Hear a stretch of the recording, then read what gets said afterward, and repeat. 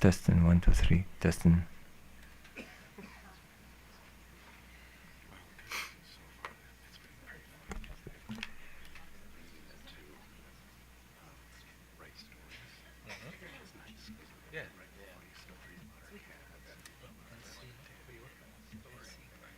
The mics are on. I'm going to leave them on.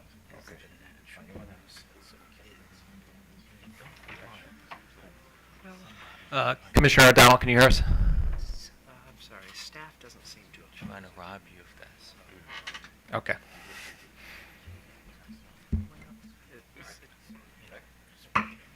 All right, back on the record.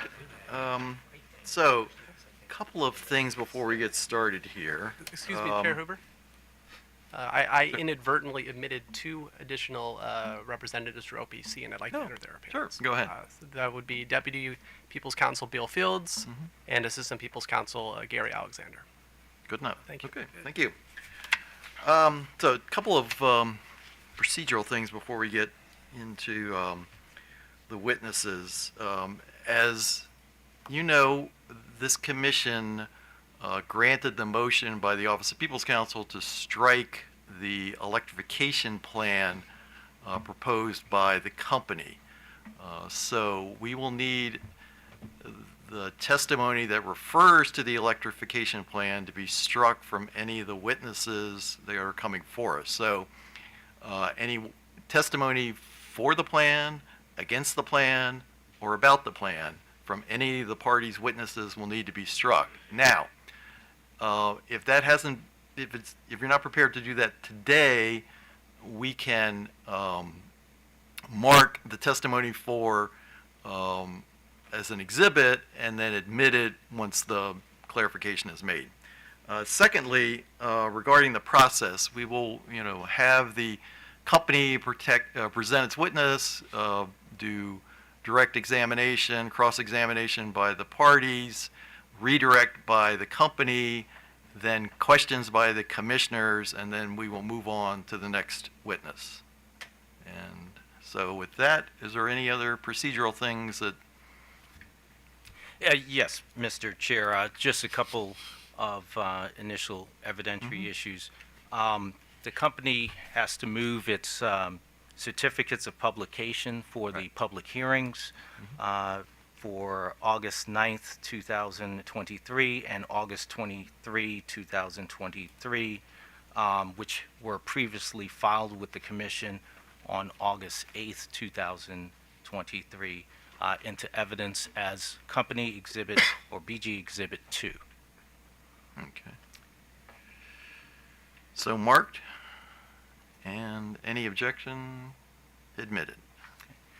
In addition, Your Honor, BGE moves its application for the electric and gas multi-year plan, previously filed on February 17th, 2023, into evidence as BGE Exhibit 3.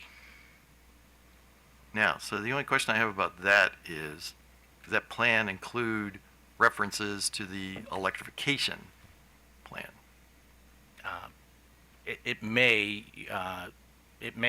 Mr. Chair. It's your suggestion that, now we understand that we're not offering any testimony with regard to that. I understand that, yeah. So could we just move it into evidence subject to whatever redactions that you want to make to it? Because I think it may be somewhat cumbersome to just physically redact parts of the testimony. It's not, we understand it's not being offered in this case and won't be considered in this case. None of the live testimony will refer to that, and as you instructed, I think there will be no cross-examination on that. I'm just suggesting it may be process-wise, Sure. it may. Like, So, any thoughts by anyone else? Mr. Chairman, Mr. Ralph suggested to redact later any parts Sure. you wanted to redact. I don't think it's incumbent upon the chair of the commission to suggest redactions. I think that's the responsibility of the move-on for the company. yes, so if I didn't, I wasn't I wasn't stating that the chair would do it or that No, the no, I commission see. would do it, that No. for the parties to do it may be a little, in terms of process, might be a little cumbersome. That's I fine. think I we, just want to be clear with the words. I understood. So with that, any objection to what the company is proposing? Seeing none? Your Honor, Okay. it was staff's impression that there were specific parts of Mr. Case's testimony that would be redacted. Well, I think what we're talking about, yeah, that will occur, but I think what we're talking about is the overall Okay. application by the company, so.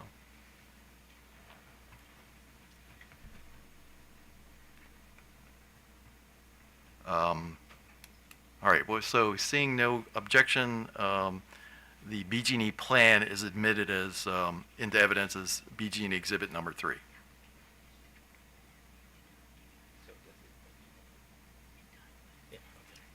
oh, that's fine. Thank you. Okay.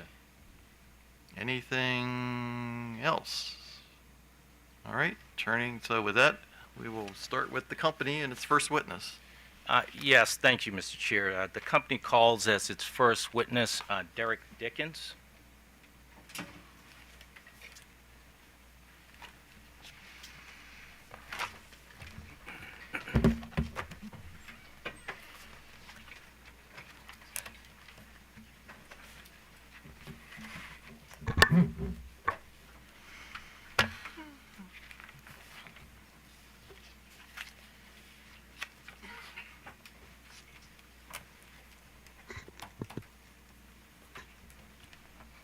Do you swear and affirm under the penalty of perjury that the testimony you're about to give in the matter now pending is the truth, the whole truth, and nothing but the truth? Yes. Mr. Dickens, could you please state your full name and your position for the record? My full name is Derek Anthony Dickens, and I am the Chief Operating Officer and Senior Vice President of Baltimore Gas and Electric. And Mr. Dickens, do you have before you a document entitled The Direct Testimony of Derek A. Dickens in this case, dated February 17, 2023, consisting of 20 pages? Yes, I do. Chair Hoover, I'd like to mark Mr. Dickens' direct examination as BGE Exhibit 4 for identification purposes. So marked. Mr. Dickens, do you also have before you a document entitled The Rebuttal Testimony of Derek A. Dickens, in this case consisting of 39 pages, dated July 31, 2023, and containing one attachment? Yes, I do. Mr. Chair, I'd like to have, I'd like to mark for identification purposes Mr. Dickens' rebuttal testimony as BGE Exhibit 5. So marked. Mr. Dickens, were company exhibits 4 and 5 prepared by you or under your direct supervision? Yes, it was. And have you had the opportunity to review company exhibits 4 and 5? Yes, I have. And do you have any revisions or corrections to either of those documents? No revisions at this time. And Mr. Dickens, if I were to ask you today the same questions that were asked in connection with your direct written testimony and your rebuttal written testimony, would your responses be the same? Yes, they would. Chair Hoover, I respectfully move company exhibits 4 and 5 into evidence at this time. Any objection? Seeing none, so admitted. Mr. Dickens is now available for examination. So, PPRP? Maryland Energy Administration has no questions. Oh, Thank you. yeah, great. Walmart? No questions, Your Honor. Sierra Club? No questions, Your Honor. Amtrak?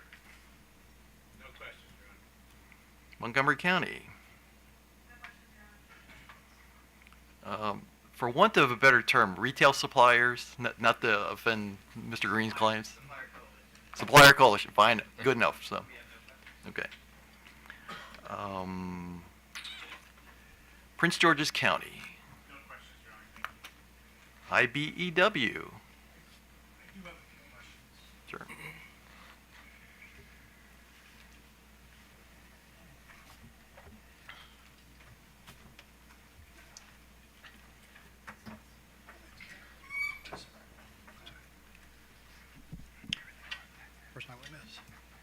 Good morning, Mr. Dickens. How are you doing today? Doing well. I just have a few questions for you. The on your original testimony on page 17, you mentioned the fact that at the time of the filing, negotiations were still underway for a new collective bargaining agreement between Local 410 and BGE. That's on page 17. That CBA has now been consummated, correct? That is correct. And do you know off the top of your head when it extends till? I believe it extends for 6 years from the day of commencement. 2029? That's correct.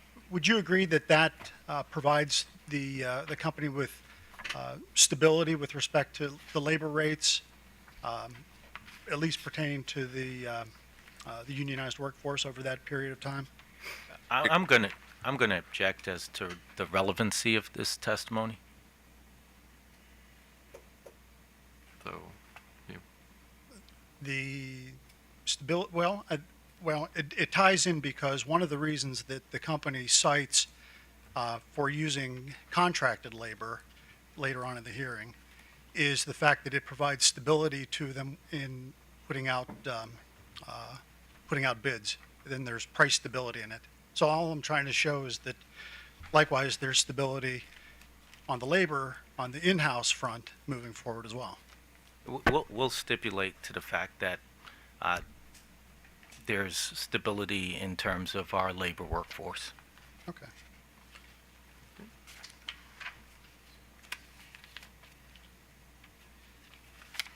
In your prepared rebuttal testimony, Mr. Dickens, on page 8,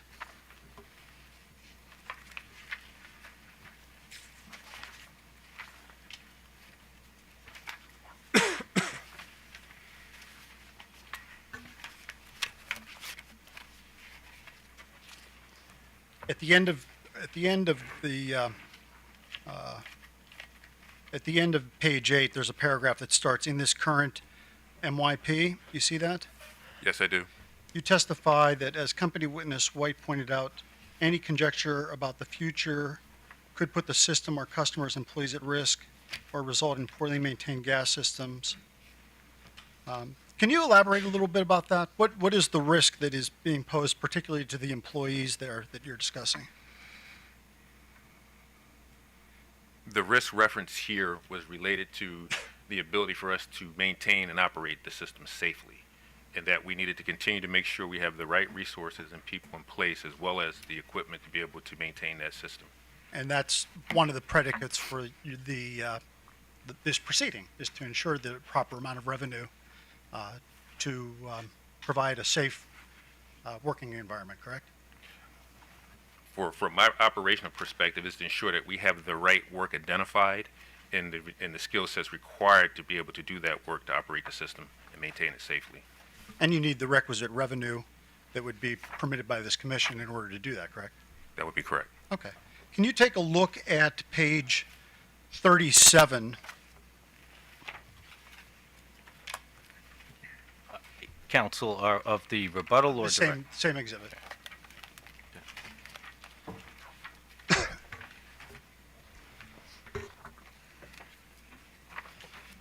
The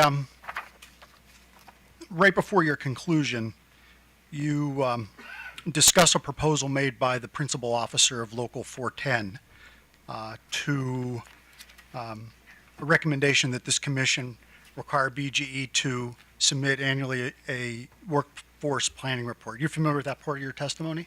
Yes, I am. Did you, you say that you testify it's very detailed. Did you actually review any of the cited two samples of what a workforce planning report would look like? Yes, it was reviewed, yes. Okay, and what utilities did you review? The utilities that were reviewed, I believe, were just the broad spectrum of utilities within our portfolio of companies. Okay, if I recall correctly, Mr. Jacobs actually cited to a handful of decisions from the Arizona Corporation Commission that granted a workforce planning report requirement. Did you review any of those orders? Not directly, no. Okay. If you can take a look at, I'm now going to a couple of the data requests and responses that were appended to your testimony. And I'll just use an example. There was one from the Baltimore Gas, from the BWLDC. And this is their item number 11. These aren't paginated. It's in the, do you see it? No, I do not. Can you refer me to where that's located?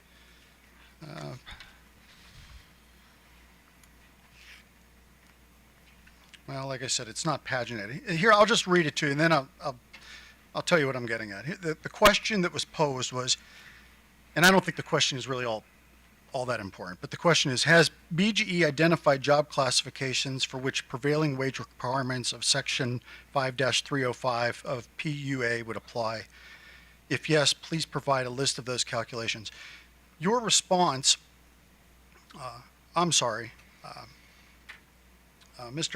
Vejos's response, but this is included in your testimony, so if this is better directed to someone else, you can let me know. But the response starts with BGE objects to BWLDC DR 02-11 to the extent that it seeks information that is irrelevant to this proceeding and is not reasonably calculated to lead to discovery of admissible evidence.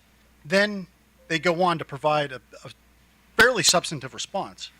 So my question is, when the company lodges that objection, that it's irrelevant and it's not reasonably calculated to lead to the discovery of admissible evidence, but then goes on in response, is it providing a full response or is it picking and choosing the response? I am going to object on two grounds. One, the DR, as counsel read, is from another witness. And the second is that it's argumentative.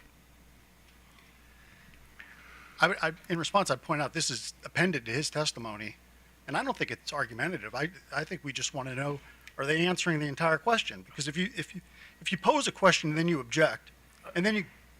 Okay, so who prepared the response? I haven't seen what counsel's referring to, so I'm not sure.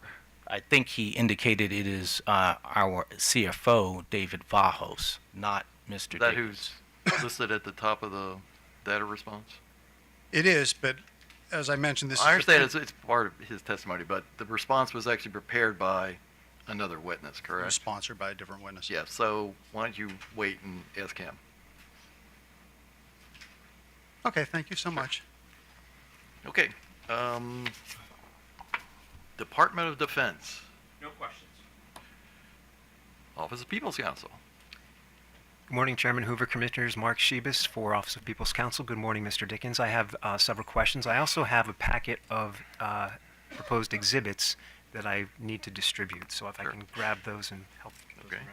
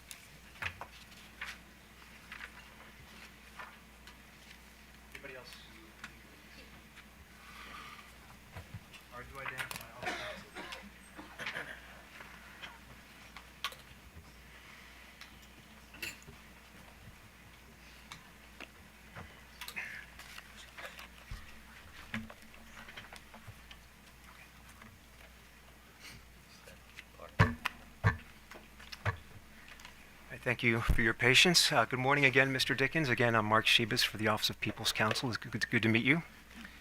Mr. Dickens, in your direct testimony, you discuss your senior executive role as planning, design, and operation of the company's gas and electric distribution systems. Is that correct?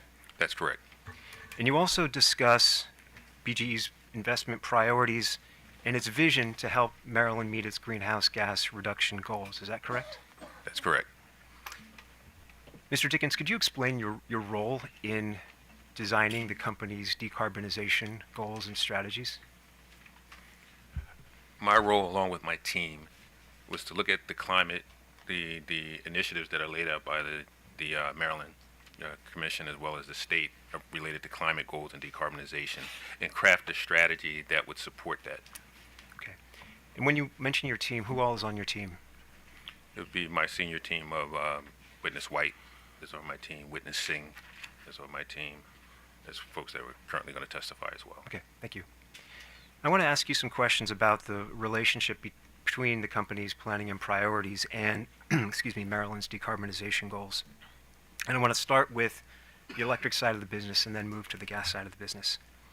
If I could direct your attention to page 3 of your direct testimony.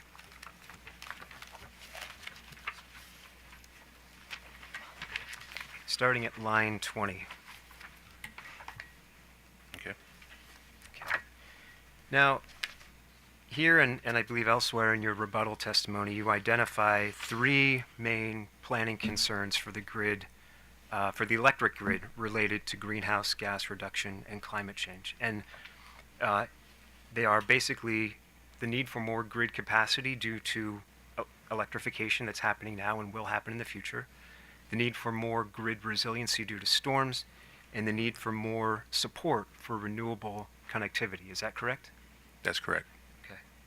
And the company envisions growth on the electric side of the business due to electrification. Is that correct? Yes. Okay. Now, I want to turn to the gas side of the business. Mr. Dickens, do you agree that in the decades ahead, if Maryland is to meet its greenhouse gas reduction targets in the Climate Solutions Now Act, the amount of gas that BGE distributes through its system has to decline? I would say that the composition of what flows through the infrastructure that supports the gas system will need to be in place to support whatever it is that does flows through there. But I believe the natural gas component may decrease given mixtures and other things that may be added to do that, such as renewable gas, for example. May decrease or may have to decrease to meet the goals? May have to decrease. Okay. And what is the basis of that conclusion?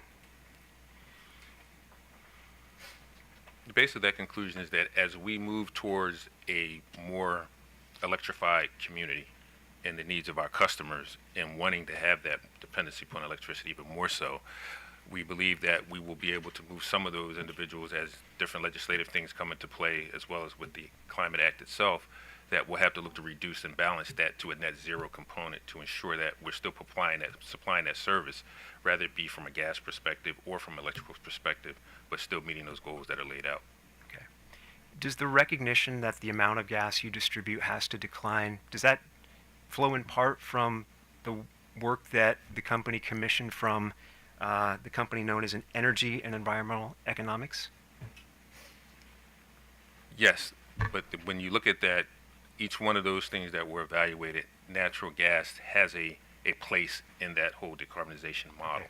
Okay. We'll get to the study. I just want to first make clear that that study, which the company commissioned up from the company known as E3, they're known as E3 for short, right? That's correct.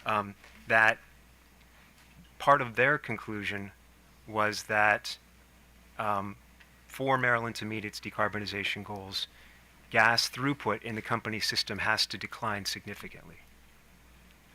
I would say has to decline, yes. Okay. Well, Mr. Dickens, if I could ask you to look at the first document in the packet that I've given you. Now, Mr. Chair, this is a document that is attached as an exhibit to the direct testimony of the next company witness, Mr. Oss from E3. But for now, I propose to mark this as OPC1 for purposes of this discussion with Mr. Dickens. So marked.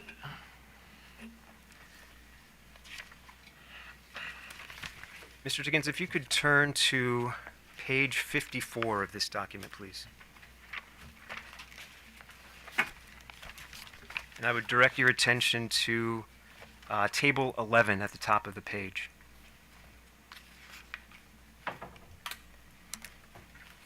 Have you looked at this document before? Yes, I've seen the document. Okay. And table 11, it's titled Natural Gas Throughput in Buildings % Decline versus 2020 in 2045, correct? Yes. Okay. And on the far right part of the table, at the top it says BGE, and the next row down has a box for limited gas, hybrid, and diverse. Are these the three scenarios that E3 modeled for the company that you discussed earlier? Yes. Okay. Now the bottom row says gas throughput. Is that correct? That's correct. Okay. And for the limited gas case, throughput is shown as declining 87% in 2045 versus from 2020. In the hybrid case, gas throughput is shown as declining 74% in 2045 based on 2020. And in the diverse case, gas throughput is shown as declining 65% in 2045 versus 2020. Is that all correct? Yes. Okay. So all three of these scenarios that the company asked E3 to model show a significant decline in the amount of gas that can be moved through the company's system if Maryland is to meet its climate reduction goals. I'm going to object to the characterization of significant.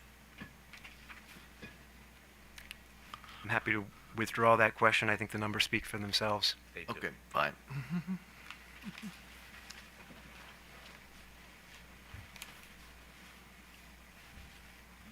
Now, Mr. Dickens, in connection with these declines in gas throughput,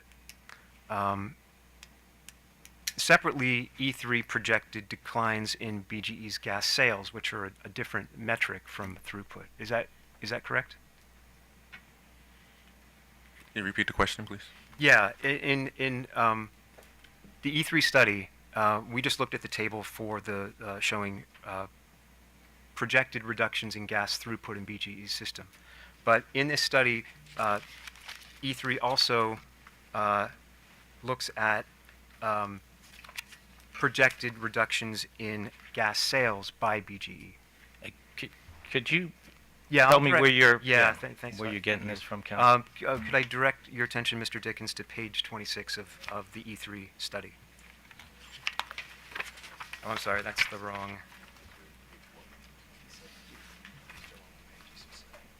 One moment, please. Apologies.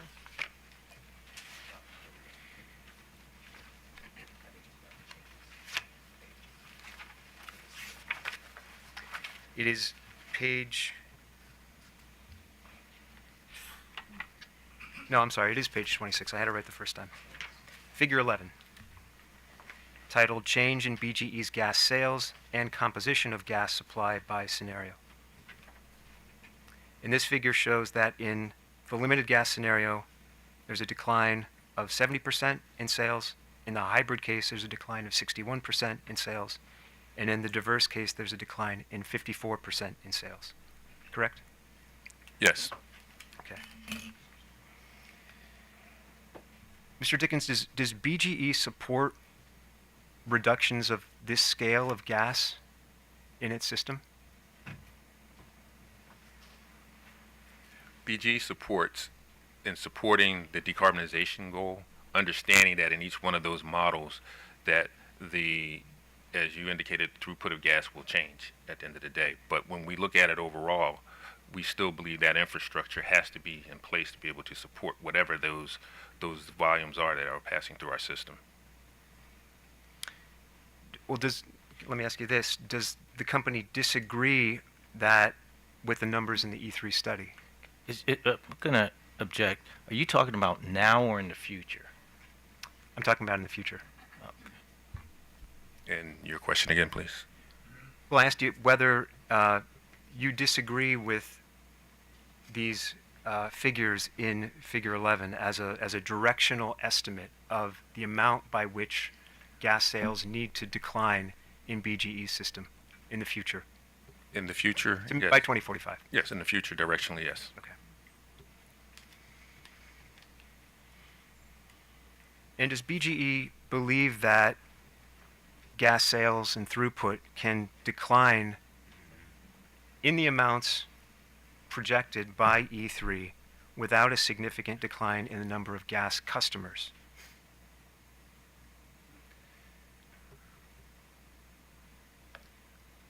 The gas, if the throughput is going to change, then one would assume that the number of customers utilizing gas would change. Okay. And in fact, E3 projected a decline in the number of BGE customers as well, correct? And I'll direct your attention to page 27 of the E3 study.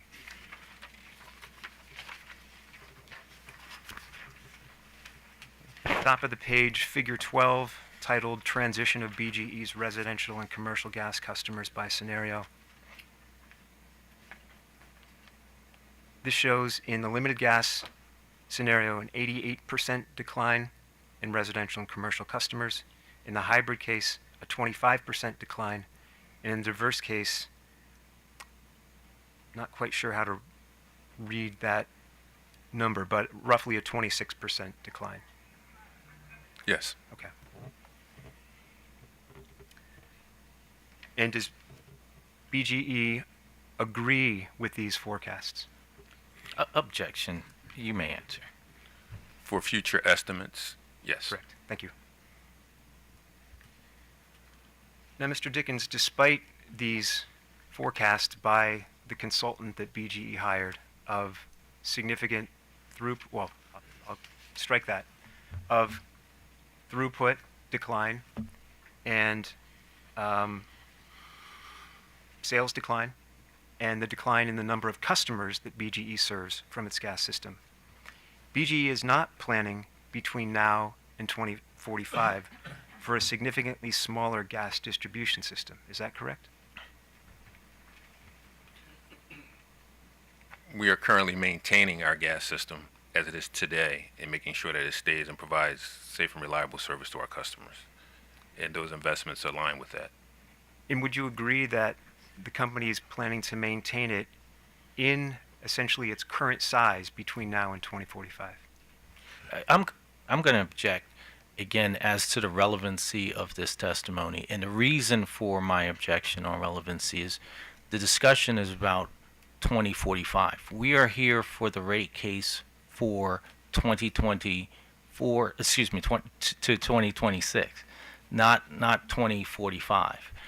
So I'm not sure where this is going, so that's the basis of my opinion. Your Honor, may I respond? Sure. In Mr. Dickens' Sir rebuttal testimony on page 7, he has a section titled The Future of Gas.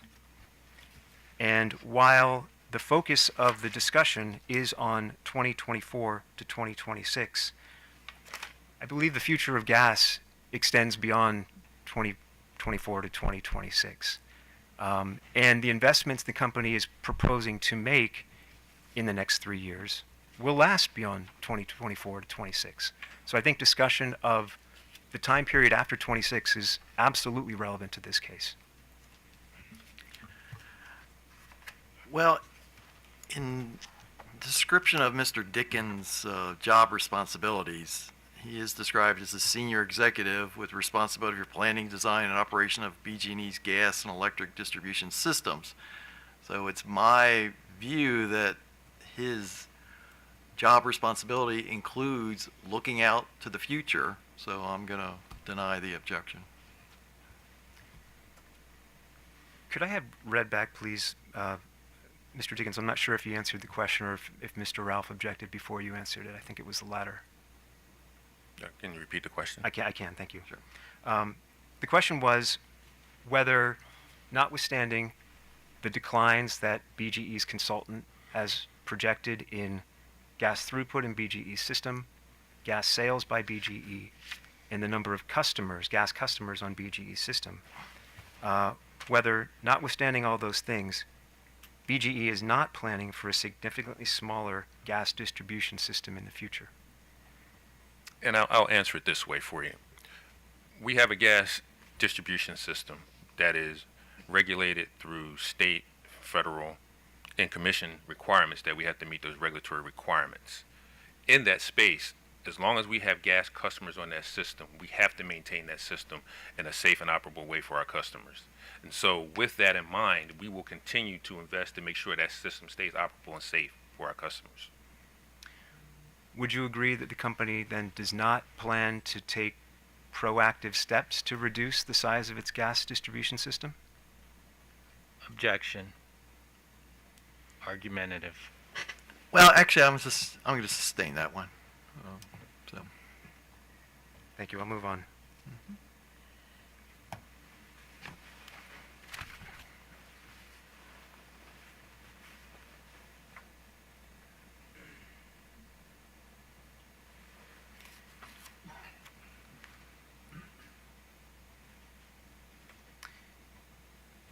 Mr. Dickens, currently the company is making large capital investments in its gas distribution system. Would you agree? That is correct. And under the STRIDE program, and understood that the company is planning to sort of move from STRIDE and move the programs and projects under STRIDE into the MYP. Under the STRIDE program, the company has been rebuilding significant parts of its system since 2014. Objection as to the characterization of what we've been doing to our system, but you may answer. Well, I think the witness can comment on whether or not he thinks the characterization is correct. So. Fair. So yes, we have had a STRIDE program in place since 2014 to again to replace aging infrastructure. And that aging infrastructure includes low pressure gas mains. The infrastructure is yes changing from a low pressure to high pressure. Okay, thank you. And what are the other components of the STRIDE program? STRIDE is again to replace the mains that are run through our system as well as services to our customers, and also moving them from a low pressure system to a much safer, more reliable system of a high pressure with regulators that then would decrease it to a low pressure to go into their homes to make it safe and operable. And again, the company has been doing this work under STRIDE, but is now proposing to move this body of work out of STRIDE and into the programs under this multi-year plan application. Do you agree? That's correct. Okay.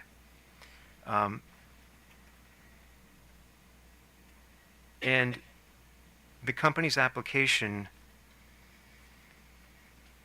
plan, the plan is to continue the same level of work the company is doing now, starting in 2024. Would you agree? We're obligated to do so, yes. Well, can I direct you to page 12 of your rebuttal? I'm sorry, it's...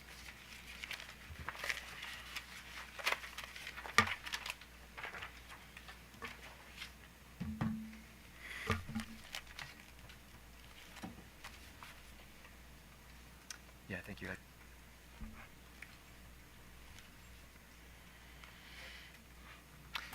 Thank you. If you could look at, please, line 15. And that indicates that BGE is proposing to continue, quote, the same level of work within the MYP starting in 2024. Is that correct? Yes. Okay. This gas main replacement, the work you described in STRIDE to move from low pressure to higher pressure systems and all the surrounding pieces, that's scheduled right now to continue through 2045. Do you agree? That's correct. Okay. And, started in 2014, we're now in 2023. Does that mean we're about a third of the way through the plan in terms of what the company has replaced? From a broad estimate perspective, that's close. Okay. Now, the plant that the company is putting into service under these programs and projects, over how many years are the cost of that recovered from BGE's customers? I would offer that. I can't answer that in detail. I would offer that to maybe Witness Vahos would be able to answer that in Okay. detail. Would you agree that the investments the company's making are in infrastructure that has, relatively long lifetimes, 35 to 50 years perhaps? Yes, the infrastructure we're putting in place today, we would anticipate would have a longer lifetime than what's currently in the ground right now. And the effect of those investments is to increase gas rates for the company's customers. Objection, argumentative. It's not argumentative. It's a question, basically, whether the investments are part of the factor that's driving the increase in rates in this case. I'll allow it. So. BG is not doing the work, or we're doing the work specifically because we have an aging infrastructure. BG is a 200-plus-year-old gas company. The infrastructure that's been in the ground is now, with the materials that are there, is past its end of life. It's an outmoded system. And so while we still have to provide gas and service to our customers in a safe and reliable fashion, we have to change that infrastructure out in order to be able to provide that to them. Understood. That's the driving factor for us doing the work. Thank you. But these are capital investments and they need to be paid for. Yes. That is correct. Now, if the number of customers on BGE's gas system goes down, those same costs have to be recovered from a smaller customer base. Would you agree? Yes. And the effect of that is that for the remaining customer, rates would go up because the same costs would have to spread among a smaller number of ratepayers. Objection. Sorry. I withdraw the objection. From a pure mathematical view, you are correct. Okay, thank you. And when we talk about remaining customers in the sense, the customers who remain on the gas system, given the electrification trends that we discussed earlier, these customers are those who will not be fully electrified. Would you agree? Can you clarify that, please? Yeah, if a customer is still on the gas system, that means that that customer has not fully electrified the customer's property. I would offer that while that could be the case, the customer could have chosen not to electrify as well. Okay. But it wouldn't be reasonable for a customer who has electric appliances for everything to remain on the gas system. I can't speak to a customer's view, but I think it is a possibility. Okay.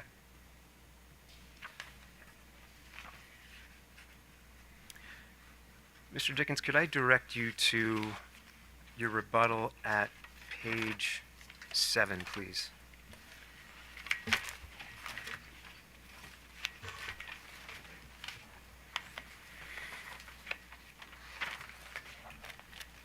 Starting around line 17. Do you have that in front of you? Yes, I do. Okay. You note that the company firmly believes the gas system has an important role to play in Maryland's future as part of the clean energy solution. And then on page 8, you note that studies, including the study that E3 conducted for the company, support what you characterize as a central role for gas as a backup heating source. Is the company's position that that is the role that the company's gas system will be playing in the future? It could play that role. And when you look at it from a backup heating source, if you're looking at our decarbonization concept, we believe natural gas has a place in the model to support that net zero decarbonization goal. We believe that as you bring in new technology such as heat pumps and things of that nature, a heat pump does have a limited technical ability for extreme temperatures. And so with that in mind, natural gas may have a play where customers may opt to have that in place as well should temperatures drop below the freezing. And the company's position is that having gas as a backup heat for heat pumps is in the best interest of customers. Is that the company's position? Yes. What is the basis for that conclusion? The basis is from a life living experience, if you will. We live in a climate where temperatures range from very hot to very cold, right? And so with that, knowing the technology that is out there today that we're aware of, that technology cannot withstand the extreme temperatures we may see, whether it be once or twice in a month in February and March or throughout the whole winter. So the customer has to have that ability to be able to heat their homes. And so we believe having both in place while satisfying the net zero concept of not depending solely on natural gas, but also giving our customers the ability, should they need it because temperatures are too cold, to have that auxiliary heat in place. Is that conclusion that you just laid out, is that in part supported by the E3 study that the company commissioned? The E3 study looks at the 3 different options, and that includes one as one of them as well. That would be as a backup heating source. Right. And didn't the E3 study conclude that the so-called hybrid case, in which, and that's the one where gas backup figures most centrally, that is the lowest cost case for consumers? When you balance it between the need to electrify and maintain the gas system, the answer is yes. Okay. But my specific question is whether you understand that to be a conclusion of the E3 study. It would be my understanding that the E3 study listed 3 viable options, all of which satisfy the net zero goals, but have impact on the customer. And looking at those options, the one that has the least impact, specifically from an affordability and being able to balance their energy use, that the hybrid one is the one that would likely satisfy that. Okay. How much is that E3 study conclusion the basis of the company's plan regarding the gas system as a backup for heat? We chose to have the study in place specifically to allow us to understand how to best improve and put forth the investments in the system to satisfy the needs of those customers. And so that does factor into our decision on how we laid out our plans to understand how that balances with everything else that we do to maintain the system today. Okay. What other factors? I think you mentioned lived experience before. What other sort of factors inform the company's thinking on this issue? Again, the biggest thing is from when we look at it from a customer's perspective. A customer has needs for gas, and they want gas. And utilizing that and providing that to them is very important. Then we also have things, as long as we have a gas system in place with a customer that requires gas, we are obligated to provide the safe, reliable system to those customers to deliver that. Because if they request it, we have to provide that gas service to them. Okay. And Mr. Dickens, I want to, if you could look at page, I want you to look at the sections of your testimony where you discuss the E3 study. And in your direct, that is on page 11, starting at around line 6.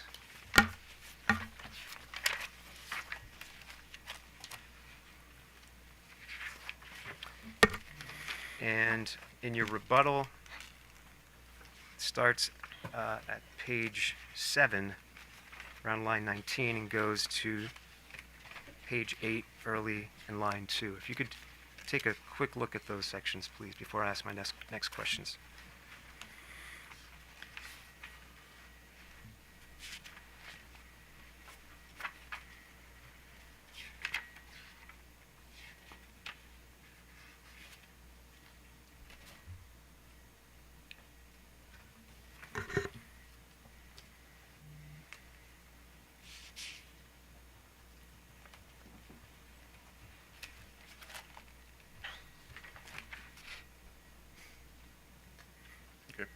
Okay.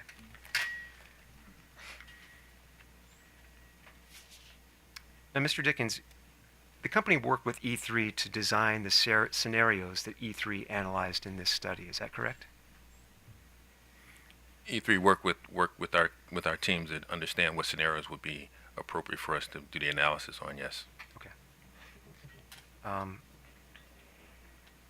Were you one of the BG employees who worked with E3, or was it other people from your team? There are others folks from my team, and they reviewed some of those things with me as well. Okay. Now, if I could direct your attention to the E3 study at page 11.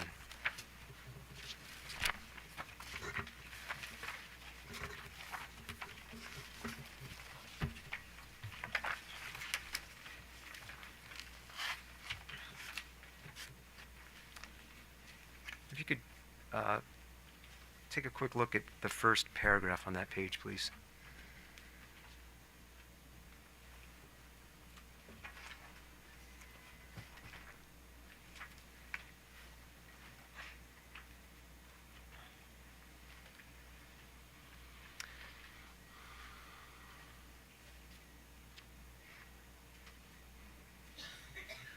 Now, when the company approached E3 and worked with E3 to design these scenarios, the company's specific intent, as laid out here, was to understand how both the company's electric business and its gas business could support Maryland's decarbonization goals. Would you agree with that? Yes. Okay. And we discussed this a little before, but I just want to make clear to everybody here, what these three scenarios are. First, there was a limited gas scenario, and then there were two scenarios that are characterized as, quote, integrated scenarios. Is that correct? Yes, one is one hybrid and one diverse. Okay. And all three scenarios assume high levels of electrification. Would you agree with that? They assume electrification would occur in all the models, yes. Okay. And the main difference between the limited gas scenario and the hybrid scenario is that whereas the limited gas scenario has a lot of air source heat pumps without gas backup, the hybrid scenario has air source heat pumps, some without backup and some with gas backup. Would you agree with that? Yes. Okay.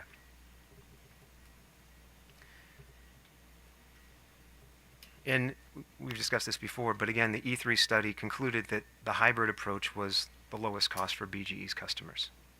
That's correct. Okay.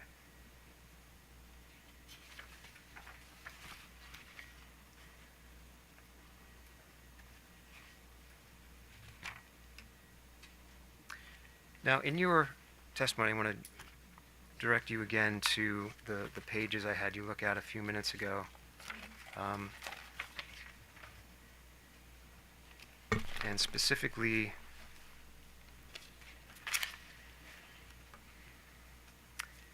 page 7 of your rebuttal. And again, this is the section of your testimony where you're talking about gas, important role to play in the future and the central role of gas as a backup heating source. At the bottom, starting on 19, you note that the company's position in this respect is supported by the results of the pathway studies, and that's the E3 study that the study that E3 conducted for BGE, as well as E3's work for the Maryland Climate Commission. Now, on the line 21, E3's work for the Maryland Climate Commission, could you explain what work you're referring to there? I believe E3 had did a study that was commissioned by the Maryland Climate Commission. Okay. And are you familiar with that study? I'm aware that they did do one, yes. Okay. Mr. Dickens, if you could look at your packet, the second document. It's a thick parcel of papers, and on the front sheet it is Maryland Building Decarbonization Study. And I would mark this as OPC 2, please. So marked. Mr. Dickens, are you aware that this study by E3 discusses a scenario called the Mitigation Working Group Policy Scenario? I've not seen the study in detail. Okay. Could you turn to page, this is, I mean, I think it's a PowerPoint, but it would be slide 41, and there's not a page number on it, but there's a number on 42 after that.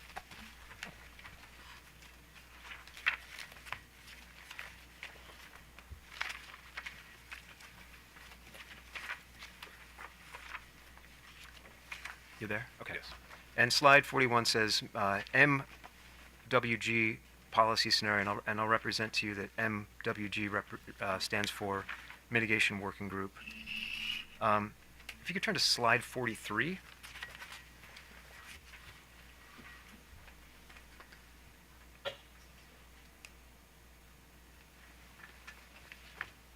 You look at the key assumptions there for the MWG policy scenario.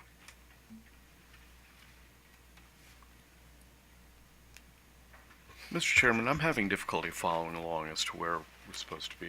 Actually, yeah. This page. Background? Okay. Got it. Thank you, Mr. Chairman.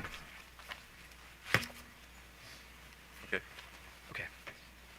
Now, the key assumptions laid out here, all electric new construction, high electrification retrofits for existing residential buildings, dual fuel retrofits for existing commercial buildings. Would you agree that these key assumptions resemble the limited gas scenario in the study that E3 did for BGE? I'm going to object. One, the witness indicated he hadn't seen this study, and two, I think that based on the fact that he hasn't seen this study, that there's someone who actually did the study that can testify to what the assumptions meant, as opposed to his speculation. Well, actually, I do notice that one of the authors of the study is next in the queue, so why don't we push that to him? So I'll move on. Thank you, Mr. Chair. So we'll close this document. I want to move to the third document in your packet, Mr. Dickens. It's the document, the front page says Appendix A, Building Energy Transition Plan, and I would mark this OPC Exhibit number 3. so marked.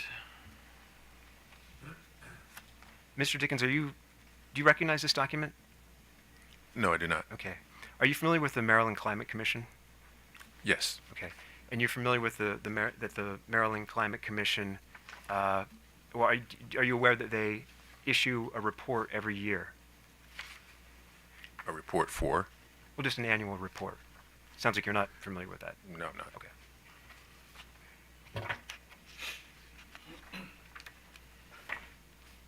And I assume then that you are not familiar with the report that the Maryland Climate Commission issued at the end of the year 2021. That would be accurate. Okay. Does BGE follow the proceedings of the Maryland Climate Commission? I would say yes, they do. Okay. Do you know does somebody from your team follow those proceedings? I would venture to that witness case would be an individual that would follow those proceedings. You know he does, or you believe he does? I believe he does as part of his role. Yes. But nobody from your team, I think you mentioned Witness Singh and Witness White. No, I don't believe they would follow it directly. Okay.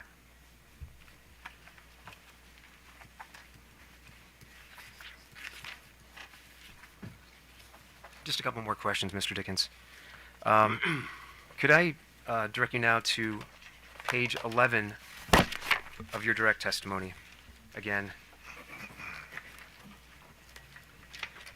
at line 20. If you could take a look at the sentence that starts under the most gas limited pathway. Line 20. Yeah. Okay. And by most gas limited pathway, are you referring to the scenario in the E3 study that's labeled limited gas scenario? Can you tell me the line again where you're referencing? Yeah, starting in line 20, under the most gas limited pathway. And the question again is that would be the limited gas study. Okay, thank you. Now you mentioned a preliminary analysis in this sentence. What is that preliminary analysis?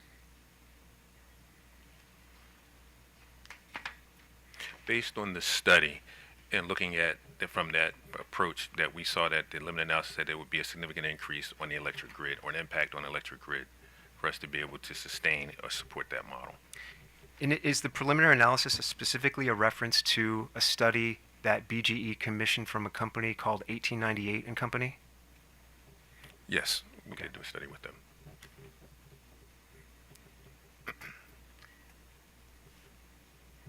Just a couple more questions. If I could direct you, please, to page 1 of your rebuttal testimony. I'm sorry, it's the lowercase I, the sort of introduction, list of issues and major conclusions. I'm there. Okay.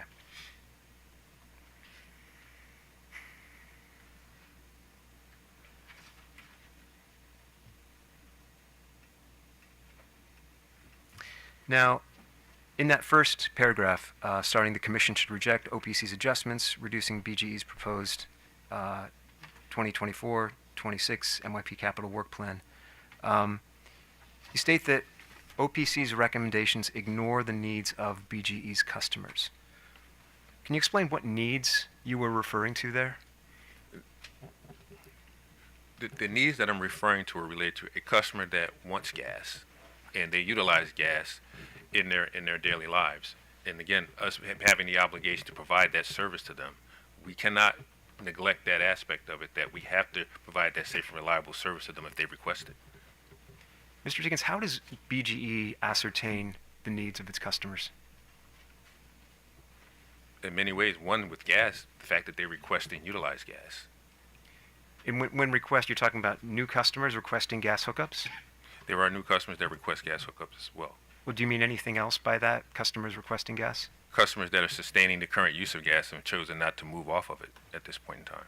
And does BGE consider that a request? No, I'm going to object to the argument of nature of this line of questioning. Well, I'm going to let him explore, what his perception is of what motivates customers to do what they want. To the extent that you understand that and want to opine on it, go ahead. If not, then say you don't know. So it sounded to me, based on what you just said, that as long as a customer doesn't request to leave the system, the customer, your BGE is assuming the customer is affirmatively requesting to be on the system. I'm going to object. I think it mischaracterizes statement. Be happy for him to clarify. Yeah, actually, go ahead. And if you want to clarify, if he's misconstruing your points and views, feel free to correct the... Yeah, what I'm saying is that they're customers. We have customers that are utilizing gas today. And at such time, as long as they're utilizing gas today, my company and BG specifically is required to provide that service to them. And that's what we're doing, maintaining and providing the service as they requested and needed. Okay. Does the company send out surveys or questionnaires or other instruments to determine what its customers want? We send out surveys to understand customers' satisfaction for the services we provide to them. Do the surveys ask whether the customers want to remain on the gas system? I can't say that a survey does that specifically, no. Okay, you're not aware of a survey that does that? That is correct. Okay. And does the company have any plans to send out a survey like that? At this point, I don't believe there are plans to send out a survey asking them specifically, do you want to maintain gas service or not? Okay. Thank you, Mr. Dickens. Those are all the questions I have, and I would move into evidence OPC 1, OPC 2, and OPC 3. Any objection? No. So admitted. Staff. Good morning, Chair, Commissioners, and Mr. Dickens. I'm Peter Wilson, representing staff. I have just a few questions for you about your testimony. BGE proposed a PIM, that's a first time we've used that, is a performance incentive mechanism for its ZVAC device, and that is the zero emission vacuum. And that machine captures gas during main replacements and repairs that otherwise would be released into the atmospheres. Do I have that right? Yes. Okay. And it allows that gas to be reinserted into the gas delivery system and used, correct? Yes. So that's a good thing for the environment, correct? Yes. Okay.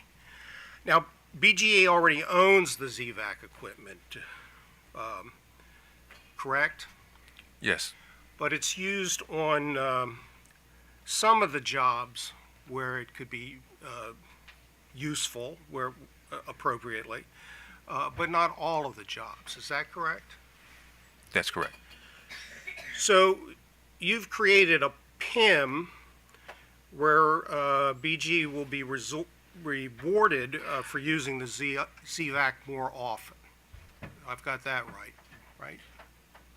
The PIM was designed for us to leverage the ZVAC and expand its use.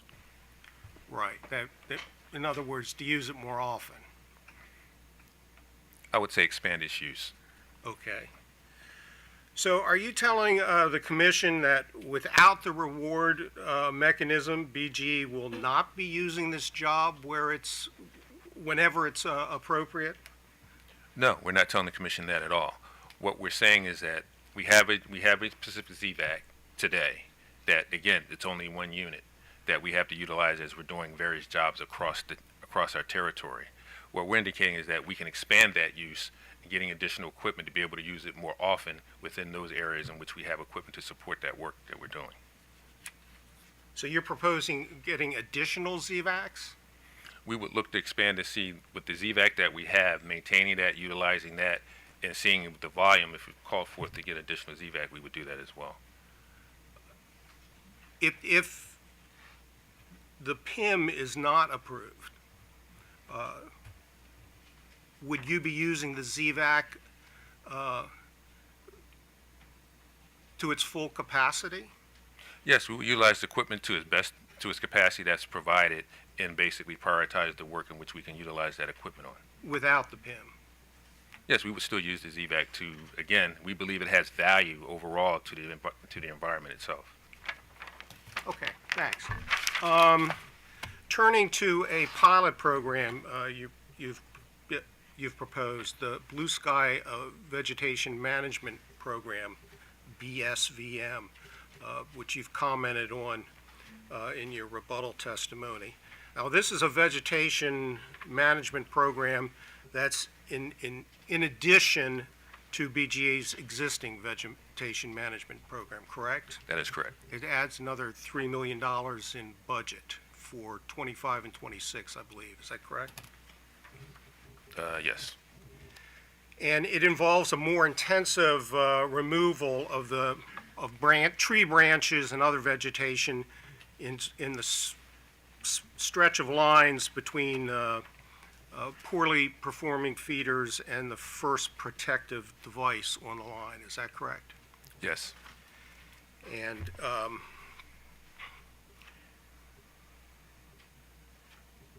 the program, it's $3 million a year, total of $6 million over the 2 years, and which works out to an increase of $73,000 per mile on top of the currently budgeted 15,000 miles per mile in the ongoing vegetation management program. Is that right? That's your calculation indicates that, yes. Okay. Now, on page 5 of your rebuttal, you state that staff witness Wilson rejected the project because BG did not provide a benefit cost analysis. Do you remember that? Yes. And BG did not provide a benefit cost analysis, correct? Correct. But in fact, Mr. Wilson rejected the pilot not just because you didn't provide a benefit cost analysis. He states on page 17 and 18 of his testimony that he's rejecting the pilot because of its high cost coupled with a failure to provide a benefit cost analysis. Is that not right? That's what his testimony says. I would say yes. Okay, thank you. That's all the questions I have for now. So, any questions from the commissioners? Commissioner Barbe? No. Commissioner Richard? Yes, thank you, Mr. Dickens. Thank you, Mr. Chairman. Just a few questions. I think staff and OPC has covered a lot of the specific issues well, but I just want to understand as you're approaching this in a multi-year rate plan. Okay, you're obviously aware of some of the concerns that OPC has raised. Went through some of them today, and you're probably aware also. There are a lot of things that are happening in the state and even here at the commission that could inform, really where gas policy might go in this state. We have the gas proceedings later in in the year. We have the proceeding. I think the order is out that we're going to reinstitute the distribution planning system. We've got guidance, I believe, coming in soon from MDE on where we're going with our decarbonization and our electrification. So what I'd like to understand, given you talked about the fact that state policy does guide your program, how will these further inputs provide guidance to the company for during this period of the NYP? And specifically, a lot of this is going to happen after our proceedings are over. Can you just help me understand, since we're, I think, continuing the NYP under the pilot, how we make sure that some of the risks to ratepayers, some of the possibilities that that conditions may change in the state, how will that impact, and how will that be reflected if we were to go forward with a multi-year rate plan?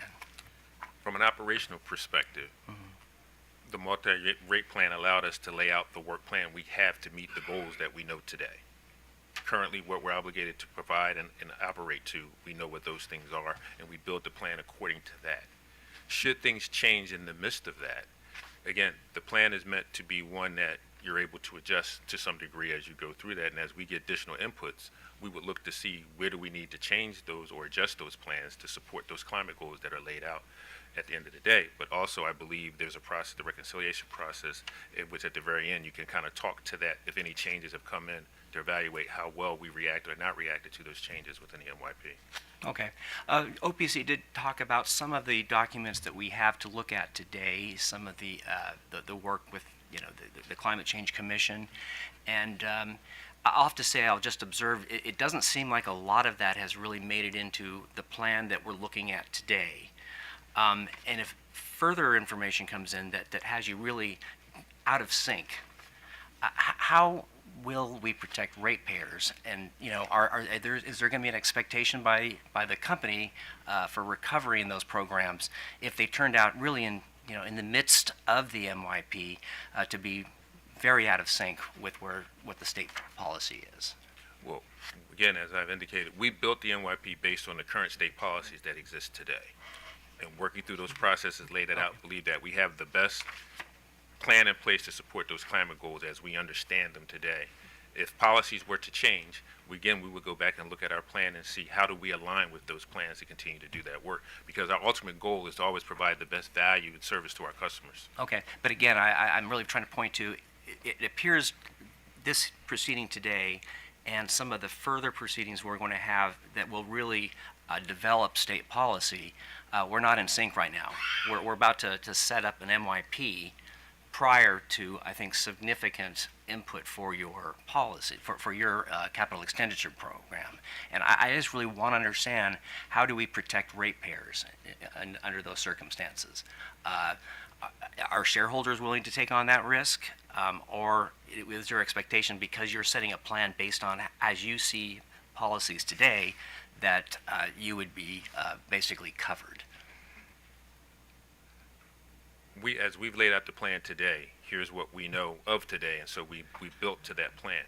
If there are changes that need to occur, again, we would dynamically look at adjusting those again with the focus that we're going to provide the best value to our customers.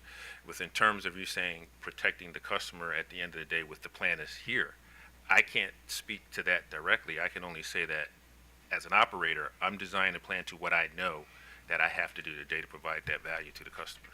Okay, so I mean, are we left then as a commission to either just not move forward, reject the idea of an MYP, or just to go in and I guess make some decisions ourselves as to what we need to, I guess, roll back, what we need to cut in your plan? What is, again, it just seems like you're presenting us with a number of risks, and I'm just trying to understand as a commissioner, how do we deal with that?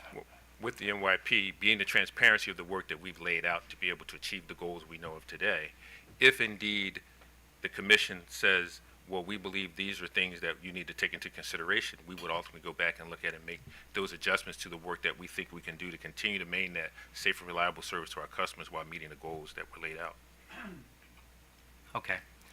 Let me just move on to one other. I mean, I guess I had thought Mr. Case might be the policy witness for a larger sense for the company. But one area I'd like to explore, maybe with all the BG witnesses, as you know, we had a public comment period. You talked about, a minute ago, how you try to ascertain customer needs. We did hear in that public comment that there was considerable concern by the city council, by a city councilman, about the NYP, and I don't need to spell out all the different areas, but state policy was one of those areas that was mentioned. I guess another important area would be affordability, and also, I think, let me just look here. Oh, and just general dissatisfaction of being listened to by the company as it executes its program. I'd just like to understand from you and from the other BG witnesses, how do you look at public input? How does senior management reflect that in your planning?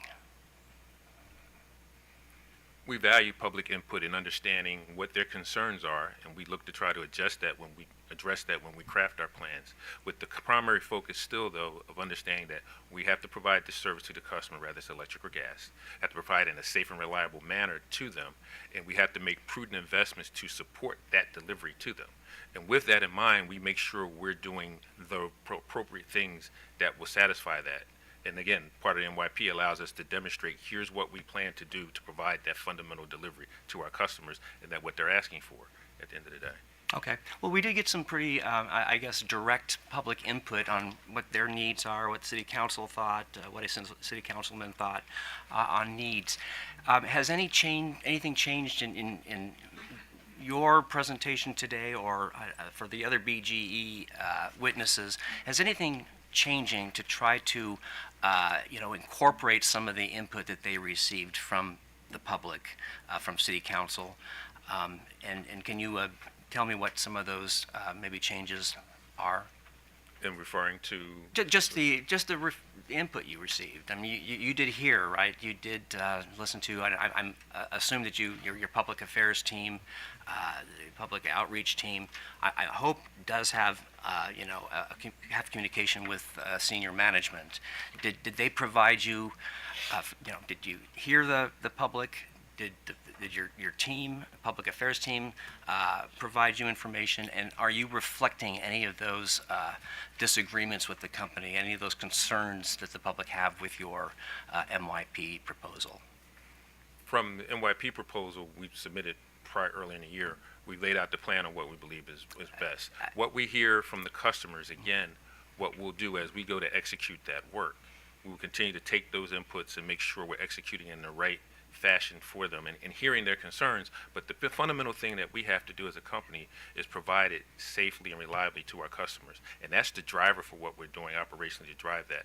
Understanding some of those concerns, we would try to factor those in to mitigate some of those things. But at the end of the day, we can't compromise safety and a reliable performance of the system. Okay, I don't think anyone's asking you to compromise safety. I just wanted to hear that you're listening to your customers, that there's a process by which you are responsive. And yeah, so at this point, I guess your answer is we won't know until you're actually, I guess, executing your plan. Is that correct?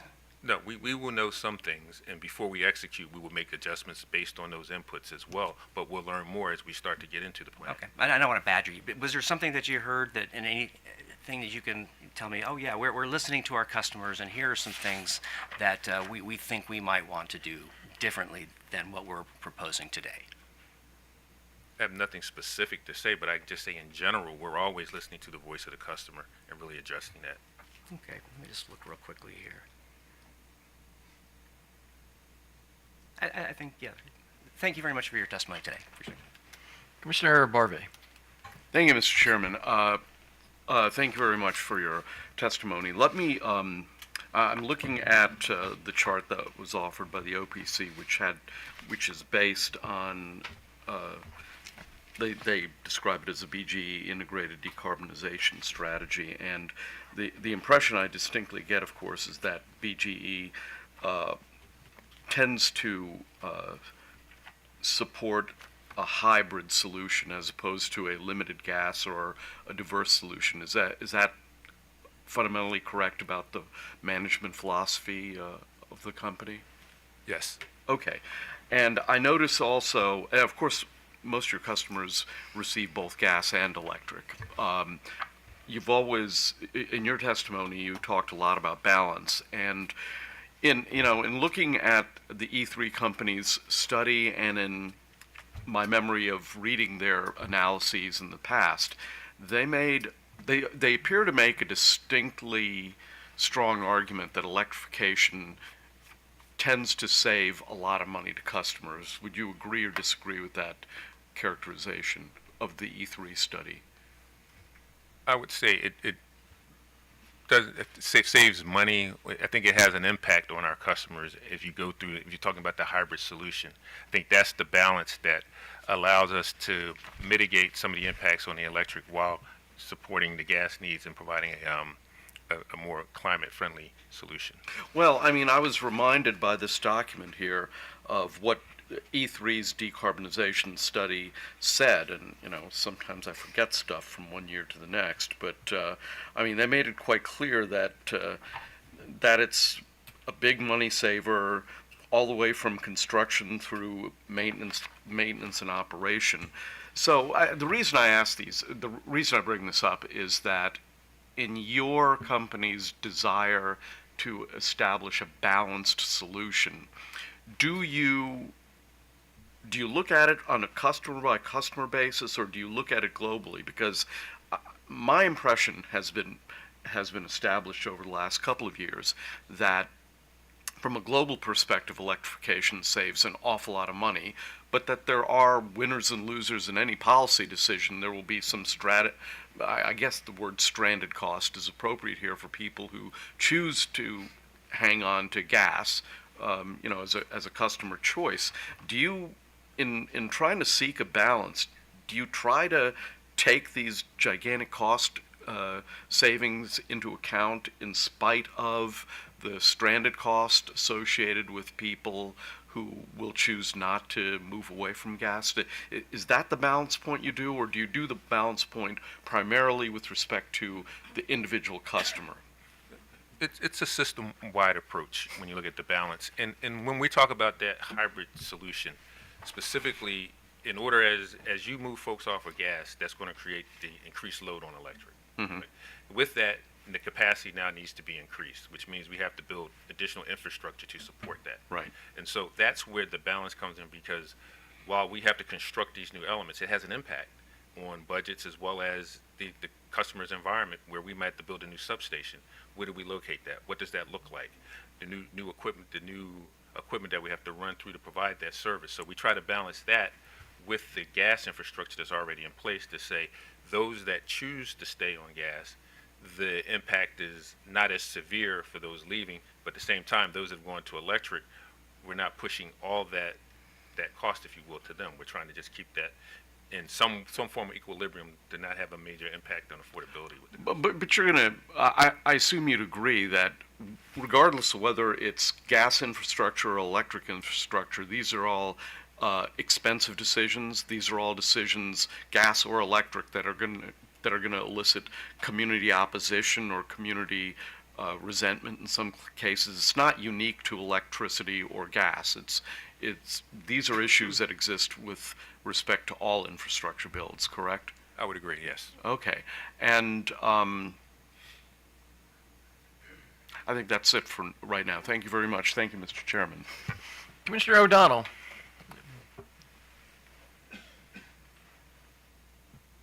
Thank you, Mr. Chairman. Mr. Dickens, I have two questions for you. One is, would you mind recapping for the commission what the original ask was for both the electric side and the gas side in this multi-year rate case proceeding as the company originally filed, and where it stands now, net the electrification program withdrawal from the electric side and any other adjustments that may or may not have been done. So what are the, originally there were some press release numbers that recap both of those sides, and now I'd like to know the press release numbers as they're adjusted. I believe that the original ask was, I believe, $600 million. Is that what you're asking? And I believe with the removal of electrification, I think it dropped to 570 million, something to that effect. Again, I think Witness Vahos would be able to answer that more specifically, but I believe that's the number. Well, you're the top corporate officer. I would think you would know what the big ask is. That's correct. So, and that's just one, you just did the electrification. I'm asking about any other adjustments too. Where does it stand today? Both sides. Both sides. Both gas and electric, one commodity or the other. I don't think I can. I don't think I can answer that question given the You don't number. know what you're asking this commission for? No, we asked. But I believe the ask was for $600 million was the original ask. And I'm asking what it is today. That was when you originally submitted. Right. And I believe it's around 575. Well, that accounts, as you said, for the electrification removal. Right. Have there been other adjustments? I'm not aware of any other adjustments that have been made at this point in time. I hope someone from the company can correct that, because if there's been a $30 million adjustment on the electric side from the original submittal, and that's it, that's going in the record. So you may want to. I'll double check that. All right. Let me ask my second question. It's related tangentially, or actually it's related directly to Commissioner Richards' questions regarding customer involvement, third-party involvement, stakeholder involvement. And that is, your original MYP from the company had challenges with regard to transparency. And we know that it's a big change. It has to change. The company has acknowledged it had to change. That the company has for decades and decades and decades held this planning process very close and wasn't very transparent with regard to its long-term planning and its asks. And that also showed up in the lessons learned, as you're the original MYP test case. What has the company done to improve that condition? Where does the corporate stand as the chief corporate witness for the company? What have you done since then? What we've done is specifically in this MYP, even been more transparent in the work that we're currently proposing to provide to support the electric and gas systems. We believe we've shown that specifically what it is we're planning to do and the cost associated with that. And again, having those open dialogue and discussions, you get to see what we plan to execute and the results that go along with that. Well, beyond the submitting it in a filing, what has the corporate culture done to change its thinking in this regard? That's what I really want to know. What we've done is, as we looked at the plan, we've understood as our customer needs have changed over the years, where, for example, when you talk about resiliency, we understand our customers' needs today is that they're less tolerant of an outage, and if they do have an outage, it needs to be recovered very quickly. And so with that in mind, we've looked at what can we do to the infrastructure to effectively improve that performance so that that customer, at the very least, if they were to experience an outage, it would be minimal in time and less impactful to them. If not at all, design it that we can actually prevent that outage from happening. So do you think the corporate culture in this regard is changing? The corporate culture is evolving to allowing us to be able to make sure we're understanding what the customer's needs are as we look to modify and maintain our system. Have you done are we on the right trail check with those stakeholders, or with maybe our staff, or with anybody else? Are we heading in the right direction with regard to transparency? Have you done that kind of? I believe we are. I think we meet with staff on a regular basis discussing the different programs and projects that we have, but we also internally in our company make sure that we're always asking what is it that we believe the customer needs from us in order to provide that service that they're looking for. Yeah, you're asking yourself that. I'm asking, in terms of changing the corporate culture, have you asked the stakeholders who complained about this loudly, vociferously? You weren't being transparent enough, and I happen to agree with them, because it's not the nature of utilities to have the want to do that. I would offer that while we've listened to the lessons learned from the process, and as we've gone through developing this MYP, we've taken into consideration what we've heard from those customers and stakeholders, and shared as much information with them as we can as we bring forth this MYP. What kind of feedback have you gotten when you asked them, are we on the right track question? The questions they would ask us, so exactly what are you doing, what projects do you have, and what are the results for that? What do I see with making this investment? What do I get from, for example, from a reliability perspective? What happens if you make this investment? How does that improve the benefit of the customer stakeholder? We've received questions like that, and we demonstrate that if we do this type of work, here's what we believe the results will be. Yeah, I'm not hearing an answer to my question. I'm sorry. I want to know what you're hearing, not what the company thinks about itself, but what the customers think with regard to changing the corporate culture to where it needs to be to accommodate multi-year rate plans and an effective distribution system planning going forward that changes the culture, changes the whole paradigm of that planning process. And it's reflected, it's simply manifested for a 3-year period in these rate case plans, but it's a bigger picture. And I'm asking the corporate bigger picture, since you're the chief corporate witness. Well, I know with what comes to distribution system planning, we've sat with the work groups that's been commissioned by the commission in order to understand it and sharing what we're doing, and also taking into consideration what we're hearing from that group in order for us to build out our plans. Okay, well, you may want to check on that. The only adjustment that's been made to the original ask was $30 million. I will check that. Very good. Thank you, Mr. Chairman. Commissioner Sussman. Good morning, Mr. Dickens. I think it's still morning. It probably feels like afternoon to you. And thank you for your testimony.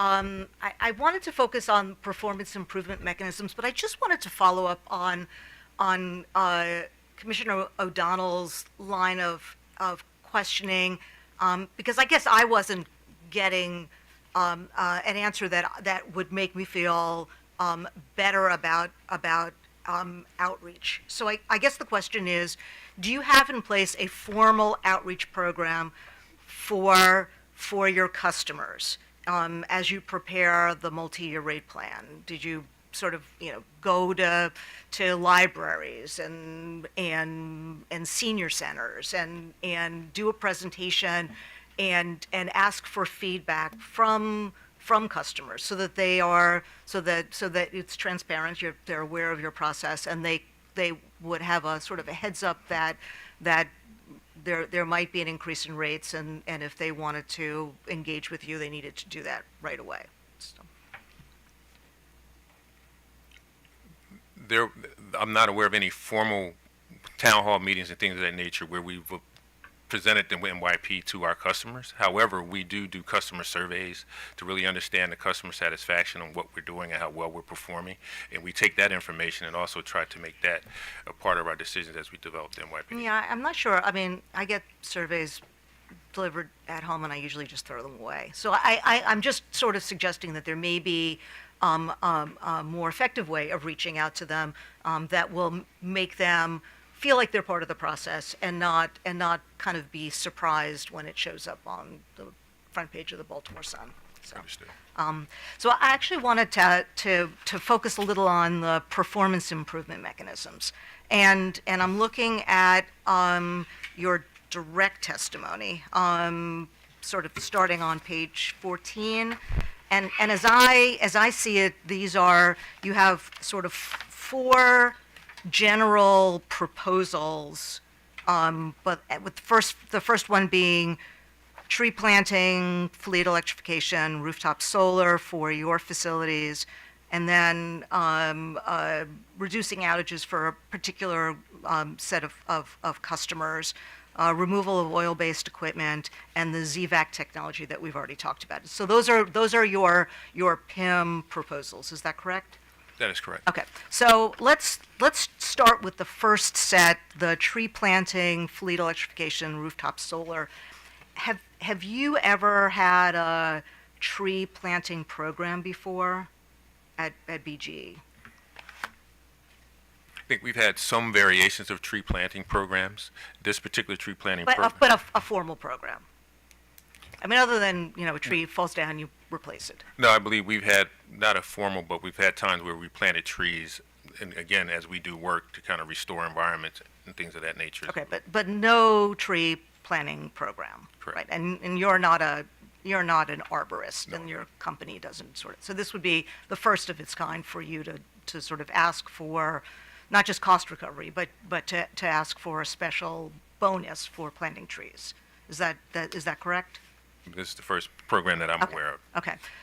For fleet electrification and rooftop solar, you're only asking for the PIM for your own fleet electrification and rooftop solar for your own company facilities. Is that correct? That's correct. Okay, so you're not proposing a program to give extra incentives for customers, for example, to electrify their fleet or to put solar on their facilities. It's just a company. Yeah, this Right. company. That you would get special bonus points because you're doing this. We would get a recognition for us, again, participating and really trying to aid to the Climate Solution Act that's laid out, and really trying to contribute and show our contribution. Right, but if you didn't get a PIM, you'd still get cost recovery for the fleet electrification, correct? We would just do it. Okay. And for rooftop solar, if you didn't get a PIM, how would you recover those costs? Again, through the same mechanism, but I think with the PIMs that we've laid out, it's really our ability. We have a set plan to execute that. We're looking to accelerate that and ensure that we get the impact sooner rather than later. So you would still electrify your fleet, do rooftop solar.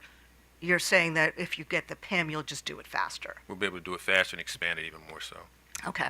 The outages for these customers, can you explain to me why that's not part of your reliability responsibilities to ensure that these, if you've got customers that are sort of problem customers in terms of outages, why is it that you're not sort of taking care of that within your reliability responsibilities as opposed to asking for a special bump up in your return for doing what is essentially a reliability responsibility. I'm trying to understand So that. this is for the semi 4 3P. Yes. Okay. So when you look at our reliability overhaul, when you talk about safety and SAIDI, that's a system-wide evaluation of how well the system is performing from reliability and from a SAIDI duration perspective. What you have, unfortunately, is that because you're looking at it system-wide, you have these smaller pockets of areas that may have more reliability issues than you see through that normal average, because just the sheer number and volume of the customers, they kind of get buried in the mix. What we're saying is that now that we know we have system reliability overall, let's go look at these smaller pockets of customers that, again, they may require some special designs or different types of technology to increase their reliability even better. No, I understand, and I think that is something that you should be doing. I think that's some of what your responsibilities are is not just to keep the lights on, but to keep them on reliably. So I'm just trying to understand why that's not part of what you should be doing. I mean, if you didn't get the PIM, would you be addressing the reliability issues for these customers, or would you just not do it? No, we would still address it. However, the scale in which we would address it may make it challenging, because as you have these customers, we have to prioritize that work. And as we're looking at what it would take to do that, we would again prioritize that moving forward. But if we were to have the PIM and increase that, we'll be able to do more to ensure that we get the customers' reliability better for those small pockets. Okay. For the ZVAC technology, are you aware of other utilities that are using this technology? It's an innovative solution that we've seen. The others, we know some utilities are using as well, but it's something that's new out there that we're probably one of the first to use it in our normal operations. Okay, but you're aware that there are other utilities that are using it, and there is an environmental benefit to using it. If otherwise you have fugitive methane, you want to capture that. So that's a good thing. You're doing good for the environment. And you said in your testimony that you are proposing these sort of consistent with the state policies that are trying to address climate. The Climate Solutions Act, and then also consistent with the order that we issued in 2020 that is encouraging you to come up with PIMs that, and I'm just quoting from that order, that would allow to the integration of more renewable resources and energy efficiency, encouraging peak demand reduction, facilitating storage, supporting grid modernization, and any other state policy goals. So I'm going to just read a list of just off the top of my head, sort of mechanisms that could be in place that could help you to achieve the state goals. And I'm going to ask you if you considered any of these other, these are things that are being done in other states. So it's not just something that I just came up with on my own.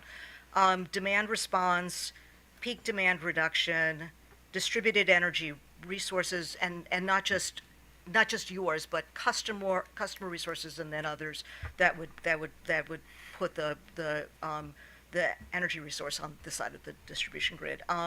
Energy storage, energy efficiency, anything kind of related to energy equity, and then new technologies, real new technologies. Not, I mean, ZVAC is a new technology, but it's being used by you successfully, and by other companies. So technologies that can really sort of drive us to greater sustainability.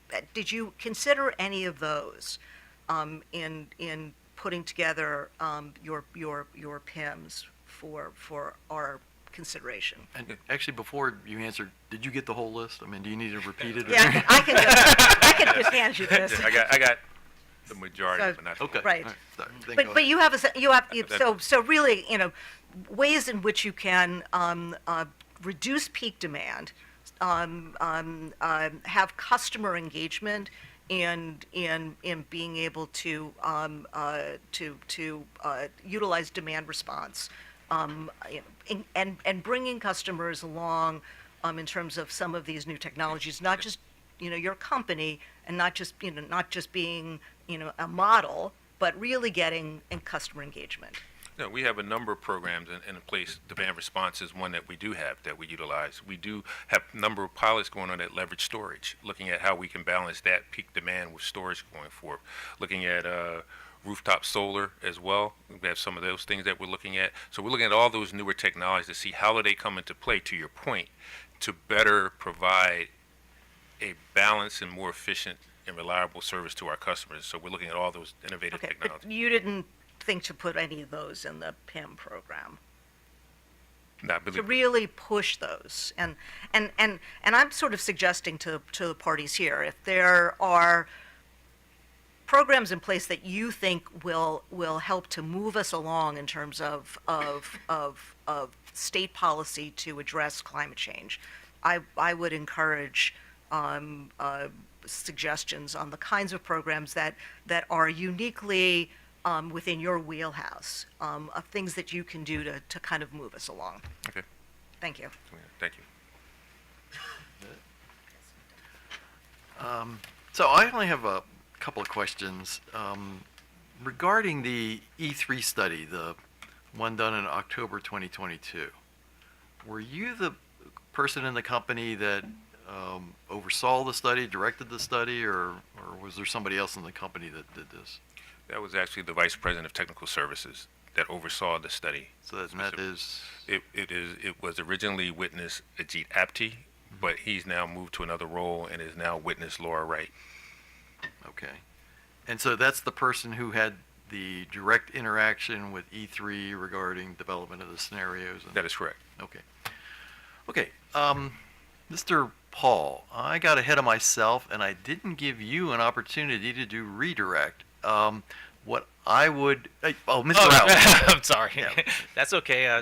Two first names. Yeah. So anyway, I didn't give you a chance to do redirect, so I want to do that right now. Although I would ask you to confine the redirect questions to the cross questions as opposed to the questions you heard up here. Appreciate that. Okay. So with that, go ahead. Sure. Just a few questions. Counsel for OPC asked you about customers' demand or customers' decisions or choice about gas. If a customer wants to stop using gas at BGE, does BGE do anything to stop that customer? No, we do not. We'll look to make sure we can accommodate that request. Okay. And in that regard, are you aware of any drop-off in decline in customer demand for gas services in the BGE service territory? No, I'm not. Counsel for OPC also asked you about the replacement of the low pressure system. You call that? Yes. Okay. Well, why are we replacing the low pressure system? We're replacing the low pressure system because, one, it's an outmoded system that has aged out, and the technology is old. And so we're looking to replace it with a more modern, safer, reliable system that will allow us to deliver that service to our customers effectively. And is that just our choice, or is there a requirement to do that? No, there's been a call to action by FSMA, which is Pipeline Material Safety Hazard Administration, that has called us to action to really look at our low pressure systems across the nation, all gas utilities, to see what you can do to better improve that performance and make it more safe and reliable. I have no further questions. Okay, with that, we are going to adjourn for lunch, and we'll come back at 1:05.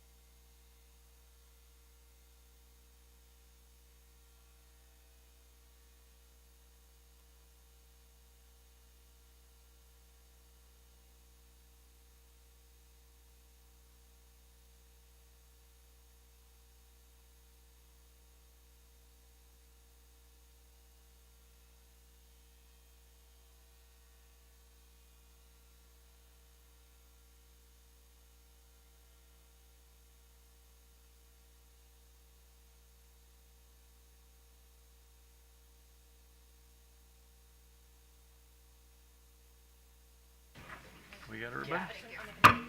All right, back on the record, and Mr. Herson? Or Mr. Balea, okay, Yes. all right.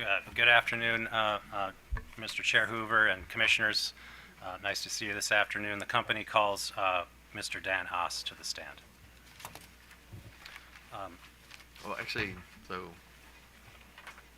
Sir, do you swear and affirm under the penalties of perjury that the testimony you're about to give in the matter now pending is the truth, the whole truth, and nothing but the truth? I do.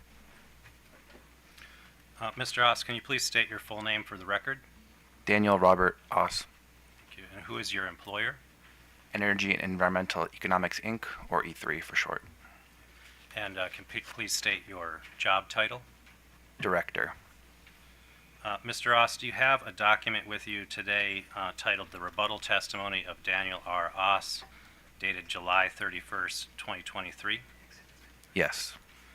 Does that document contain 16 pages and 4 exhibits? Yes. Your Honor, I'd like to mark the Mr. Oss's rebuttal testimony and exhibits 1 through 3 that are attached to that testimony as BGE exhibit number 6. Actually, it's 6, yeah. Yeah, 6. Okay. 6A. 6A? Yeah, if we Okay. can, because the next one's going to be confidential. I see, okay. Well, I guess I'll just do that now. I'd like to mark the exhibit that is attached, the remaining exhibit that's attached to Mr. Oss's pre-filed rebuttal testimony as BGE Exhibit 6B. Okay. So marked? Thank you. Mr. Oss, was your rebuttal testimony and all of the exhibits attached to it prepared by you or under your direct supervision? Yes. Do you have any changes that you need to make to your rebuttal testimony or any of the exhibits attached thereto? No. If I asked you the same questions today that were asked of you in your pre-filed rebuttal testimony and attachments, would your answers be the same? Yes. With that, Chair Hoover, I'd ask that BGE Exhibits 6A and 6B be admitted into the evidentiary record. Seeing no objections, admitted. Thank you, Chair Hoover. The witness is available for cross. So Walmart, No questions, Your Honor? Sierra Club, No questions, Your Honor. Amtrak, No questions, Your Honor. Montgomery County. Not here. Supplier Coalition, Prince George's County, No questions, Your Honor. IBEW. I'm sorry, just a couple short questions. Sure, no. No need to apologize. It's your right. So. I hate to break the flow. Yeah, that's fine. Good afternoon, Mr. Oz. My questions are actually directed. Why don't you, in case he doesn't know, why don't you tell him who you are and I'm who you're with? So.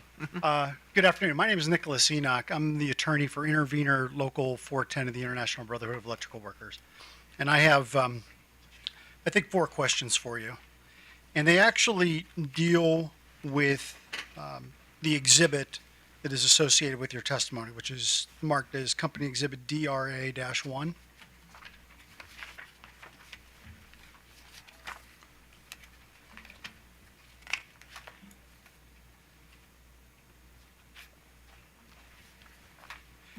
On page 7,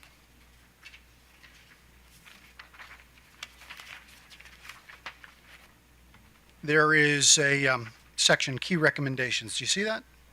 Yes. And number 3 deals with support development of electrical vehicle charging infrastructure and vehicle adoption. Do you see that? Yes. Are you aware if there are any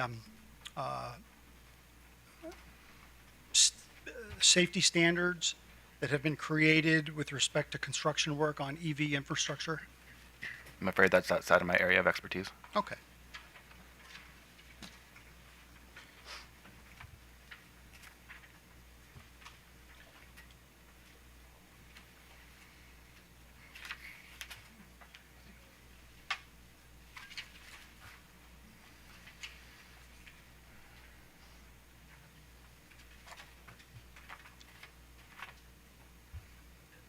Can you take a look at page 41?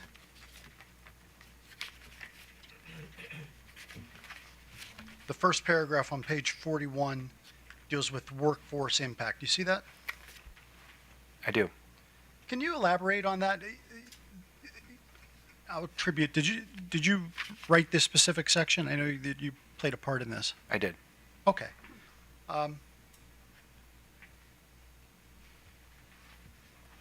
Here you're stating that electrification across all decarbonization cases will require skilled labor, et cetera.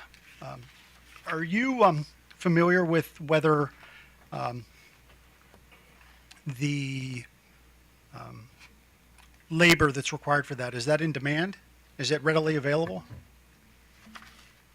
Today, today? I'm not familiar with that in this particular market.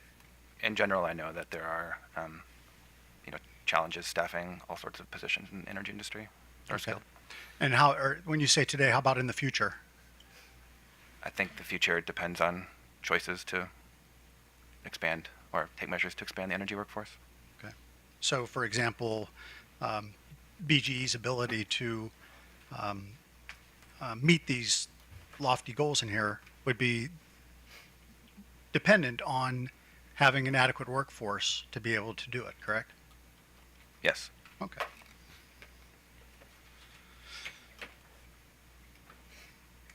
Your first question, answer the first question eliminated my last one. Thank you so much. You're welcome. Department of Defense, No cross. Maryland Energy Administration. Yes, Chairman Hoover. I have a couple of questions, no more. My name is Sandra McLemore, and I represent the Maryland Energy Administration. And I wanted to talk briefly about your testimony on page 6, lines 8 through 11. You discuss, state, I'll give you a minute to get there, but you state, furthermore, we note that all scenarios pose affordability challenges for gas customers, and given that, BGE should explore opportunities to pursue targeted electrification to reduce gas system capital expenditures and operations and maintenance costs. What do you mean here by targeted electrification? Target electrification would be a strategy where you could essentially geographically target electrification in a place of the system where an investment might be needed. And the thought is you would need to electrify all of the customers in that particular segment of the system in order to perhaps avoid expenditures. So it would be geographically. Geographically targeted. I would add that there might be other forms of targeted electrification that one could consider too. But that's what you We were were referring referring to. to geographically. All right, and also on that page you have footnote A, and if you look at that footnote, it refers you back to your exhibit, DRA-1. Mhm. If you could look at page 43. On that page, you're talking about the targeted electrification as well, and you say there, these and related issues have begun to be explored on both California and New York, in both California and New York. Initial findings from work in those states indicate that redirecting investments will involve substantial changes to utility planning practices, including more extensive coordination between the electric and gas distribution planning. Can you tell the Commission more about the work in California and in New York that involves substantial changes to utility planning practices? Yeah, I can speak most directly to the work in California. For example, Pacific Gas and Electric Company has piloted a few programs to do targeted electrification for certain segments of their system. For example, they have an application to electrify a university rather than doing a gas main replacement there. And then E3 is also involved in a California Energy Commission sponsored research study exploring the same issues, though that work has not yet been published. And in New York, are you familiar with anything there? In New York, much of the work has focused on non-pipeline alternatives to gas expansion projects, is my understanding. It's effectively areas where more capacity might be needed. They've been looking at opportunities to pursue non-pipeline alternatives. Could you give us an example of non-pipeline? A combination of demand-side measures as well as strategies like bringing in, other forms of supply, like propane, et cetera, to relieve demand for gas. In your opinion, what can Maryland learn from these experiences in these states that you're familiar with?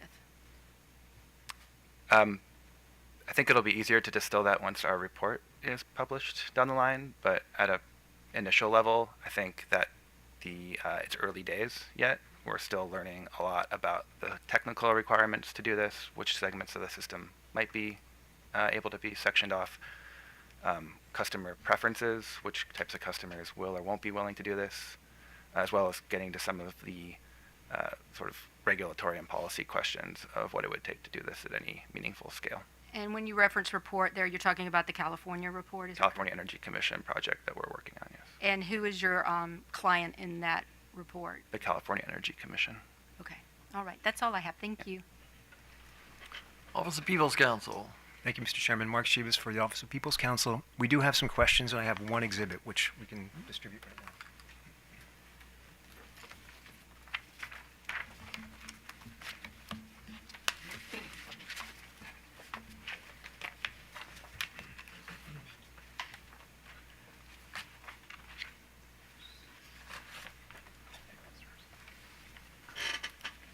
Thank you.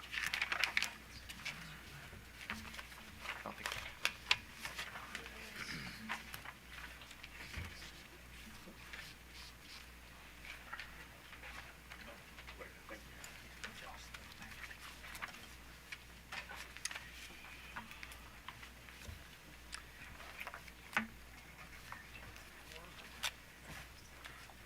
Mr. Ross, good afternoon. Good afternoon. I'm Mark Shibas. I'm an Assistant People's Counsel for the Maryland Office of People's Counsel. It's good to meet you. You as well. Were you in the hearing room this morning when Mr. Dickens from the company testified? Yes. Okay. Then you heard me ask him some questions about the E3 report that you're sponsoring. I may cover some of the same ground, but I'm going to try to keep that really brief. I know there are a ton of witnesses to get through, just for the purposes of sort of providing necessary context. Mr. Oss, the study that the E3 did for BGE, did that start with a hypothesis? Yes. Okay. And what was that hypothesis? The null hypothesis for the work, meaning the place we were starting from and looking to disprove, was whether that an integrated energy system approach would have a lower level of challenge overall relative to an electric-only solution. And I'll note, we started with that as the null hypothesis because we had found a similar conclusion in other studies, as had other researchers. Okay. Similar studies in Maryland? Yes. Okay. And you're talking about the studies that E3 has done for the Maryland Climate Commission and other states? Yeah, okay. And we'll come back to that. I want to ask you specifically about the mitigation working group scenario that was part of that work. So we'll come back to that. But this hypothesis, at what point was it generated? The work with BGE started in 2021. Was it generated around that time? The hypothesis, no, we'd had reached similar conclusions in past studies. Okay. Was the hypothesis developed before or after the mitigation working group policy scenario for the Maryland Climate Commission? My first encounter with the hypothesis was from European studies of heating decarbonization strategies, such as those from the UK, England, and Germany. And that was back in 2017 and 2018. Okay. And so this hypothesis is E3's hypothesis, or was it BGE's hypothesis? I would say that, in general, the report, the scenarios, the hypotheses were co-created between E3 and BGE. Okay.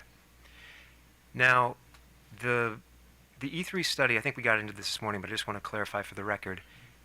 These three scenarios, the integrated scenarios the two integrated scenarios on one hand and the limited gas scenario on the other hand, the focus of that analysis is for existing buildings in Maryland. Is that correct? Yes. Okay. I'll note new construction is included, but was assumed to go all electric.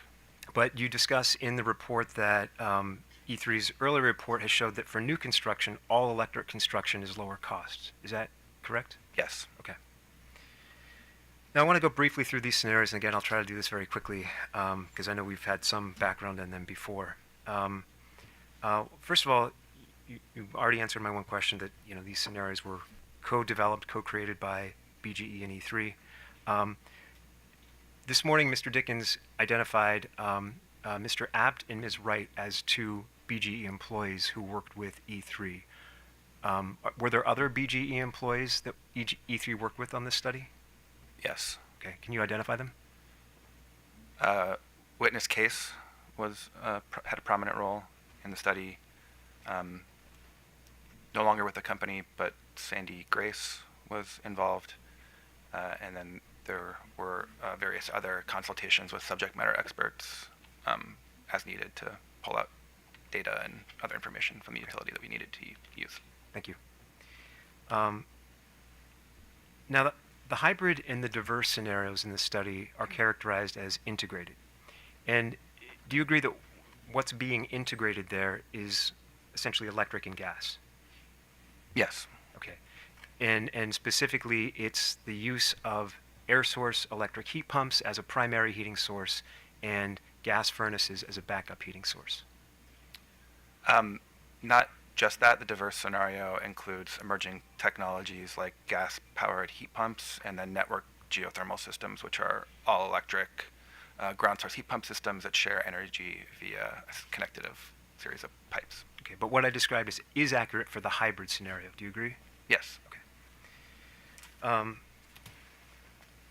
And can I direct you to page 4 of your study?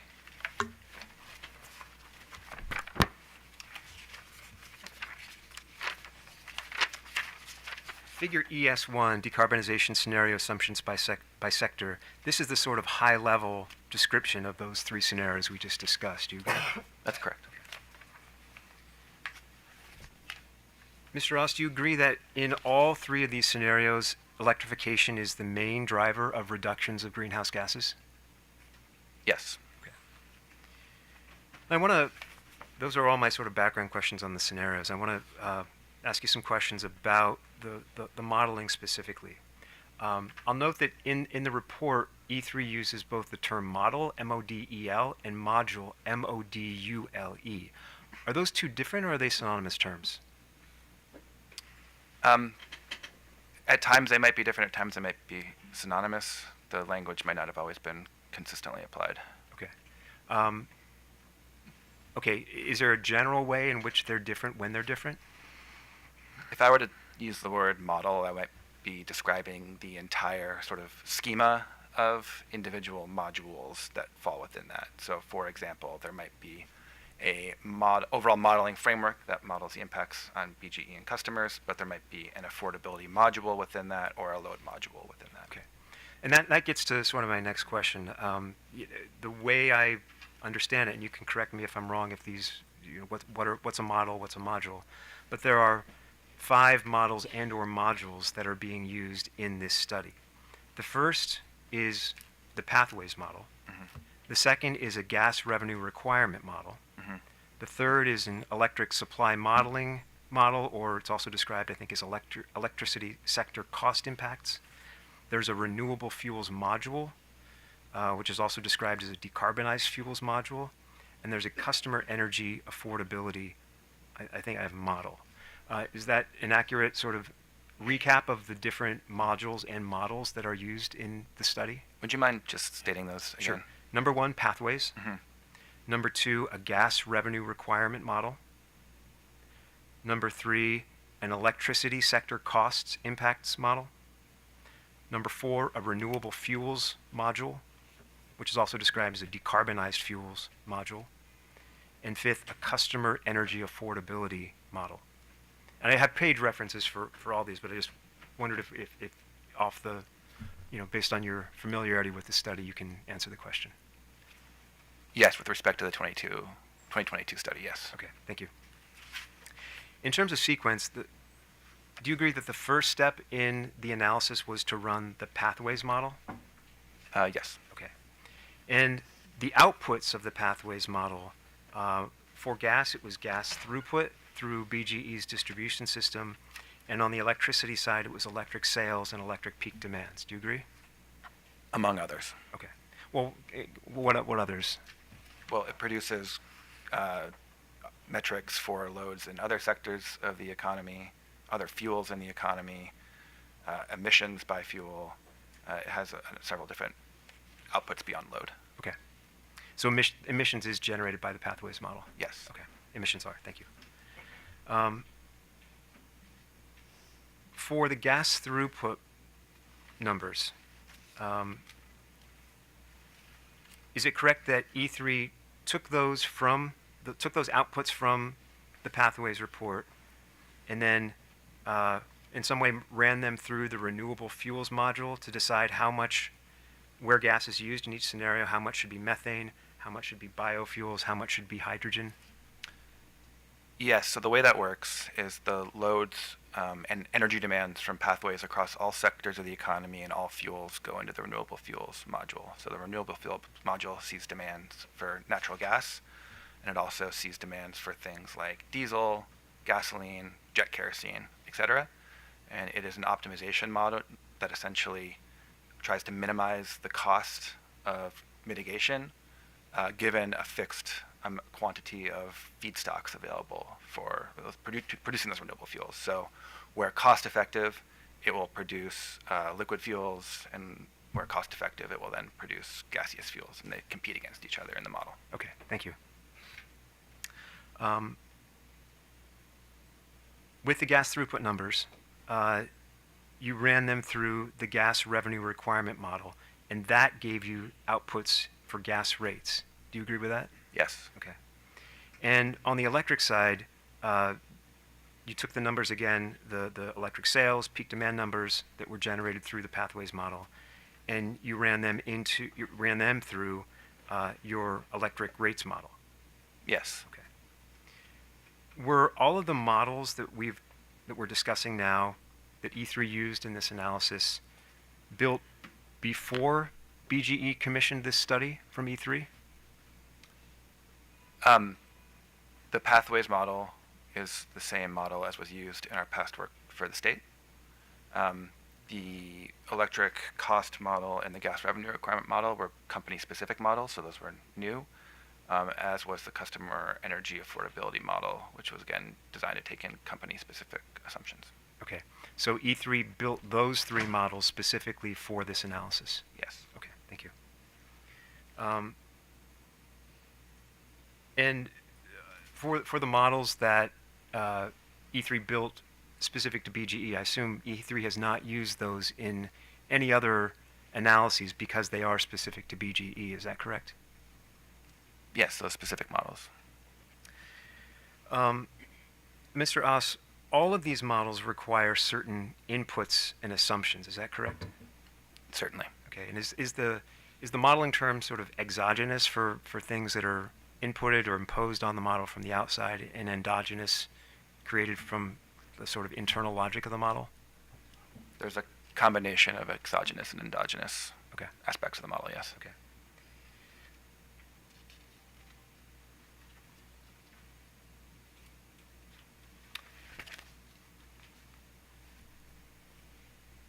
Is it correct that BGE provided assumptions in outputs regarding the gas system cost modeling? Yes, they pointed us to publicly available materials with respect to the book value of their system and the STRIDE program, for example. Could I ask you please to turn to page 77 of the E3 study?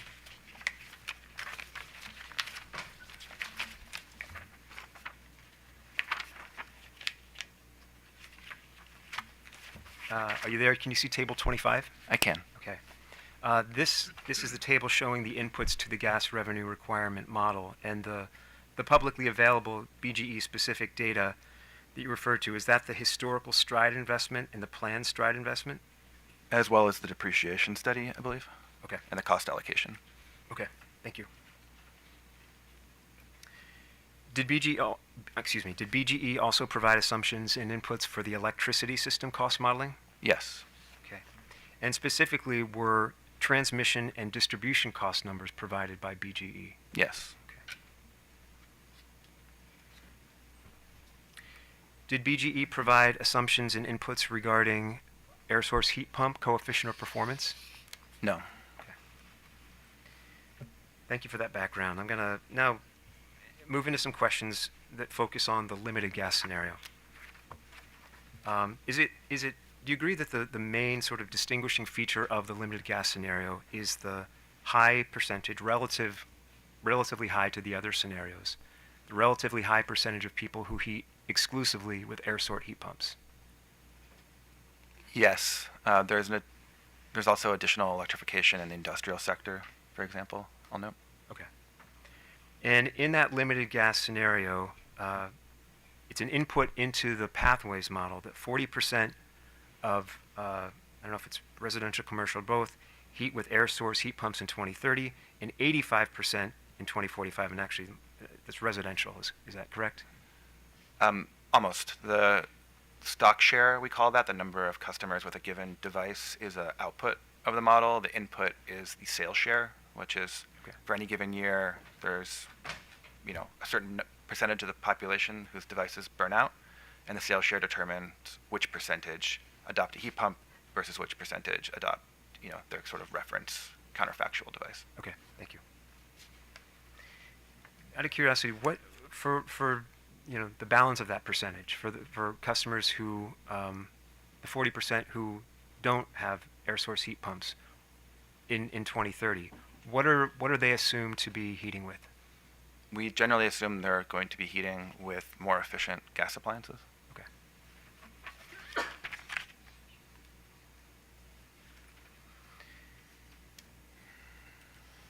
Or, sorry, excuse me, there's other customers who don't use gas as a fuel as well, so it'd be a more efficient version of whichever counterfactual fuel. That might include propane, fuel oil, or wood, for example. All right, thank you for that clarification. Now, you heard my discussion with Mr. Dickens this morning about gas throughput outputs, gas sales outputs, and I just want to briefly go over those again. When you entered the sort of air source heat pump assumptions into the pathways model, then the model then provided you with these reductions in gas throughput, gas sales, and gas customers on BGE's system. Do you agree with that? It directly gives us outcomes on sales and throughput. Customers is a post hoc calculation. The model doesn't model individual customers in it. It models devices. So we're not saying there's a building. We're saying there are water heaters, space heaters, cook stoves, etc. Mm-hmm. And we essentially take the maximum of those stocks and assume that is the number of customers, though it's an indirect measurement of that quantity. Okay, thank you.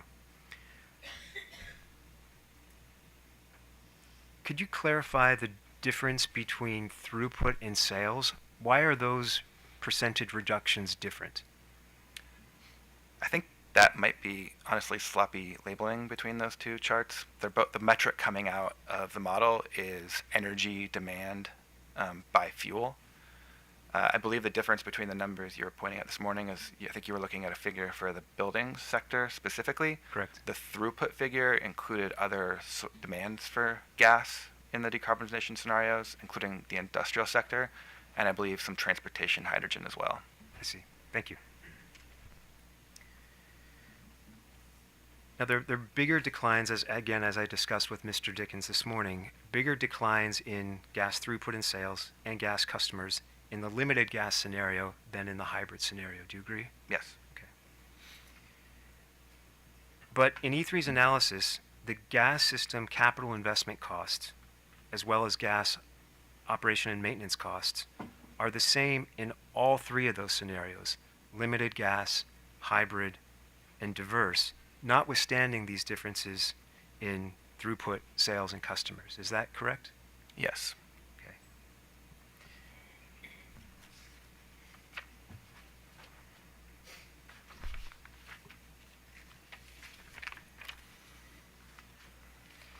In all these gas system costs, E3 hard-coded them into the model for each of these three scenarios. Can you clarify what you mean by hard-coded? Well, the numbers are the same for all three scenarios, and they don't change with other variables coming out of the pathways model. Is that correct? Yeah, the way it works is there's a business as usual sort of set of capital investments in the model, and then we apply a multiplier that says in a given year those investments are reduced by a certain percentage. Okay. And what is business as usual for these purposes? Business as usual was an E3 generated forecast based off of the STRIDE program, looking at cost per unit and miles per year, as well as regular replacement of other assets based off of depreciation schedules. Okay. So is it essentially projecting forward what BGE's STRIDE plans are? Yes. Okay. Now you mentioned the sort of reduction in capital expenditures on the gas side in the model. And I believe in your testimony you noted a 30% reduction in STRIDE costs and a 15% reduction of other gas capex after 2030 relative to this business as usual level. Is that correct? Yes. Okay. And can you elaborate a little bit on what the basis is of those assumed reductions? How did you arrive at those percentages?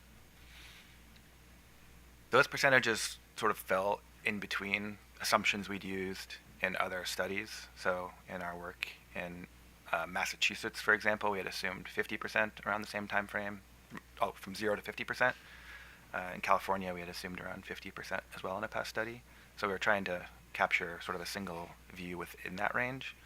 I will say this is a long-term scenario analysis exercise, and we did not do a detailed treatment of gas system, cost reduction opportunities. So I would say it's high level. Okay. Could you turn, please, to back to page 77 of the report where we just were? I want to look at the paragraph beneath table 25. If you could take a look at that just for a second.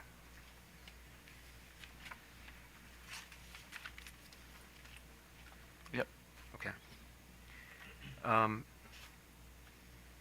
Are there basically two drivers of this reduction in capital investment on the gas side? On the one hand, this potential reduction in existing investments because of beneficial electrification on one hand, and on the other hand, the loss of revenue associated with new construction using gas, because all new constructions assumed to be electric. Yes, there's both the avoidance of the cost associated with serving those customers and the revenue that is lost. Okay. Now, E3 did not model, did not take the sales, the lower sales figures and throughput figures, and avoid and model avoided costs of gas infrastructure based on those numbers. Is that correct? That's correct. It was the aforementioned methodology. Okay. Do you know if BGE has done that with your results? I'm not aware. Okay. Is it possible to take outputs of the kind you generated in your modeling and estimate avoided gas infrastructure costs? Not with any precision, and I'll elaborate why. The primary reason is that at scale, avoiding gas infrastructure costs, we found in our work in the California Energy Commission project I've mentioned, will require targeted electrification of segments of the gas system. And so the outputs of our model say throughput goes down across the service territory, or numbers drop across the service territory. It doesn't say anything about the geographic dispersion of those metrics. And in order for, again, large amounts of gas system capital reductions in our view, you would need to have sort of neighborhood by neighborhood or block by block approaches, which are going to have challenges associated with things like cost effectiveness, hydraulic separability, safety, reliability, and customer choice. But again, one of our recommendations was to explore those challenges in more detail. Around targeted electrification? Yeah. Okay. Now, E3 is involved in proceedings in Colorado as well as in New York and California. Is that right? Yes. Okay. And if you could look at the one exhibit I'd have, and I would mark this OPC 4. So marked. Okay.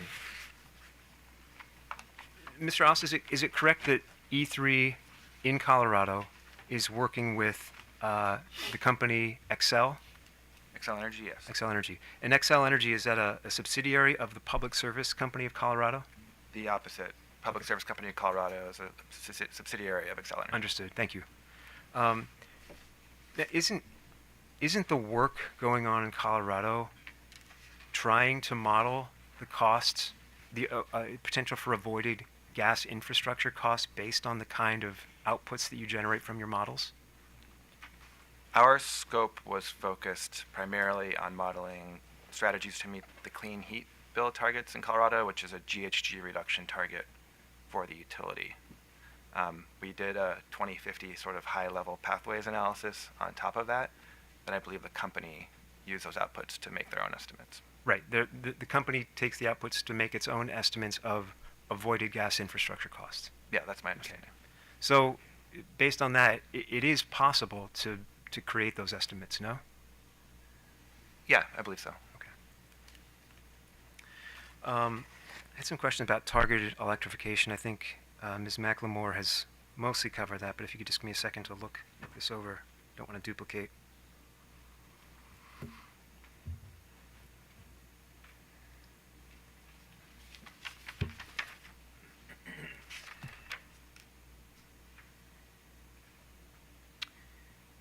I don't think this is duplicating. In the E3 report and in your testimony, E3 is recommending the exploration of targeted electrification by BGE. Do you agree? Yes. Are you aware of whether BGE has accepted that recommendation and is exploring targeted electrification? I'm not aware one way or another. Okay. Mr. Ross, could I direct you to page 32 of your testimony, please?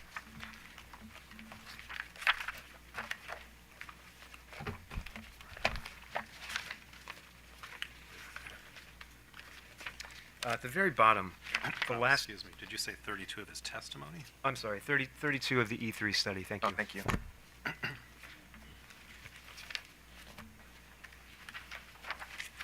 The last bullet, which is gas plus networked geothermal infrastructure. I'm not quite there yet. Okay.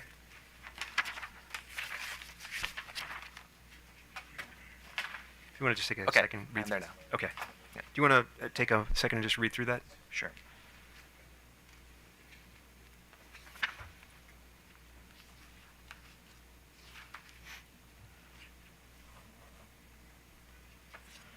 Okay. Okay. You talk here about the with limited gas scenario. It raises the possibility of decommissioning some gas infrastructure to reduce energy costs. And then I want to understand the next sentence. However, the scale of those potential savings from decommissioning is small relative to incremental expenditures in other sectors of the economy for several reasons. First, the gas system infrastructure is long-lived, with assets like gas main lines having 60-plus year useful lives, so opportunities for avoided reinvestments will only be a fraction of the total value of the system between 2022 and 2050. Is what you're saying there that if the gas main is built, it has to be paid for, and if it has to be paid for, it has to be used, and therefore it can't be retired, and that's why there are limited opportunities for avoiding those costs? No. Okay. Could you clarify? Yes. What we're getting at is the gas infrastructure are long-lived assets that are only replaced infrequently. So the reason the gas system savings are small relative to the incremental electric system costs is because we're only talking about savings on a fraction of the gas system, and we're assuming we can get a fraction of those costs avoided. In contrast, in these electrification scenarios, work is needed across the entire electric system. So say you're saving 10 to 20% of the costs, hypothetical, and that tied up comes to the study on the gas system, you have to then upgrade the entire electric system, and that's why the costs are in different proportion to one another. Okay.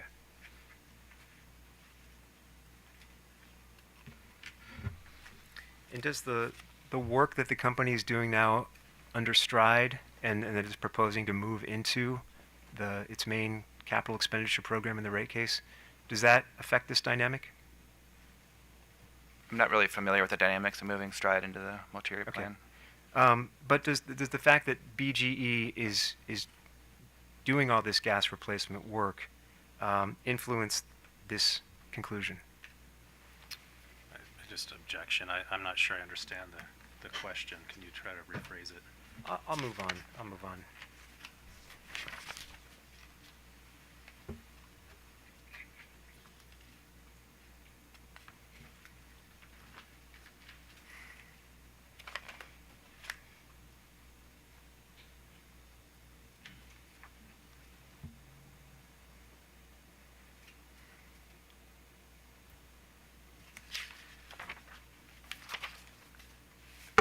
Right. I want to move on from the main sort of scenario questions around the E3 study to some other particular questions. First, well, this is still on the pathways. You talked about how emissions reductions are one of the outputs of pathways. Does the pathways model make assumptions about methane leaks from gas production and transmission infrastructure? Primarily transmission and distribution, as there isn't much gas production in Maryland to speak of. Right, but the gas that comes to Maryland is produced in other places, and because it's produced in other places, has to be transmitted a longer way, and that creates opportunities for leaks, correct? Our modeling is conducted within the emissions boundary of the state of Maryland, so insofar as those emissions occur in the state's inventory, we capture them, but if it's outside of the state's inventory, we do not. Okay, thank you. I want to ask about the sequestration assumptions as well. In Appendix B, page 64 of the E3 study,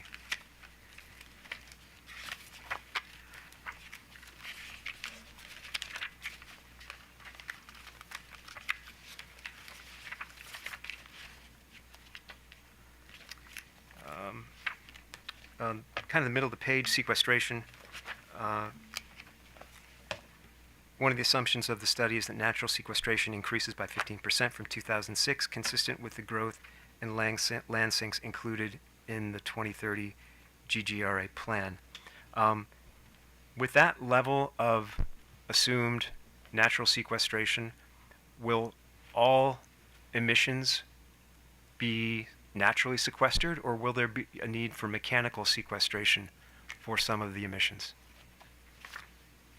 In the 2022 study, the answer is no. Direct air capture or other mechanical sequestration was required. Because the natural sequestration was adequate for all the leftover emissions? Per the design of the scenarios, yes. We got that figure from the state's GGRA modeling. Okay. I'm sorry, which figure did you get from that? The assumptions on sequestration in natural and working lands and the increase in that sequestration. Okay. And do you know whether Maryland is on track to achieve that 15% increase? I'm not aware. Okay.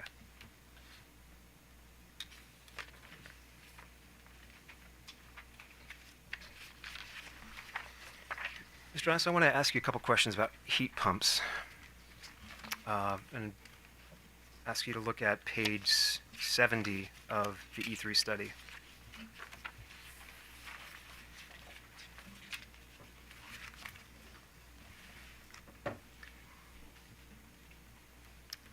Actually, could you turn to 71, please? And I want you to look at that first paragraph.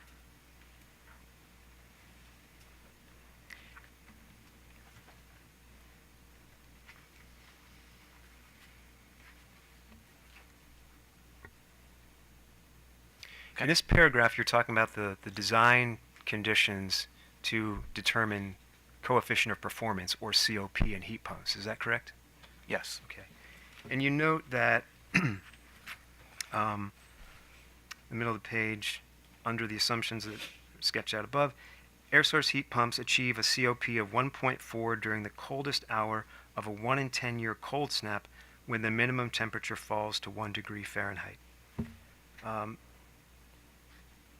Isn't it true that the industry standard for determining COP is to use conditions associated with design day temperature?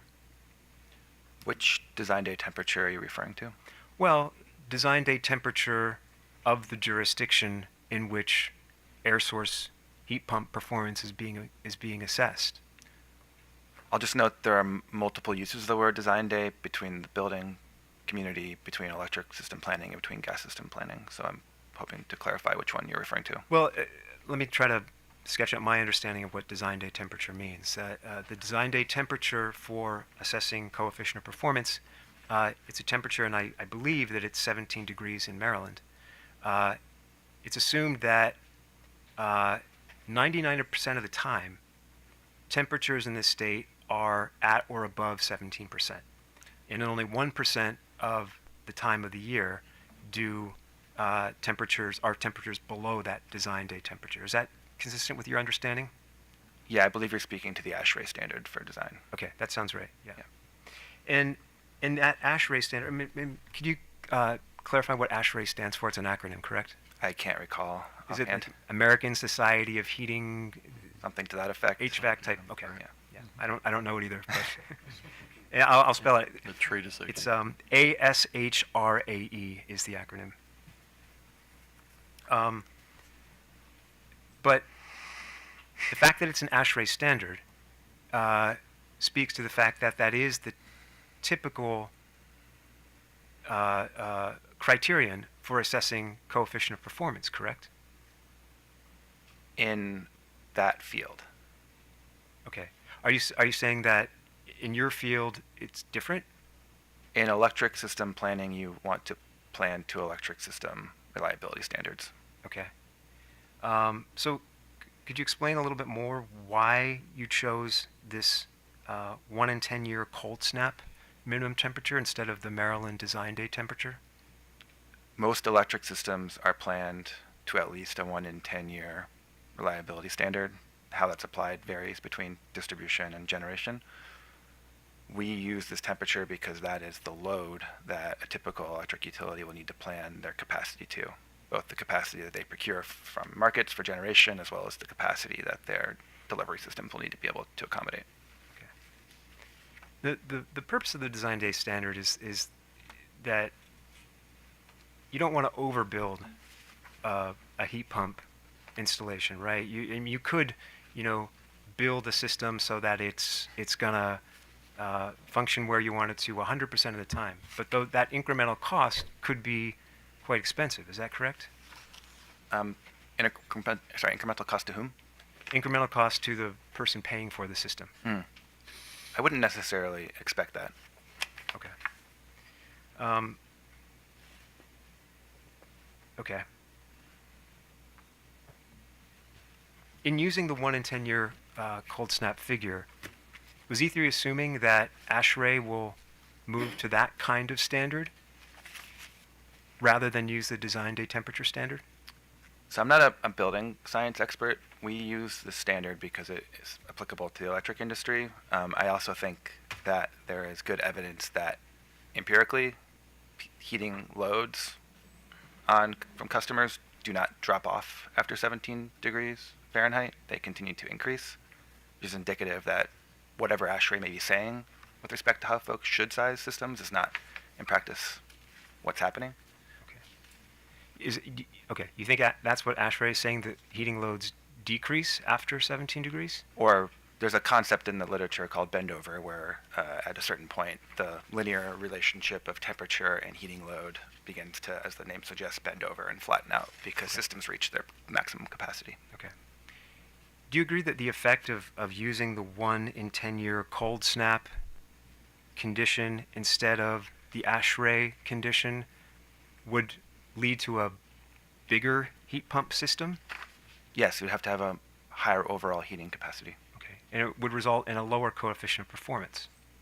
During the peak hour. Okay, thank you. Now, Mr. Rosso, I want you to look again at this, the exhibit which has been marked OPC 4. Do you recognize this document? Yes. Okay. What is this? This is testimony that I filed before the Colorado Public Utilities Commission on behalf of Xcel Energy. Okay. And specifically, this report is an exhibit to pre-filed written testimony that you filed. Is that correct? Yes. Okay. Could you turn to page 31, please?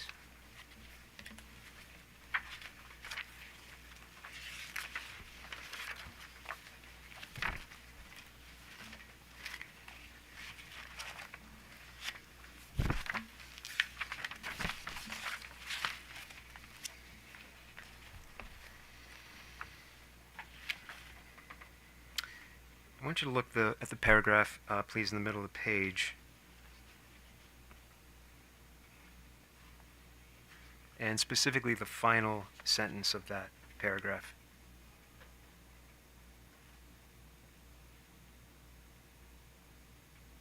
Yep. Okay. It says, as an alternate to supplemental heat, a variable speed heat pump could be sized large enough to meet all space heating needs in space heating mode without the need for supplemental heat, even at Colorado's sub-zero heating design temperature. Is this saying that you don't need backup gas heat, that a heat pump can address even the cold temperatures in Colorado? Yes, there are premium heat pump products that can perform below 0 degrees Fahrenheit. Okay, thank you.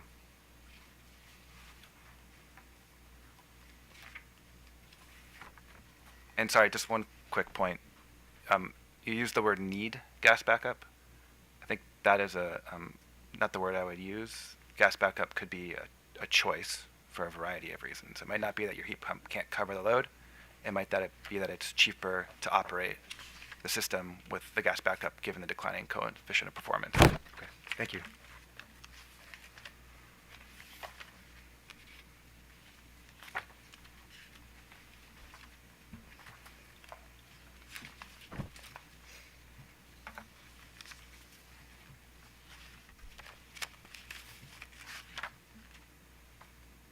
I believe that is all the questions I have. Thank you very much. Thank you. Okay. Staff? Good afternoon, Mr. Haas. I have no questions. Mr. Balea, redirect. Thank you, Your Honor. Mr. Haas, Counsel for OPC asked you about the costs of associated with electrification of new buildings, and you had testified that that's generally cheaper in new buildings. What about the costs of electrification for existing buildings? It's a much more complicated story, I would say, in older buildings, particularly pre-war buildings that don't have ductwork or a large amount of electric capacity or wiring. Wait, when you say pre-war, you're talking World War II, correct? Yes. Okay. Yes. I know this is an old city. Yeah, pre-World War II homes or other homes built even after the war that don't have, a 200 amp panel or central air conditioning or other sorts of things that would, allow them to accommodate a larger load. So generally speaking, those older homes are quite expensive to electrify. A newer existing building, one built in the 90s, for example, might be easier, all else equal.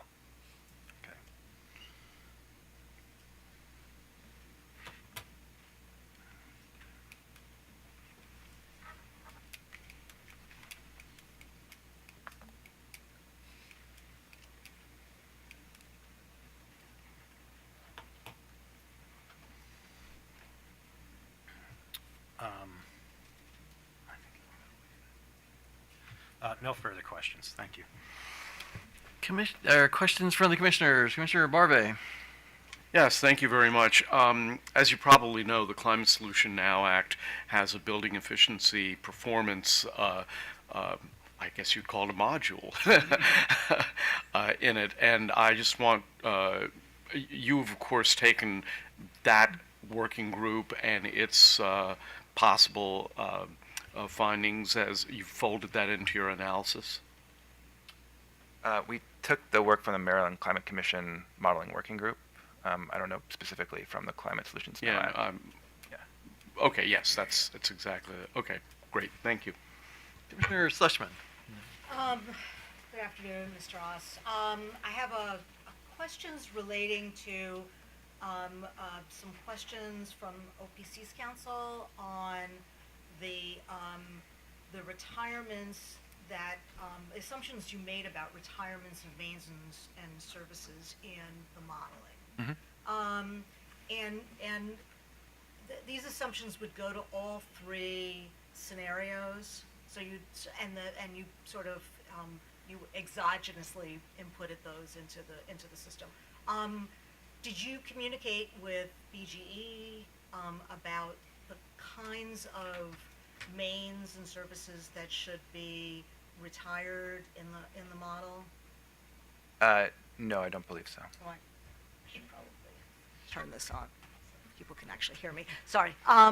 So how did you make these kinds of assumptions about the 30% reduction from STRIDE? We've had conversations with other utility planners about, what range of assumptions are reasonable here, and we drew from our past work in other states. Okay. Although I do believe, now that I recollect, we did have a conversation with, I can't remember their name, but someone in BGE's gas operations group to talk about this at a high level. Okay. And you talked about the fact that you were going to, in general, reduce certain numbers of mains by 30%. Is that you started in 2030 and then you sort of took it out till when? Till the end of the study period in 2045. Okay. And it was a gradual reduction? No, we just started it right away in 2030. It was a sort of high-level modeling. Okay, so assumption. 2030, 30%, it's not 30% of all mains, it's just 30% of what was, that's what I'm trying to understand, what was in STRIDE for the Yeah. two STRIDE periods? If it's specifically, it was a 30% reduction in capital expenditures for those categories we listed from 2030 onwards. So we didn't do a physical model of, this main or that main or this many mains even. It was really more of a 'cause cost. Okay, so I'm just trying to figure out what you've identified as retirement. Yeah. I would say identified as too strong a word, assumed retirement of 30% of the annual capital expenditures from those programs. Okay, and you're assuming retirement because there's a reduction in the number of customers and therefore a reduction in the need for mains and services. Is that what the reasoning behind this was?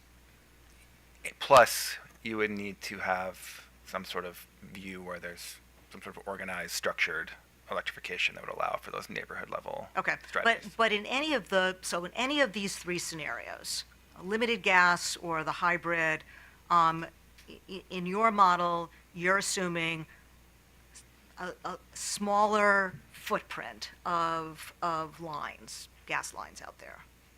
Say most precisely, it's a reduction in capital expenditures, though. That Okay, so no more replacement. Is that that's what you're talking about? If we're talking about expenditures, you have retirement. Retirement suggests shutting down as opposed to not spending any more money. Yeah, we're thinking on the margin here. If there's an investment, a set of investments, we're saying 30% of them are assumed to be avoided. Because you're retiring these mains. Yes. Okay. Or services. Okay, and once you did your analysis, did you share with BG that you made assumptions about retirements of mains in the analysis? Yes. So when they stated in their testimony that where they thought the system was going was based on the results from your study, that assumed retirements as well. Sorry, I can't speak to their plan, but I do think that. Well, if they're relying. So Yeah. if you read that and you know your study, Yeah. and you shared with them that you were making retirement assumptions in the study, then you would assume that BG would be aware that your study included retirements. I suppose I'll have to note that this wasn't an area we focused on with BGE, and they may not have been aware until more recently that we made these assumptions. Okay. All right. That's all I have. Commissioner Richard. I have no questions. Commissioner O'Donnell. I take it he has no question. Actually, No questions, Mr. Chairman. okay. So, a couple questions from me. The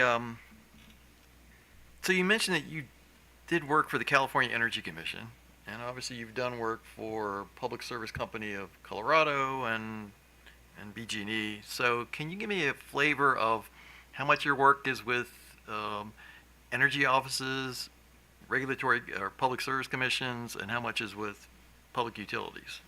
Yeah, I'd say we have about 30 to 40% of our work with utilities, 30% or so with public agencies, and then the remainder are other actors in the marketplace, independent power producers, project developers, as well as non-NGOs and environmental groups.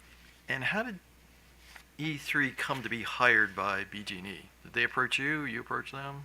I think they ultimately approached us, having seen the results of the Maryland Climate Commission work. And if I remember right, when you were discussing the study that you did for BG&E on the 3 scenarios, you said this was a joint effort between you and the company. So I guess explain to me the process that you went through to determine the 3 scenarios. Yeah, sure.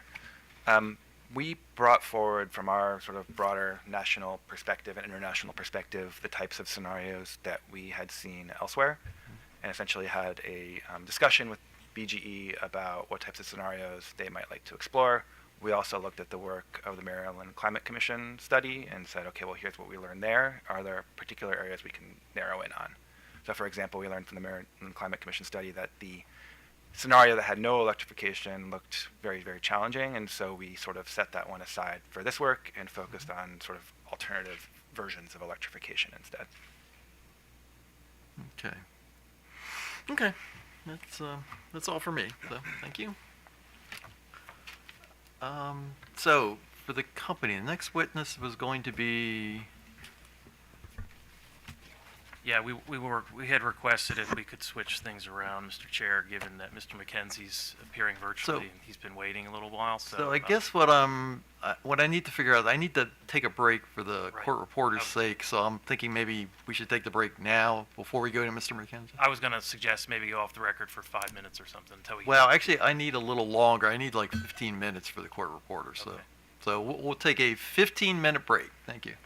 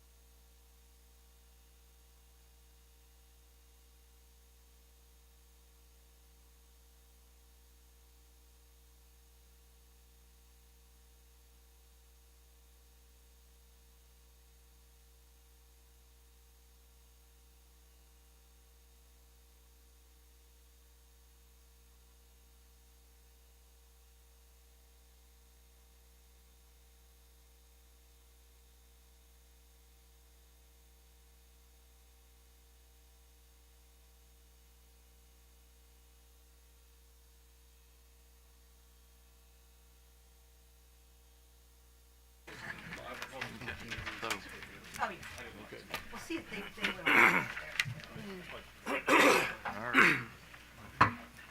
Okay, back on the record. Mr. Herson? Yes, thank you, Mr. Chair. We're calling Adrian McKenzie to the stand. So, Mr. McKenzie, I need you to be sworn in by the court reporter. I'm ready. Okay. Sir, would you raise your right hand, please? Do you swear and affirm under the penalties of perjury that the testimony you're about to give in the matter now pending is the truth, the whole truth, and nothing but the truth? Yes, I do. Okay. Good afternoon, Mr. McKenzie. Can you hear me okay? I can, thank you. Can you please state your name and business address for the record? My name is Adrian McKenzie. My business address is 3907 Red River Street, Austin, Texas, 78751. And do you have before you a document, excuse me, Mr. Chair. I'm sorry. Do you have before you a document titled The Direct Testimony of Adrian M. McKenzie, CFA, on behalf of Baltimore Gas and Electric Company, dated February 17th, 2023, consisting of 55 pages and 14 exhibits? Yes, I do. And do you also have before you a document titled Rebuttal Testimony of Adrian M. McKenzie, CFA, on behalf of Baltimore Gas and Electric Company, dated July 31st, 2023, consisting of 130 pages and 8 exhibits? Yes, sir. Mr. Chair, I'd like to have the direct and rebuttal testimonies of company witness McKenzie marked as BGE Exhibits 7 and 8 for identification purposes. So marked. Mr. McKenzie, were your direct and rebuttal testimonies prepared by you or under your direct supervision? Yes, they were. And do you have any corrections you would like to make to your direct or rebuttal testimonies at this time? No, I do not. So if I asked you today the same questions you posed to you in your direct and rebuttal testimonies, would your responses be the same? Yes, they would. And did you answer the questions in your direct and rebuttal testimonies to the best of your knowledge, information, and belief? Yes, sir. Mr. Chair, I'd like to move BGE Exhibits 7 and 8 into the evidentiary record at this time. Seeing no objections, admitted. And Mr. Chair, I'd like to, if the commission will oblige, ask Mr. McKenzie one live rejoinder question. I realize this is the first witness we've had this situation for. Okay, sure, go ahead. Mr. McKenzie, did you review the surrebuttal testimony filed by staff witness McCullough in this proceeding? Yes, I did. And on page 4 of his surrebuttal testimony, staff witness McCullough states that your argument that ROE must increase because interest rates have increased is, quote, overly reductive to explain a complex subject, end quote. And he goes on to say that this view is too simplistic and ignores the results of the analyses. Do you have a response to Mr. McCullough on that particular point? Yes, I do. I disagree with his position that the examination of bond yields is somehow overly simplistic, for starters. The relationship between bond yields and equity costs is well accepted, and bond yields provide an objective benchmark for movements in the direction of overall capital costs that don't require any models, any assumptions. We can all go observe those. They're posted on websites that are available to the general public. And most people understand how changes in bond yields affect the cost of borrowing. We can see that directly in the market with how mortgage rates have moved, and it's widely publicized. So the idea that interest rates don't provide us a strong benchmark for examining trends in equity costs, I don't think that's a plausible view.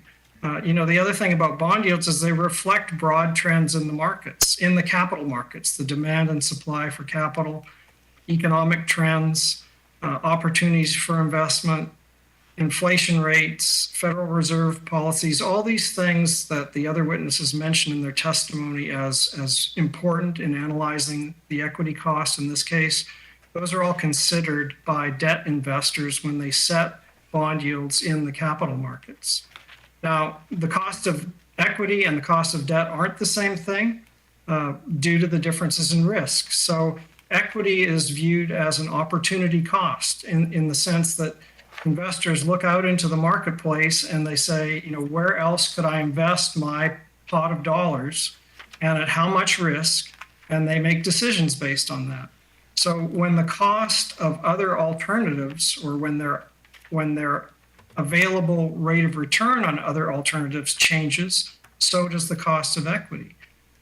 Equity investors demand a risk premium, an increment above the cost of debt to take on the extra risk of owning common stock.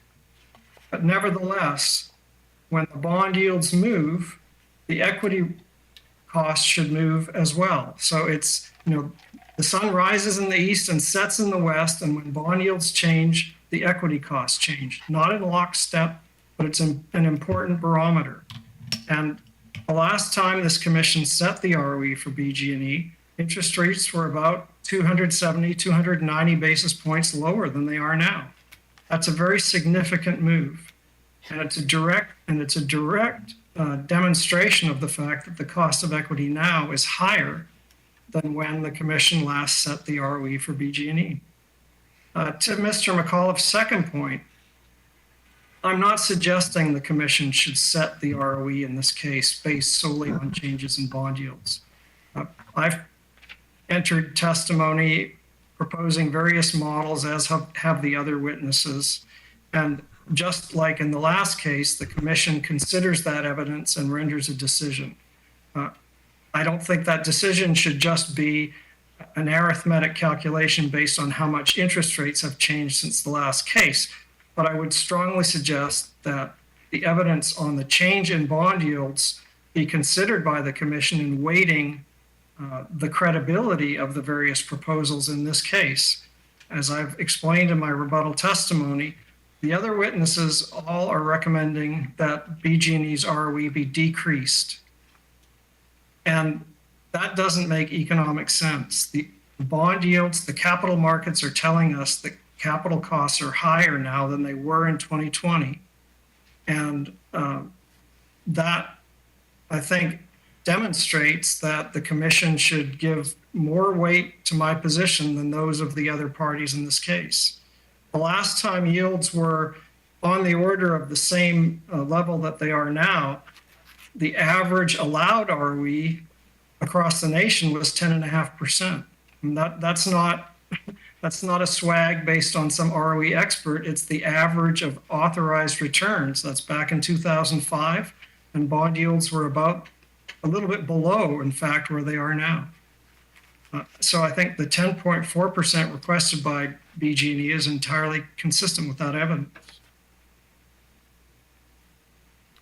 Okay, thank you, Mr. McKenzie. Thank you, Mr. Chair. Mr. McKenzie is now available for cross-examination. Walmart. Mr. Chairman, Walmart may have some cross, but in the interest of administrative efficiency and with the expectation that other parties may have more extensive cross that may cover that ground, could I ask the Commission's indulgence to return to Walmart at the end of the other party's cross? I think we may be able to obviate the need for that cross. Okay, fair enough. Thank you. Your Honor, may I speak? Oh, sure. Mr. Alexander. Hi, Mr. Chairman. Yeah, I would oppose that because the way this has always been done is that the other parties go first, then OPC, and then staff. I don't hear that, and that's the way that we should have it here. I don't believe that administrative efficiency, that would mean that everybody who is supposed to go first can all say, well, if OPC asks a lot of questions, well, then maybe we won't have to ask ours. I don't believe that's a good witness. I'd like to hear those questions so that I may be able to cut my cross-examination.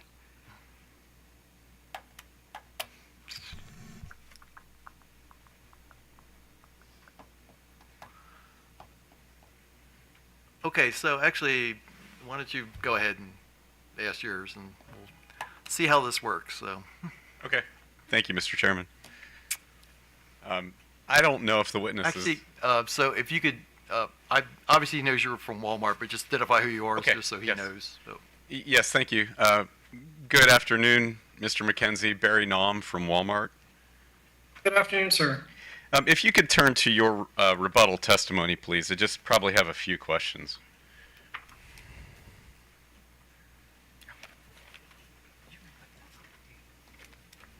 I'm ready. If you could turn to page 129 of your rebuttal, please.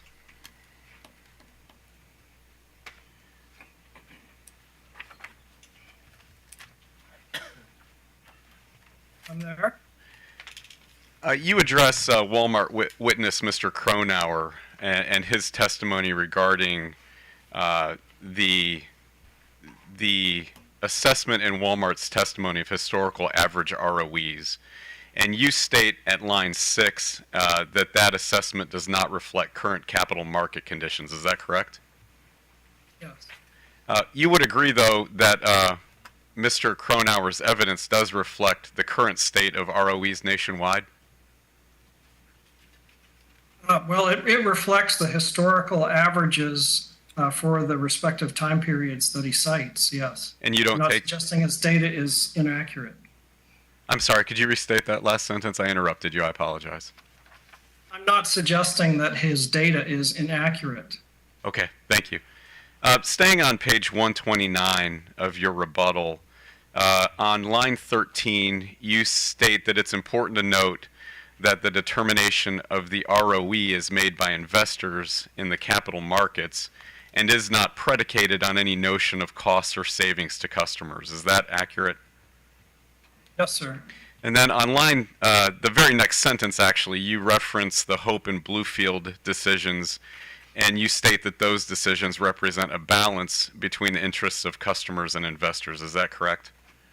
Yes. And that balancing between the interests of customers and investors, that's the job of this commission, is it not? That's correct. And the commission is permitted to consider savings and costs in achieving that balance, is it not? Well, I think the commission is certainly has to allow for an end result that's just and reasonable under the Hope and Bluefield standards. With respect to the cost of equity, my testimony simply points out that that's a market-based number. It's not predicated on that type of an analysis. But the commission, again, is entitled to make that analysis, is it not? I'm sure the commission considers the impact on customers when it renders a final decision. All I'm suggesting is that that consideration is not a part of investors' mathematics when they determine what the required return is. So just like any other element that goes into the cost of service, the cost of equity capital is established in markets that BG&E doesn't have an ability to alter. So whether it's copper wire or labor costs, the commission should provide the ability of the utility to recover those costs, and the cost of equity is no different. Okay, thank you for that clarification. If we go down to line 19 of that same page on your rebuttal, you say a downward biased ROE may provide the illusion of customer savings in the form of a lower revenue requirement in the short term. Do you stand by that sentence? Yes. Mr. McKenzie, a lower revenue requirement generally results in lower rates, correct? Yes. Depending on rate design. I'm sorry, we can't hear you. Mr. McKenzie, you may have to move closer to the mic because you're sort of cutting out every once in a while in your answers. So why don't you start with your last answer from the beginning? And do you need the question repeated or? Yes, please, sir. Okay. So if you could repeat the question and then we'll do the answer. Yes, my question was whether a, generally speaking, lower revenue requirement results in lower rates for customers, correct? Yes, with the caveat that obviously rate design also impacts rates. So if it's certainly possible that revenue requirements could go down, but rates for certain customer classes could go up. Sure. Assuming in this case that that lower revenue requirement does result in lower rates for a certain rate class, let's just pick large commercial customers. And based on that assumption that it would result in lower rates, if that commercial customer could save $1,000 this year, that's a real saving, is it not?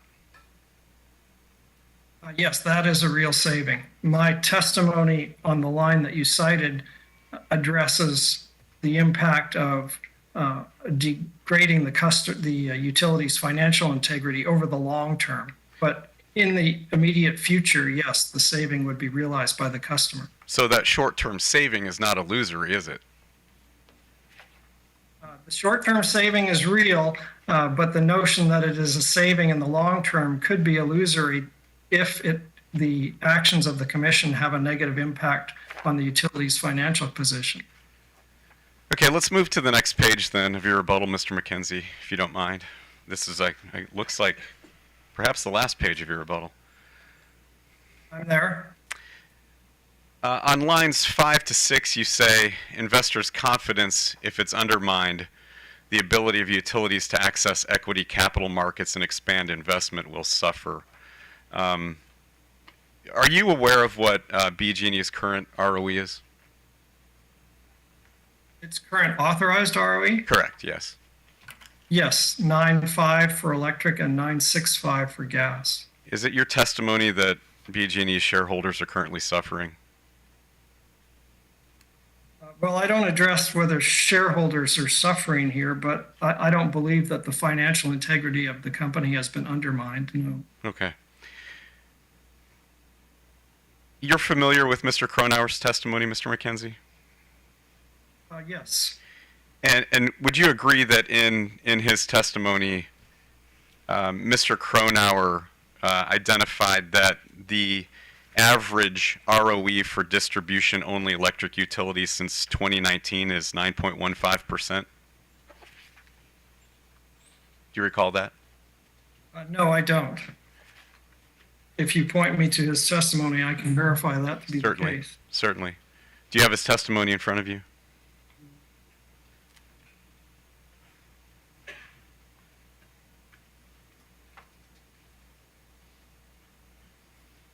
Unfortunately, I don't. I apologize for that oversight on my part. So let me just accept your premise and we can... Okay, I was going to ask you if you would accept it subject to check. And then also, would you accept subject to check that Mr. Cronauer testified that the average ROE for natural gas utilities since 2019 is 9.57%? Yes, but again, as I point out in my testimony, it's very important that the commission recognize that these are not apples to apples, it's apples to oranges because of changes in capital market conditions since those ROEs were established. I mean, if you go back and look at distribution-only ROEs, for example, in 2010, yields were about 20 basis points lower than they are on average now, and the average ROE for a distribution-only utility was 9.98.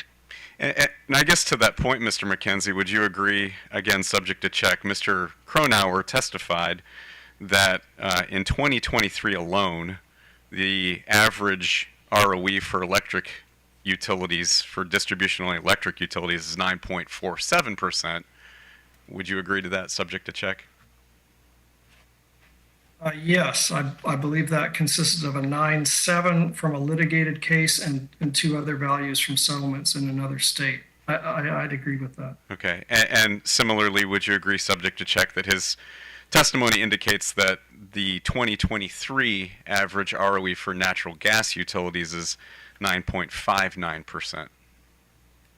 Yes. So if we take those numbers, just the 2023 numbers, and based on your testimony as to where the markets might be today, would you agree that BG&E's current authorized ROE for electric and natural gas operations is pretty consistently in line with those national averages? Well, it's a little higher than those national averages, but again, I think the problem is that we don't know what data underlies those authorized returns that we're citing. So presumably the record period in those cases it is preceding the bond yields that we're seeing in the current market. So again, it's very difficult to compare those spot averages with what a current cost of equity would be. Okay. Thank you for your testimony. Appreciate it, Mr. McKenzie. That's all I have, Mr. Chairman. Thank you. Sierra Club. Amtrak. No questions, Your Honor. Montgomery County. Actually, I don't see him in the room. Supplier Coalition. Prince George's County. IBEW.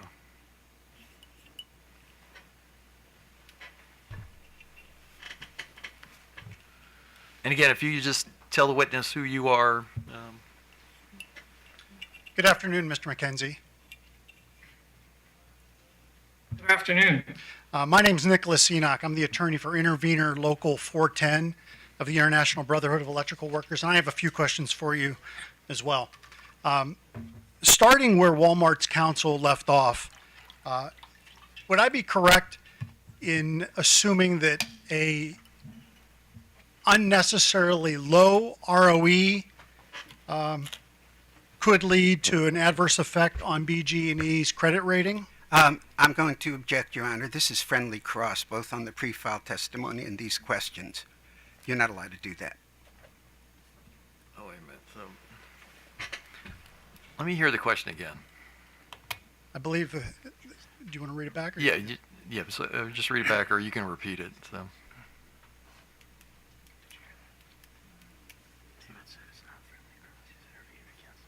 Starting with Walmart's counsel left off, would I be correct in assuming that an unnecessarily low ROE could lead to an adverse effect on BGE's credit rating?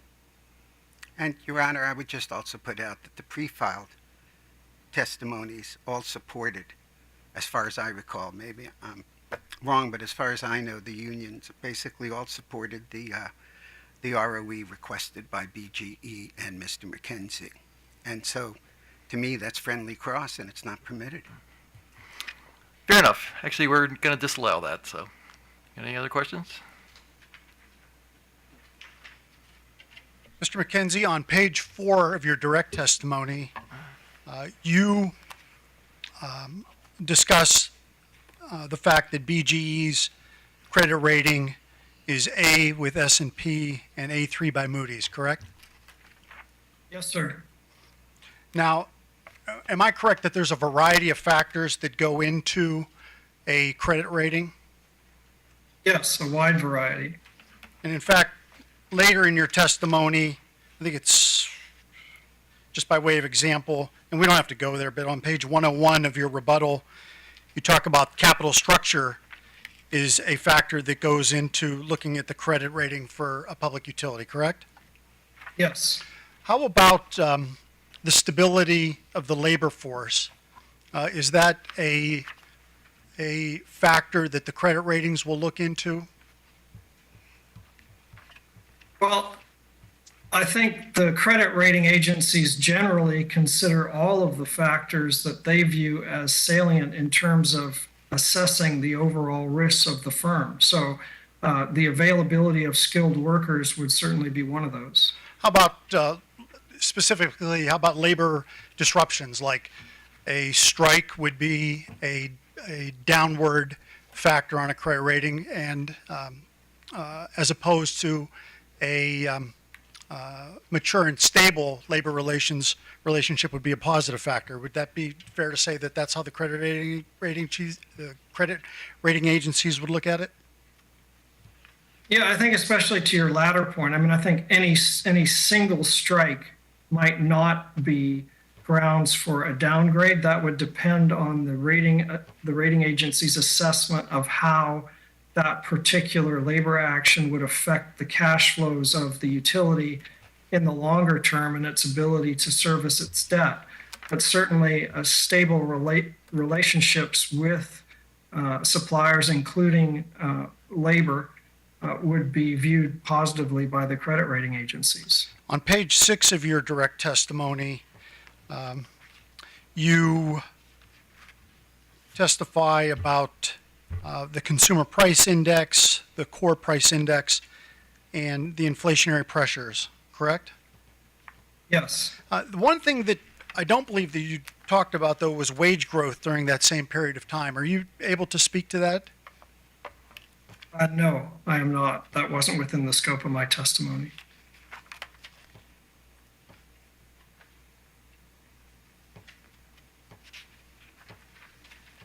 Thank you very much. Thank you. Department of Defense. No cross. Maryland Energy Administration. No cross, Chairman. Office of People's Counsel. You got me. Well, I'm going to, first of all, council's course did cut some of my questions, so he's fair. good.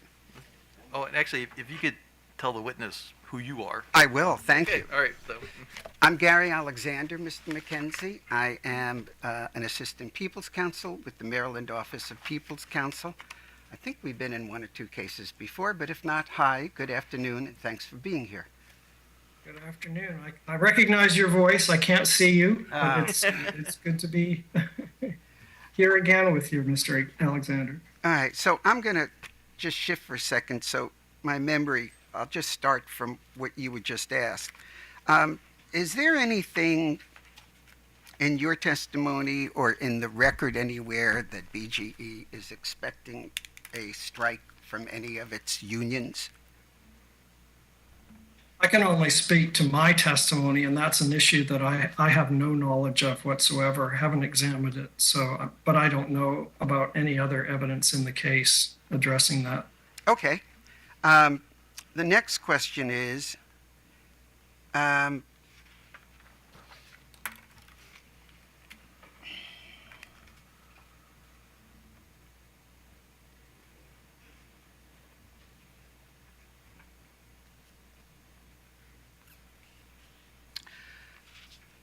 okay. I'm trying to read my handwritings. Okay.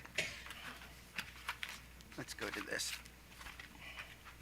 I just want to also get out right at the beginning that if you go to page 8 of your rebuttal, please, and tell me when you're there.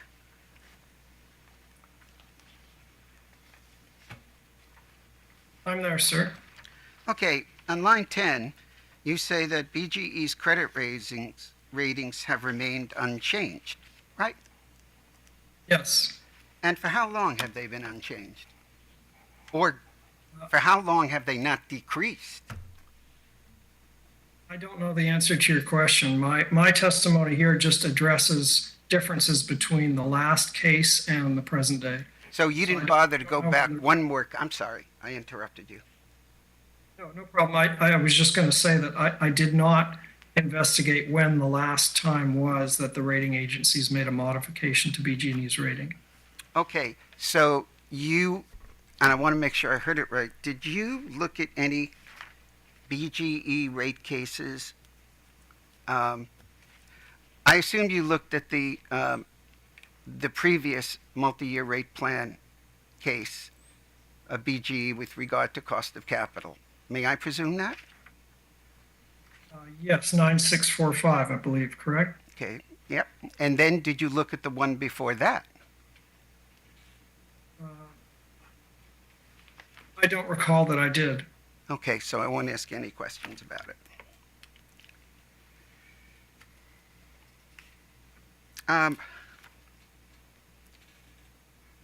What I don't understand, well, lots of stuff I don't understand, but one of them is, with all of the factors that you just testified to, in terms of the inflation and bond ratings for other companies have gone down, I don't understand why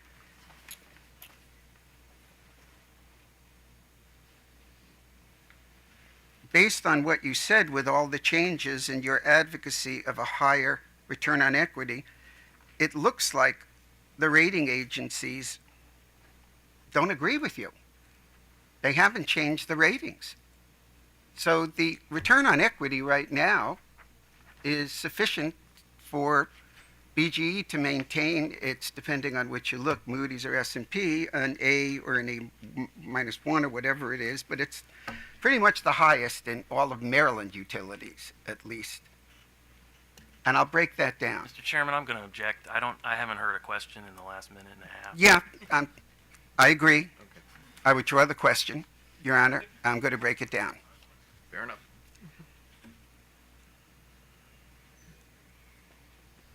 Which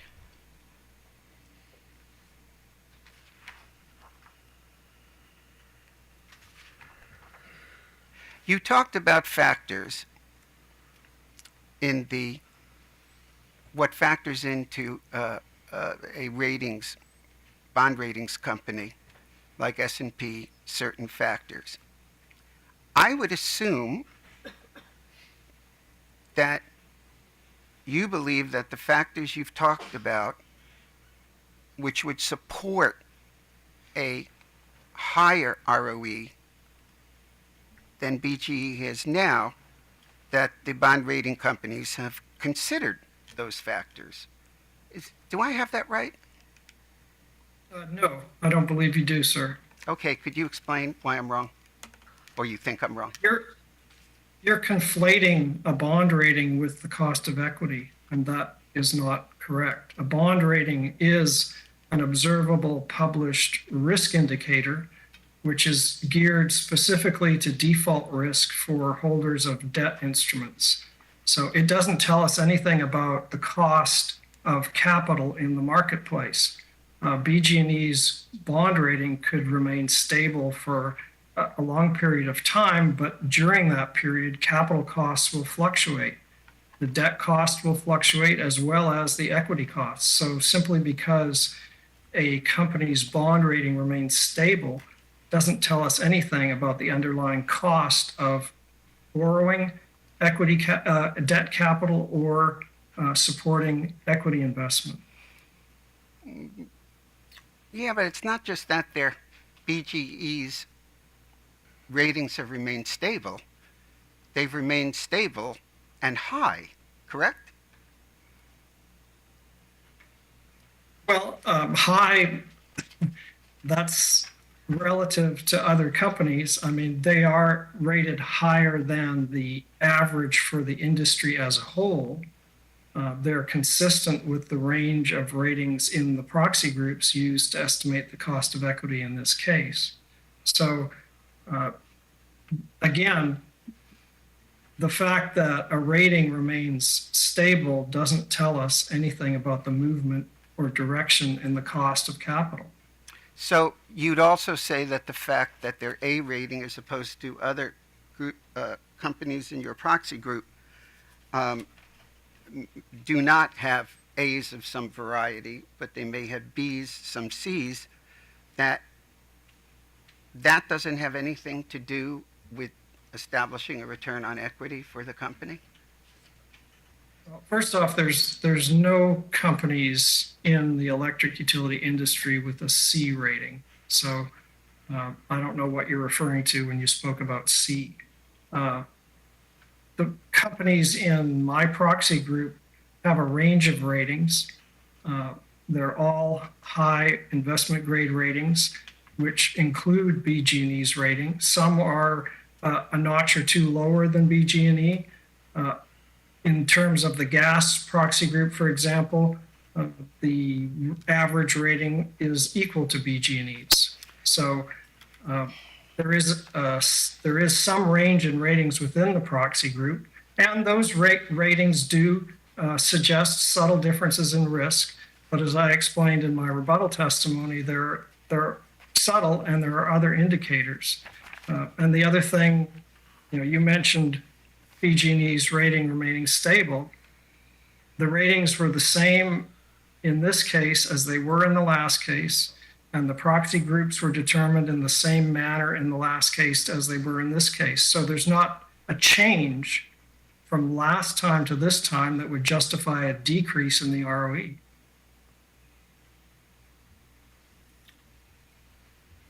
Is there any imminent fear or some sort of facts that would indicate that BGE is anticipating being bankrupt?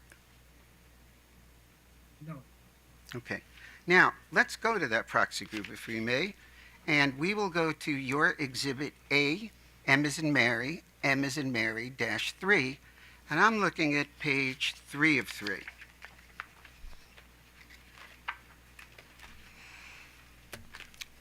And please correct me if I'm wrong. What I see here is that this is your proxy group for the application of your discounted cash flow model, which I will now say is, Madam Reporter, is just capital DCF. Is this your proxy group for the DCF electric group? Yes, sir, it is. Okay, so let's take a look. If you go to number 5, Avista, and you look at value line, it has a 7.3, but it's a box that is colored in blue. Now tell me, doesn't the blue mean that you have excluded it from the proxy group because it doesn't meet or satisfy one of your screens? Yes, that's exactly correct, Mr. Alexander. As I explained in my testimony, I did evaluate DCF estimates both at the low and the high end of the range, just as Mr. McAuliffe did. Okay, so let's go look at number 8, Consolidated Edison. 7.3 excluded, 5.3 excluded, and 6.9% excluded. Correct? Yes. Okay. Now let's go look at 10, DTE Energy Company, 7.2 out, 6.7 out. That's correct, sir. And the Duke Energy is the 7, that's your BR plus SV growth. The 7% is out. Correct? Yes. And then the Entergy Corp at 7.5% return on equity out. Right? Yes. And Evergy, 7.2%, from both IBES and the BR plus SV formula, they're both out, right? Yes. And now we get to 15 IDACORP, where it's out, period. 6.7, 5.4, 5.4, 6.5, they're all out. This company is out of the group, right? Yes, I didn't consider any of those values. Okay. And so, and I'll shorten this, Northwestern Company, the ZAX 6.5% is eliminated from the proxy group. 5.9%, the IBS rating, and the ZAX 7.5% is out. The Otter Tail Company 6.8%, and the BR plus SV growth 7.4 is out. The Pinnacle West Company 5.2, 4.8 is out. The Portland General Electric 6.8, 6.9% out. Public Service Enterprise Company, PSEG, the value line of 7.4%, the IBES of 6.2, the ZAX of 6.5%, they're all out. The Sempra BR plus SV growth, 7.4 is out. Southern Company, 7.5% is out. And then in the WEC Energy Group, the BR plus SV growth is out. Did I state that correctly? Yes. Okay. So you said you looked at now there are certain accepted reasons by cost of capital experts on representing commissions, companies, people's councils that are generally accepted. One of them is that you don't include a company that is in the middle of a merger or a buyout. Is that right? That's generally the case. I mean, I think it depends on the, in a merger and a buyout, yes, I would agree with you, sir. Okay. So are all of these companies you have the blue to, are they all in the middle of having a merger or being bought out? I know you've mentioned one previously in your testimony. Are there others? No, sir, I did not include any companies in my proxy group that were in the midst of a merger or being acquired at the time I prepared the testimony. So they're not in here at all, right? That's correct. Okay. So you said you looked at the high end and the low end and made your expert judgment, looked at the facts. But if I'm reading this correctly,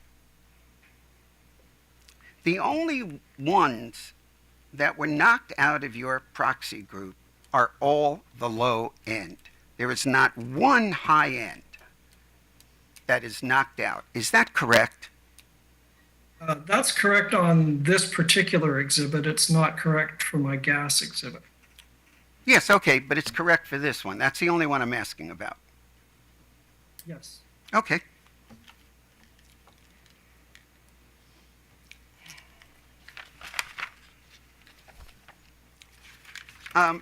If we can you turn to your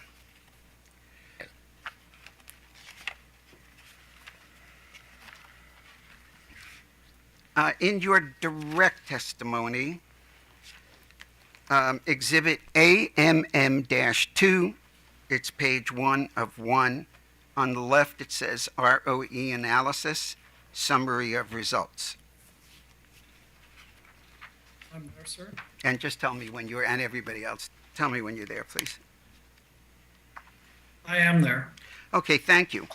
So you have on the left column method, and one of them is the DCF that we mentioned. The other is the capital asset pricing model. Is that right? Correct. And Madam Reporter, that will be shortened or an acronym of all caps CAPM, and that'll be pronounced CAPM.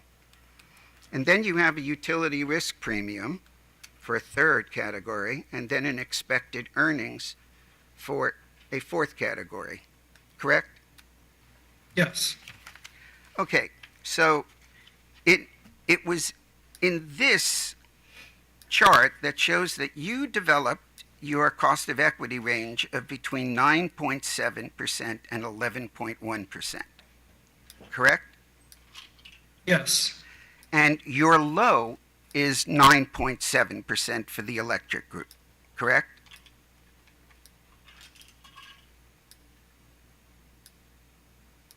Well, the cost of equity range developed on this exhibit applies to both the gas and electric operations of BG&E. I don't have separate ranges for electrics. Oh, yeah, I'm sorry. I apologize. Absolutely agree with you.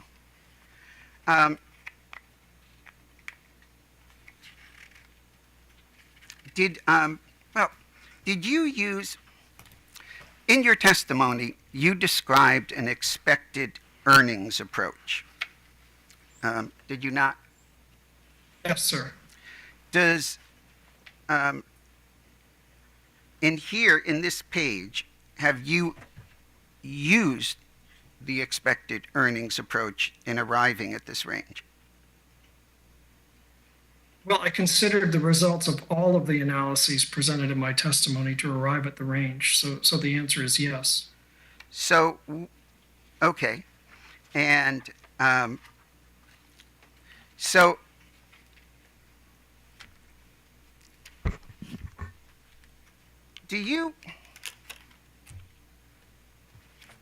would you agree that, at least in recent memory, and you can do this subject to check, that the Commission, in many previous cases, has never accepted the expected earnings approach, and they give it little or no credibility? Would you agree with that subject to check? No, I'm not going to agree with that subject to check. I haven't gone back through all of the commission orders to familiarize myself about their pronouncements on each and every method that ROE witnesses might present. I know they have suggested that there is no single method to reliably estimate the cost of equity, and they're open to considering a variety of approaches. So to the extent that they may have specifically rejected this approach, I can't recall at this time. So in other words, you picked out, and which case are you describing where it said that the commission is open to different methods and doesn't want to prescribe any one particular? Which case was that? Let me look in my direct testimony and see if I can find a reference for you.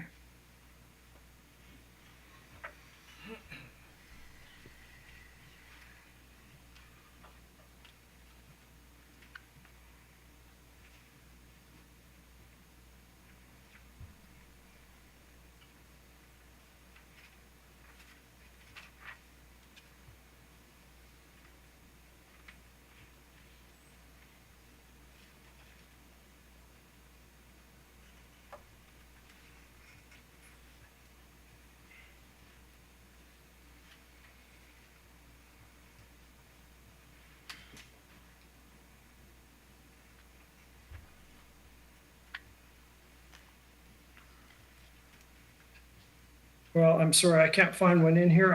I think maybe what I'm thinking about is my reference in my rebuttal testimony to the risk premium approach, and the commission indicated, at least in one decision, that it found that particular analysis was helpful. Where is that in your testimony? Oh, sorry.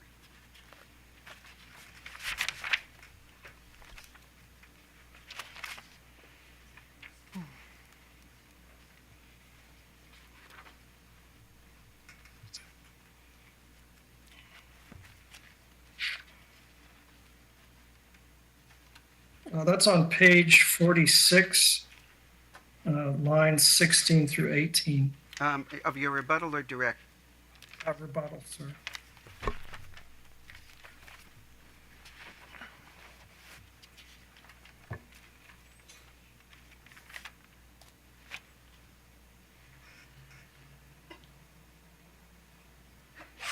Well,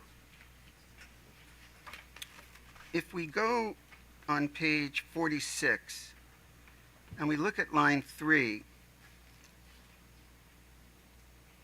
to 5, your testimony states that staff witnessed McAuliffe's recommendation that your risk premium study should be given, quote, little weight, unquote, because it contains ROEs resulting from settlements is also misguided.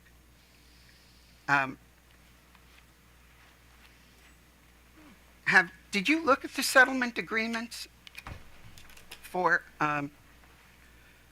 rate cases, in any of the rate cases, say in the last 5 years, 6 years? Did you actually look at the settlement agreements? No, sir. As it states in my direct testimony, I relied on the averages that are published by S&P Market Intelligence in their RRA report. That's pretty much the industry standard for allowed ROE benchmarks, and all the other witnesses in this case have cited that same evidence. Well, so at least in the Maryland jurisdiction, since you haven't read any of the settlement agreements, you're not familiar with the provision in virtually, as far as I know, after 15 years, every one of them that says that this should not be considered as precedent and shall not be cited as precedent in any subsequent case by that party or any other party. You're not familiar with that, I'm gathering, correct? I haven't read those settlement agreements. I mean, I've seen others that are similar. I don't think that's a surprising provision of a settlement agreement. Obviously, the parties don't want that particular ROE to be held over their head in some future proceeding. So I think those types of provisions are very helpful to achieving settlements, because the parties are free to negotiate without that compromising any future position they might want to take in a litigated proceeding. So why would we count them in this average? Why would anybody count as an average when there are trade-offs and when there are provisions in, again, all the settlements that I've seen, that they should not count as any kind of precedent? Why should we include them when they say that they're not precedent? I don't understand. Okay, well, I think we should include them because for several reasons. I mean, the first is, you're right, it is the result of a back and forth negotiation between the parties. And certainly settlements consider a give and take on a variety of issues, but all parties are obviously well represented, and the settled ROE reflects their negotiated position on that issue. The other factor is that investors look to those ROEs as a gauge of what opportunities are available for investment. So whether an ROE results from a settlement or from a litigated proceeding, it still provides information to the investment community. And the last point is that there isn't really any systemic relationship between settled ROEs and litigated cases. So we can't really say that there's no reason to distinguish those values in any systematic way that would lead to us excluding that type of information. And as I said before, all of the other witnesses rely on these same averages, which include settlements. Well, that doesn't make it right, does it? Well, I think my first 3 points told you why it's right, but the second point, the last point, really just suggests that the other witnesses recognize the validity of these benchmarks as well because they cite them in their testimony. What about black box settlements? How do they factor in? They do not. But isn't a compromise ROE included in that black box settlement? S&P Market Intelligence makes a determination based on their review of the various cases whether an ROE is specified in the settlement or not. So presumably if the ROE is specified, then S&P would report it. Okay, so you'd agree that the ROE itself is not determinative, but that it is the interrelationship between the debt and equity capital structure, the interrelationship that makes the value. I'm afraid I don't understand your question, Mr. Alexander. Okay. So let me say it this way. Would you agree that equity is considered more expensive than debt in these kind of analyses? Yes, as I indicated in my response to earlier, there's a risk premium associated with equity because the risks are higher, so the cost is higher. So in one of these settlements,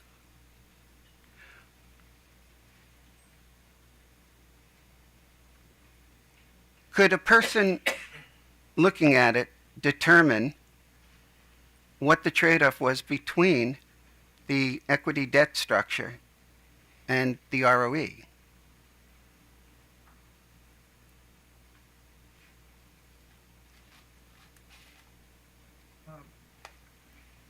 Again, I'm not quite sure what you're referring to.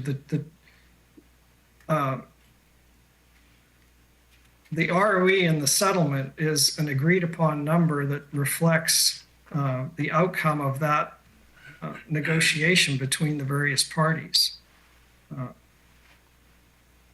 I guess, there is a back and forth on any number of issues within a rate case. Capital structure might be one of them.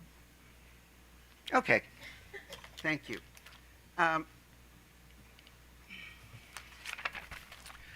So going back to your, I gotta find it now.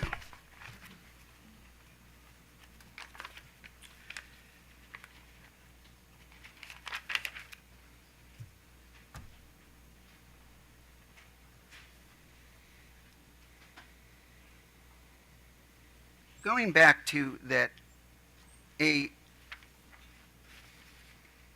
AMM-2, the ROE analysis, summary of results, if I can get you there again.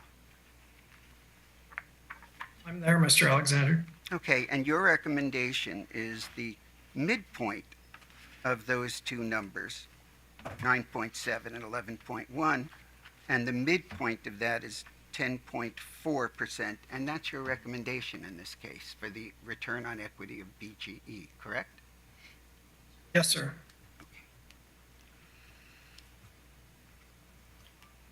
And you'd agree that your CAPM provides the highest ROE estimates from your approaches, correct? Yes. Okay, and if I look at your, well, let me say this first. An ECAPM is an empirical capital asset pricing model, correct? Yes. So, Madam Reporter, that's all capital letters ECAPM. Okay, if I look at your CAPM ECAPM results, I see that the average ECAPM result is about 100 basis points above the CAPM result. Is that correct? I'm not sure what you're referring to when you talk about ECAPM. Oh, I didn't include the ECAPM in my testimony. And why didn't you include it in your testimony? Primarily just to try to reduce some part of the controversy over estimating the ROE. Well, would part of that controversy being that you have read in whatever limited amount of orders that you've read, that our commission has stated on a number of occasions that they give little, if any, credibility to the ECAPM method, and staff has testified to that in the past as well. Would that be part of that controversy? It would be part of it. I still support the methodology. I think it is a useful method, but again, for purposes of this case, I did not include it. Okay. On page 187, I want to make sure I have to tell you, of course. I think it's your direct. So if I can take a second, maybe I got a page wrong.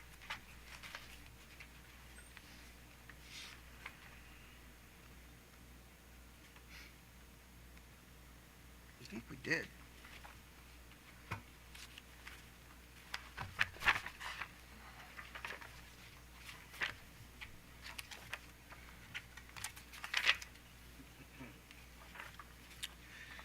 Oh my.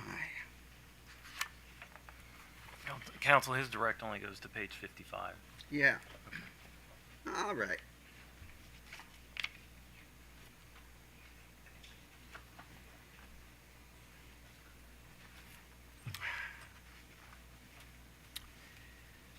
I'm going to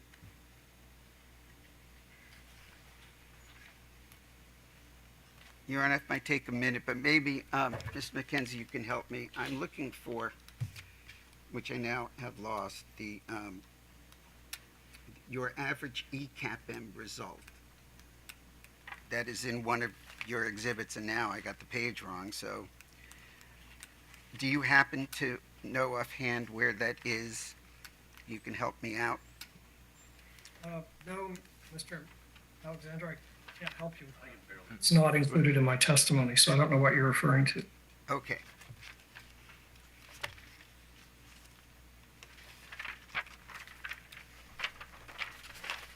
We're going to move on.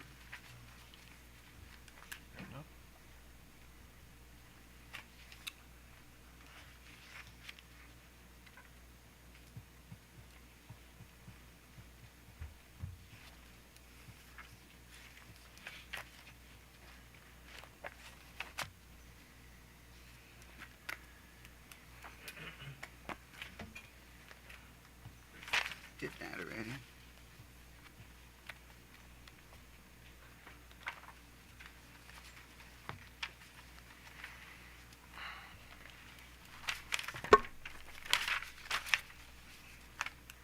Your Honor, if you'd bear with me for a minute, as you see me flipping, I'm cutting out questions.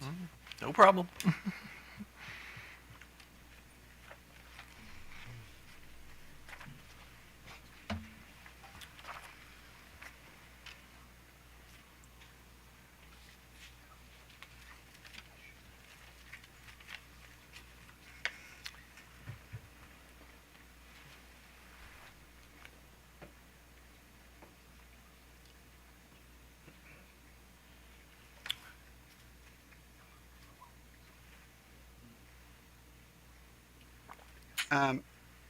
I'm going to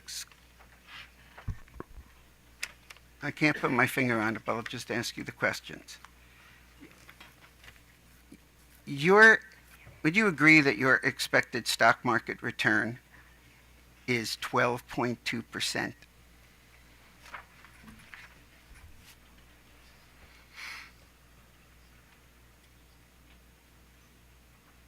And you can do that subject to check if you can't put your finger on it. Otherwise, don't worry, we'll wait. Yes, I agree with you. Okay. And you talked about what investors expect, what investors are looking for. Is that what investor firms overall are telling their investors to expect? That they should expect an annual stock market return on average of 12.2%? Is that what you're saying? That the majority of investment firms or mutual funds, whatever finance investor materials are out there, is it your testimony that the majority of them are telling their subscribers, investors, that the expected stock market return will be 12.2%? No, my 12.2% market return that I use in the CAPM isn't based on a survey of investment firms. As I indicated in my testimony, it's based on a DCF study for the dividend-paying companies in the S&P 500. So it directly incorporates investment information that's out there in terms of stock prices, dividends, and growth rates that are influenced by investors, but it is not a survey of investment firms. Well, is there some reason why you didn't go and look at some of the materials from investment firms to actually find out what they are telling investors? Rather than inferring it, I'm sorry, rather than an inferential, which is what I believe you just said, is there some reason why you didn't go to the horse's mouth and see what they're actually telling investors and they're getting paid for it? Because if they give bad advice, they won't have customers. Yeah, there is a reason. Basically, I'm not going to some subset of selected publications that publish a risk premium or a return for some specific purpose. I'm looking at the actual data in the capital markets, which is a methodology that has been used in peer-reviewed financial studies. It's the methodology that FERC has adopted to apply the CAPM.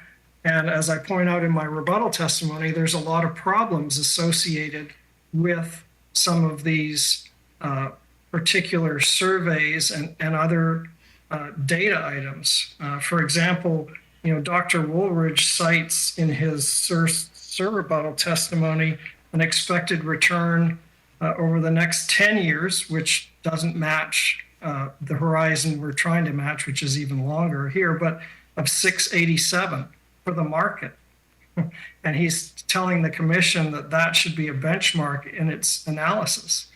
And 687 is basically 87 basis points higher than the current yield on BBB utility debt. And if you use Dr. Woolridge's beta and his risk-free rate, it says the cost of equity for BG&E should be 6.4%. Well, I'll tell you, that would get the attention of investors. Well,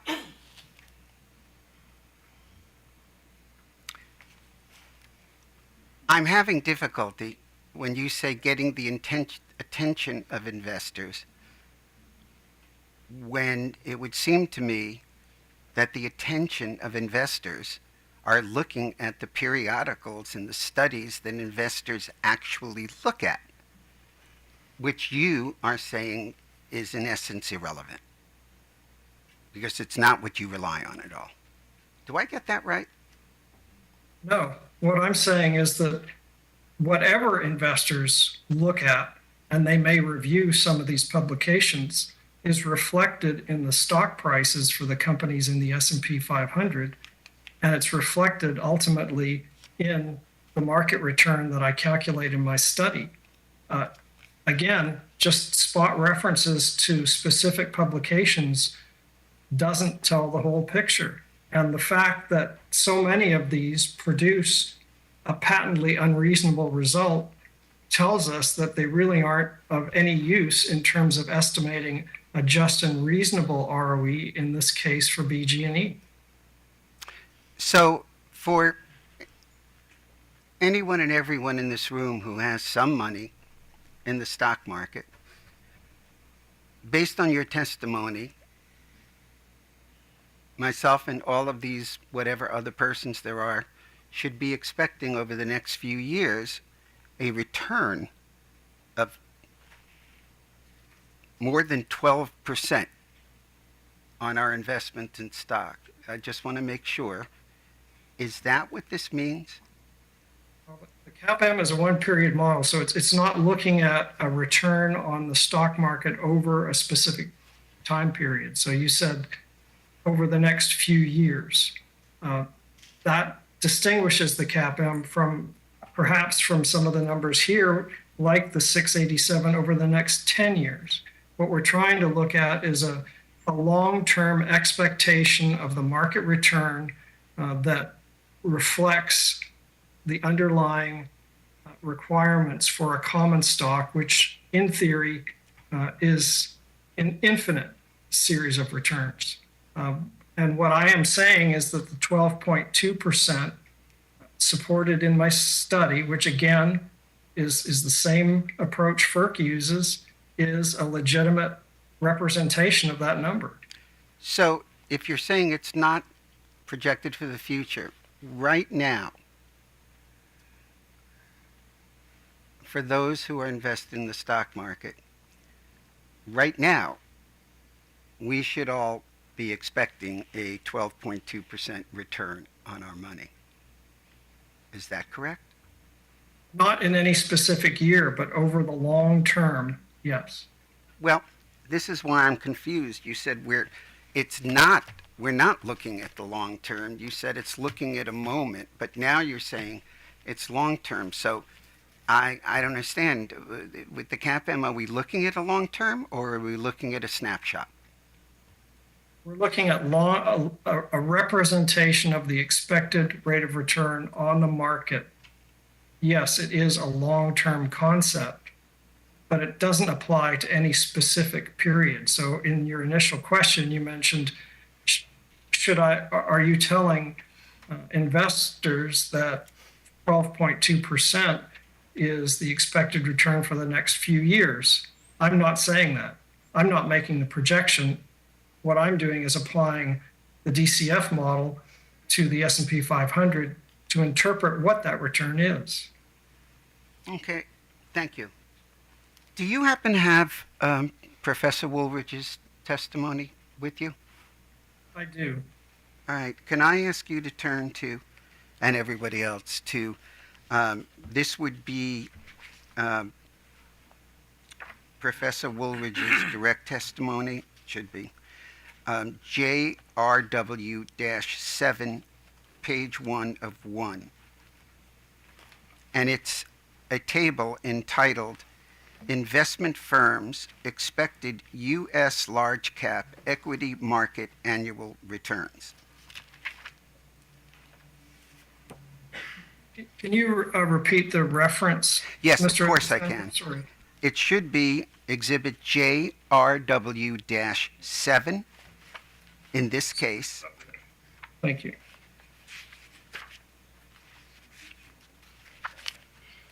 And I'm pretty sure that's the direct testimony. Yes, I have 7, and the page reference? It's just page 1 of 1. Oh, I don't have it here. You mean the page number on the bottom? It just should be one. JRW-7 is just one page. Excuse me. That's okay. Take your time. Okay, I have it. Okay, so I'm just circling back for 1 second because we were talking about investment firms, and I think you would agree that if you take a look under investment firms, the left column, I think you would say that Alliance, BlackRock, I think BlackRock is the largest, a few $1 trillion they're managing, Fidelity, Invesco, JP Morgan, Northern Trust, Schwab, T. Rowe Price, Vanguard. You'd agree that investors put their money with or through this company and generally take or consider recommendations about how to invest and what to invest in. You'd agree that this is what investors, real life investors, do, correct? Well, I agree that there are real life investors that use these firms for any number of aspects of investment management. Okay, so when we take a look at the duration of forecast, which is no more than 20 years, but basically an average of 10 years, and what they say, each one of them, on the right column, is what they are forecasting, predicting, recommended to real life investors of the expected return on U.S. United States large cap equities. There is not one of them that is reasonably close to 12.2%. You'd agree with that? Yes, I would. Okay.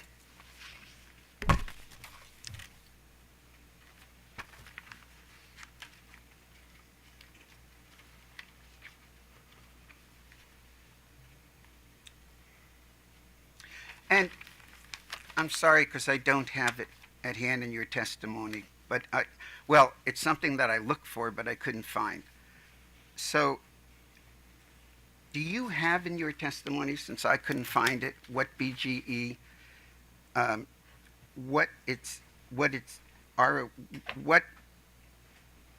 ROE BGE has earned in the past 3 years?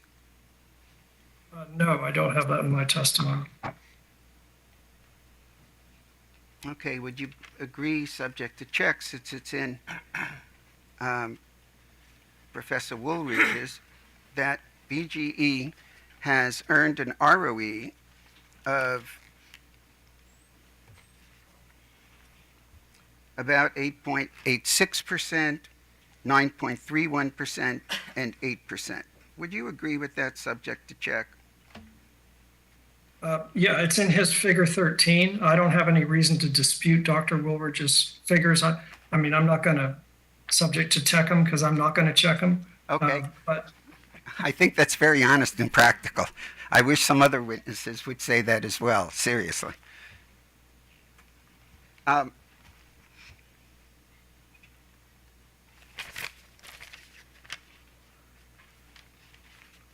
would you agree that earning these return on equity numbers, that they've raised capital, they've successfully raised capital for BGE's needs?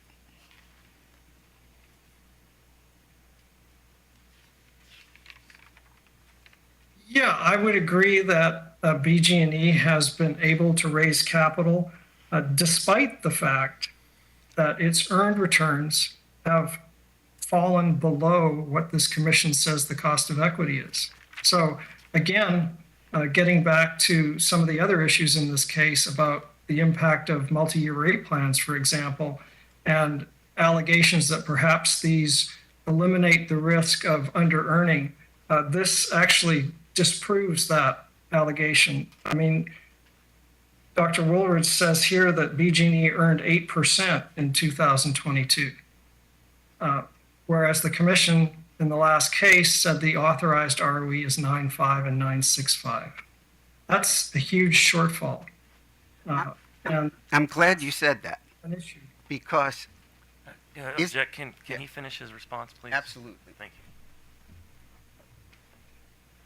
Yeah, no, I just wanted to merely point out the fact that the MYP has not insulated BG&E, at least according to Dr. Woolridge's table, from earning less than what the cost of equity is, as this commission has determined it.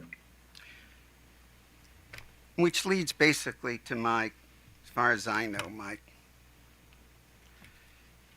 last questions, which is, when the commission awards a certain return on equity to a company, is that a promise that the company must earn or will earn that amount? Or is it something that if the company is managed efficiently and well in all aspects, that's the highest that they are allowed to earn, but they're not guaranteed that ROE? Is that correct? You're partly right, Mr. Alexander. I agree with you that the company is given an opportunity to earn that. It's not a guarantee. I agree with that. It is not a guarantee.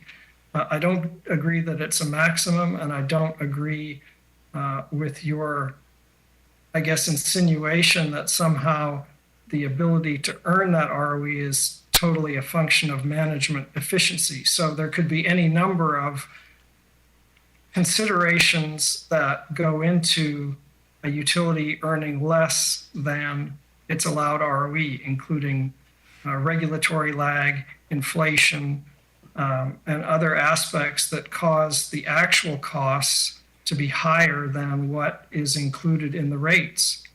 Declining consumption in the absence of mechanisms to adjust for those types of things can be another one.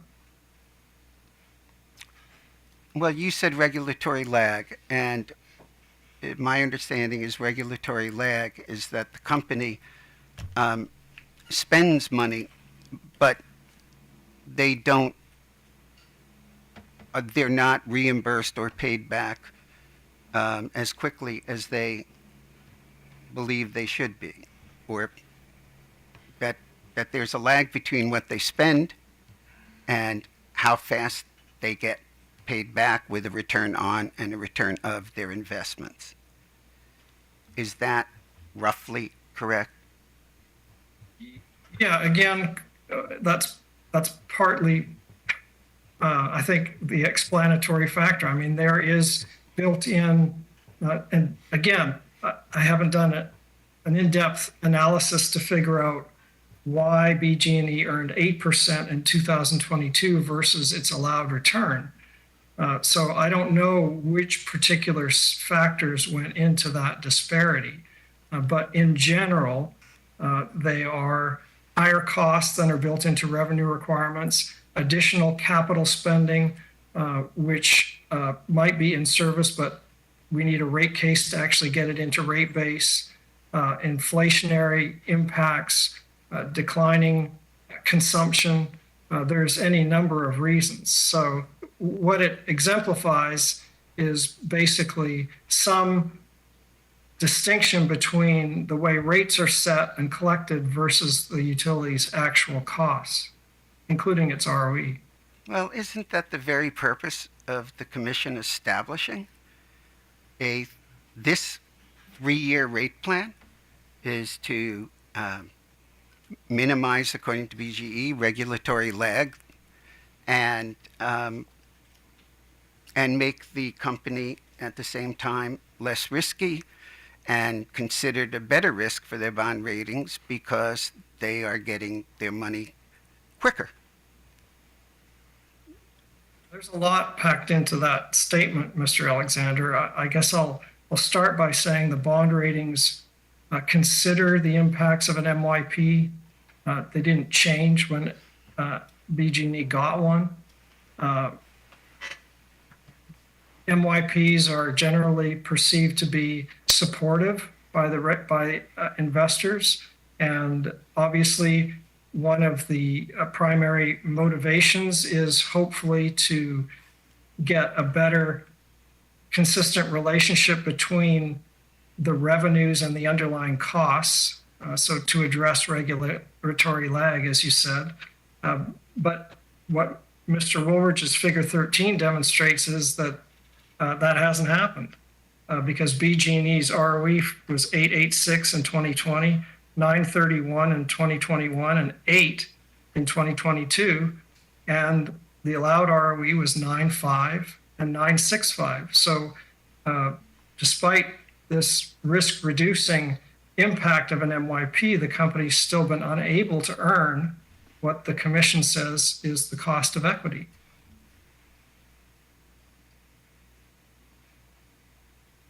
You're right, there was a lot packed in there. You're absolutely right.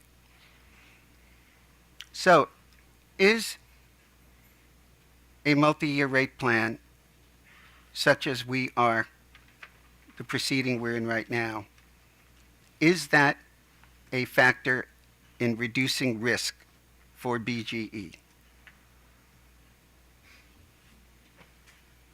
Well, again, I believe that the investment community generally views multi-year rate plans, including BG&E's, to be supportive of credit metrics and the utility's ability to earn its allowed ROE. So there is some risk-reducing impact associated with the MYP, not enough to change its bond rating. And in terms of evaluating the cost of equity, the salient issue really is how does that risk compare with a proxy group we use to estimate the cost of equity. The word, and this is my last 2 or 3 questions. I know lawyers always say that and don't, but it is. You use the word supportive, correct? Yes. And supportive is often in bond rating reports. That word is often used to the more supportive the regulatory environment is, then the better risk that company, regulated utility, is. Is that correct?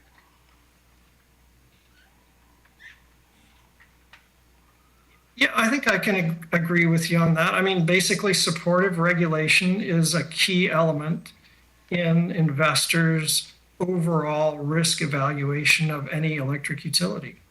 Okay, so when the bond companies use the word supportive, they're talking about supportive of the company, but they're not referring to supportive of ratepayers. Correct? That's correct. Okay. I promise that was the end. Thank you, everyone. I appreciate it. Mr. Herson, redirect. Does staff have any questions? Oh, I forgot. Yes, sorry. Good afternoon, Chair Hoover and Commissioners. No offense, we did not, That's didn't okay. forget you, so go right ahead, so. Okay, and good afternoon, Witness McKenzie, Catherine Moriarty, Staff Counsel on behalf of staff. Afternoon. Mr. McKenzie, in your live testimony, you discussed interest rates and bond yields. Is that correct? Yes. Is it your understanding that Witness McAuliffe stated in his testimony that bond yields should not be considered when determining an ROE?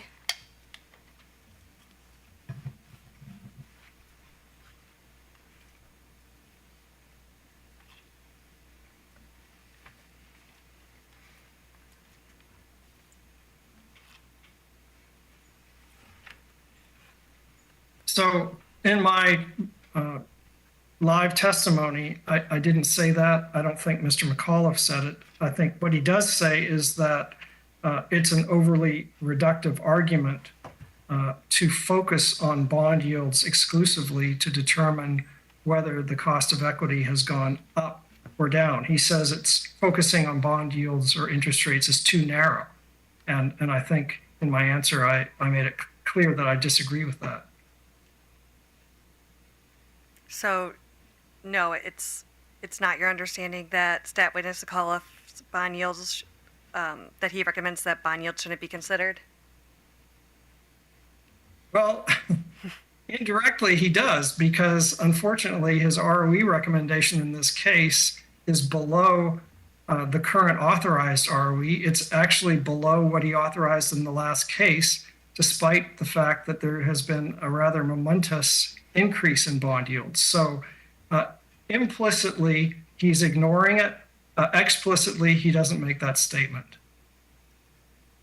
Okay. And doesn't Staff Witness McAuliffe's CAPM include 30-year bond yields and treasury bonds? And doesn't that include that? His CAPM analysis does include a treasury bond yield, yes. And that is based on, and that includes interest in those bond yields, correct? Well, the bond yield is a representation of the return on the bond. It's computed based on the price and the interest paid. So I think I can agree with you. Okay, thank you. Staff has no further questions. Okay, Mr. Herson, any redirect? Just one question, Your Honor. Mr. McKenzie, a long time ago at this point, I think Mr. Alexander pointed you to your AMM-3 exhibit, page 3 of 3. Can you turn to that, please?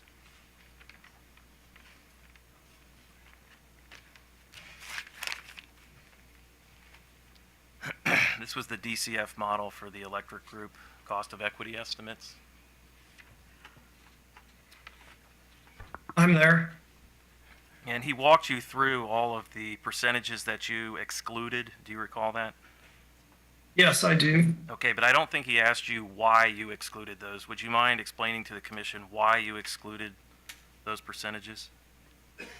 Yes, I'd be happy to.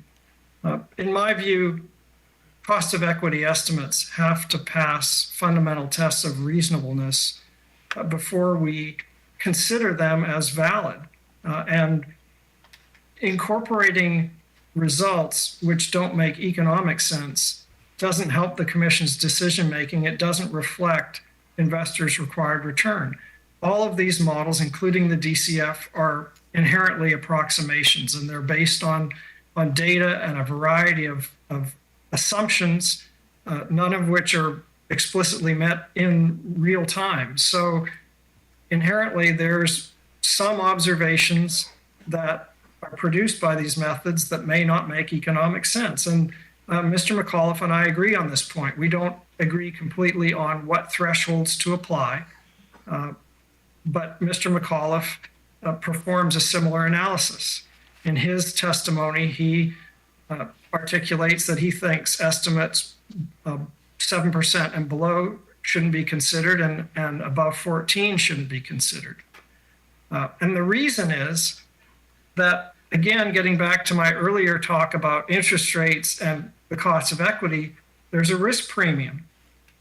And if the implied result from a model like the DCF model produces a number that's close to the cost of debt, it's not a very good estimate of what investors will require to invest in common stock. So, again, we have different thresholds. As I explained in my rebuttal testimony, FERC applies a similar approach in terms of evaluating cost of equity estimates at the lower and the higher end of the range, and they have a formula. If you applied the formula now, it would be around probably 7.4% as a threshold on the bottom end. But that's the reasoning. And the reason that there's no higher numbers excluded is because those numbers were not produced by my model. So, in other words, Mr. McAuliffe says we should throw out any number above 14. There's no numbers that high on my DCF study, and that's why there's none shaded to indicate that I threw them out. Whereas on the gas DCF side, I eliminated one low number and one high number because that's what the thresholds suggested. Okay, thank you, Mr. McKenzie. I have no further questions, Mr. Chair, but I want to thank the commission and all the stakeholders and the parties for allowing us to have Mr. McKenzie appear virtually. I know that's unusual post-COVID, so I appreciate that accommodation. Thank you. Well, we understood the situation, and we're glad to make the accommodation. So, questions from the commissioners? Commissioner Richard? Just for the record here, I think we've covered this very, very thoroughly, and at times this is important, but a little bit mind-numbing at time getting into this level of detail.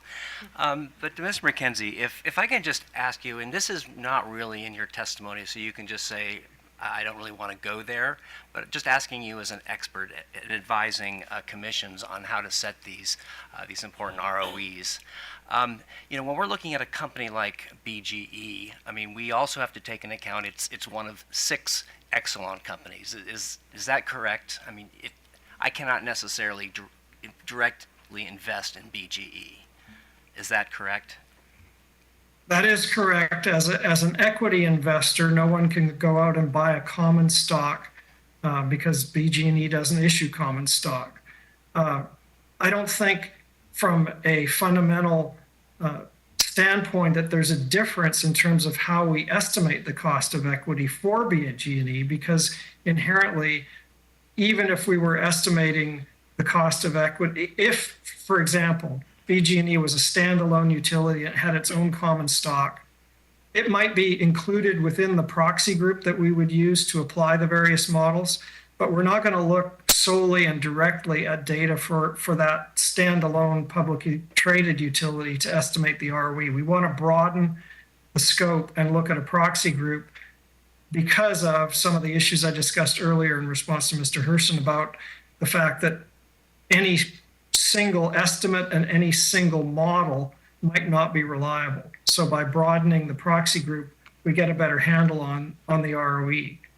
So you're right in the sense that we can't look directly at BG&E, but even if BG&E was a standalone publicly traded entity, we wouldn't look directly at BG&E alone either. Okay. Yeah, fair enough. But as we look at BG as part of this portfolio of companies, Exelon does have some, a significant responsibility for the management of BGE and also really to sell its portfolio, its company, to investors. Is that a fair way for a commissioner to approach this? I mean, that this is also a responsibility of Exelon. I think it's important for the commission actually there is a separation between an operating utility, and I won't speak to how BG&E is managed. I think that question would be better directed to someone within the company. But in terms of the overall approach, we aren't looking at Exelon. We're focusing on the risks and opportunities of operating BG&E, period.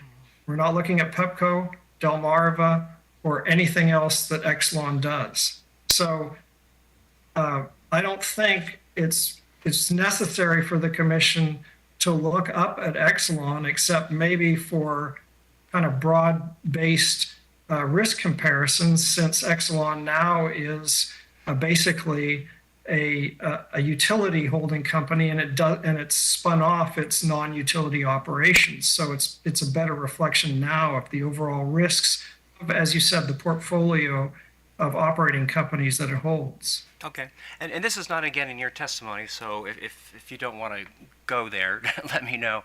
But you can go to Investor Relations on the Exelon's website, and they provide quarterly updates as far as, to investors on, what they should expect, what the, and what's happening, risks, rewards for the company. So when I look at that, I see that, one, after looking at all these scholarly analysis like you've done and the, our staff and OPC have done, I also take note that Exelon reports, that it's, it has a target for all of its companies' ROEs, as a portfolio, and they shoot for those to be within 9 to 10% range. And so it appears that we actually have broad agreement, that among all your scholarly agreements, there is, they all fall somewhere within that 9-10%. And if we just kind of, generally shoot right for the middle, that should, again, it fits within your analysis and staff analysis, and it fits really within what Exelon is how they're marketing their portfolio of companies. So isn't like 9.5% a good place for a commissioner to look and find as a good middle ground, a fair and supportable position? Yeah, I'd have to respectfully disagree with that. I mean, I'm not familiar with the particular 9 to 10% range that you refer to, or what that actually might refer to. I don't know if that refers to expected earned returns or ROEs as we're talking about them today, which is operating ROEs, market cost of capital. Okay. So I'd have to caution you on that. Okay.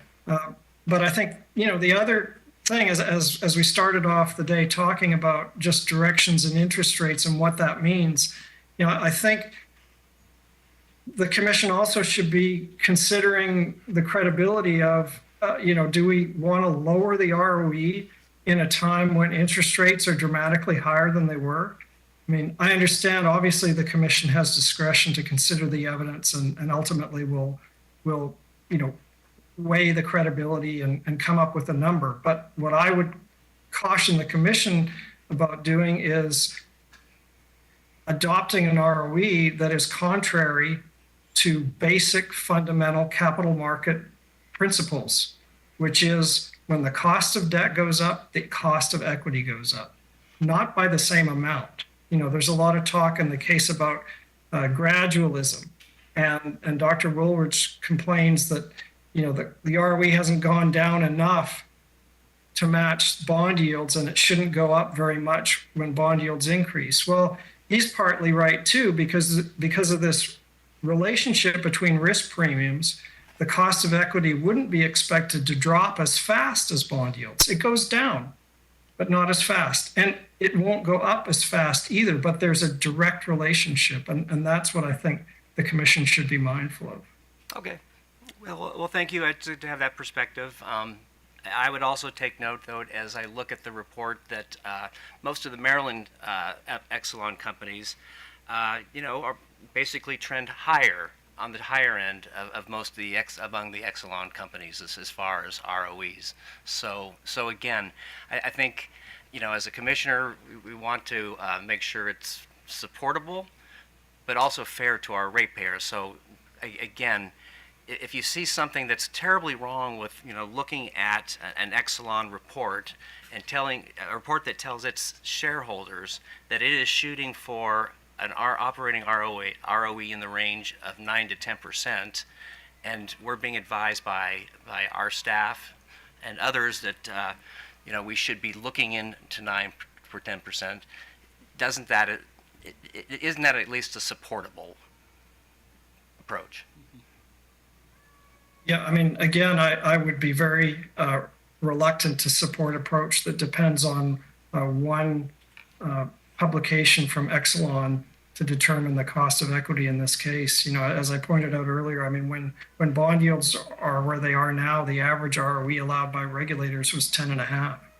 So I don't see any credible basis to lower the company's ROE in this case.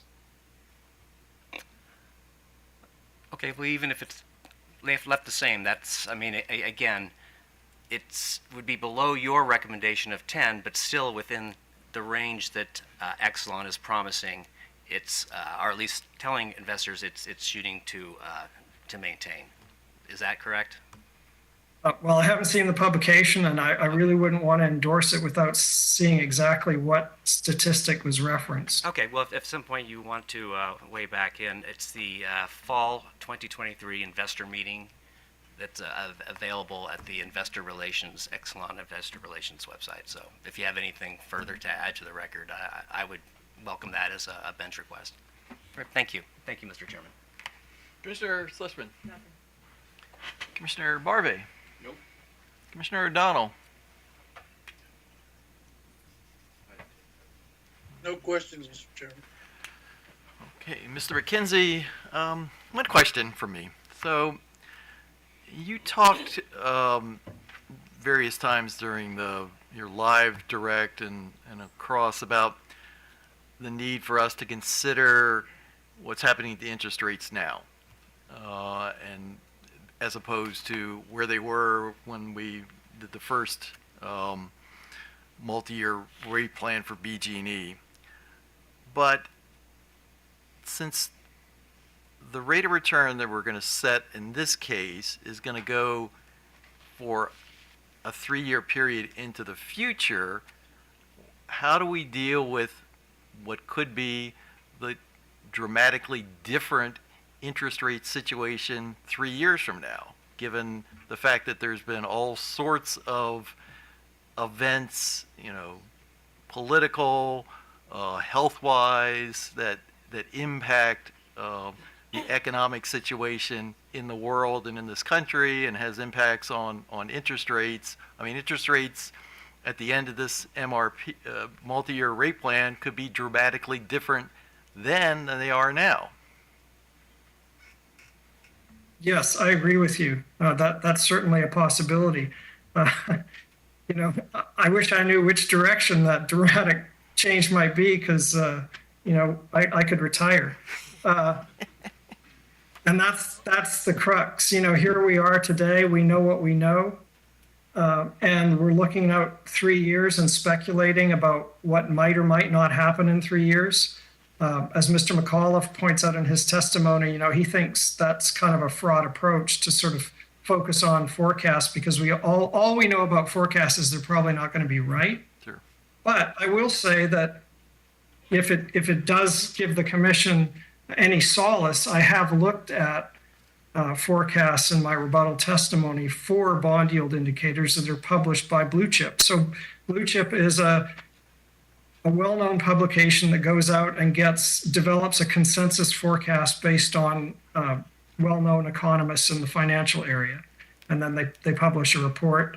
Their long-term publications as of June this year show basically flat rates at present levels over the intermediate term, including the term of the MYP.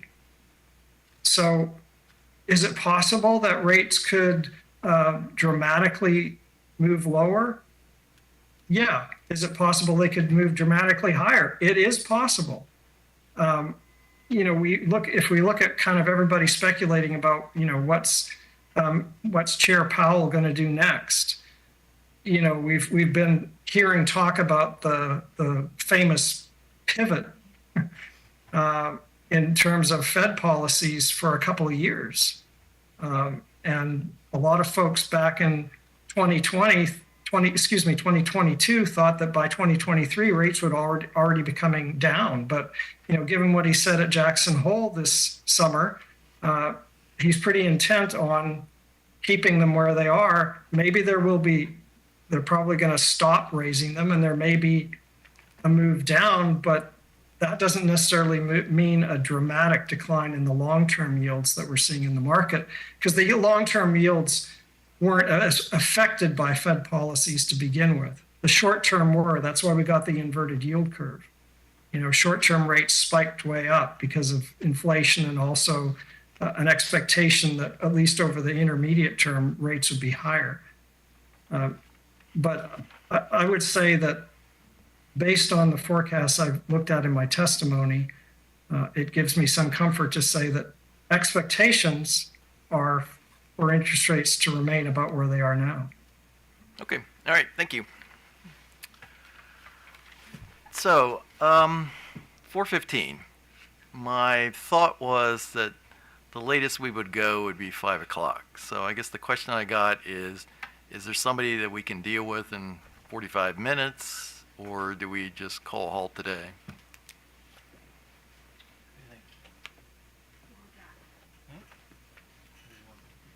Could we have 2 minutes? Sure. Go ahead.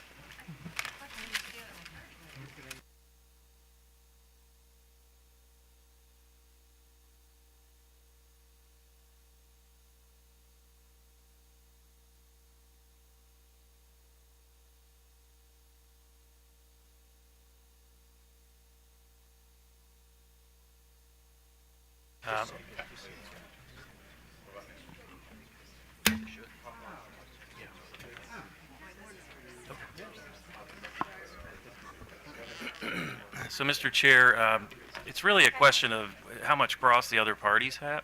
Oh, I'm sorry.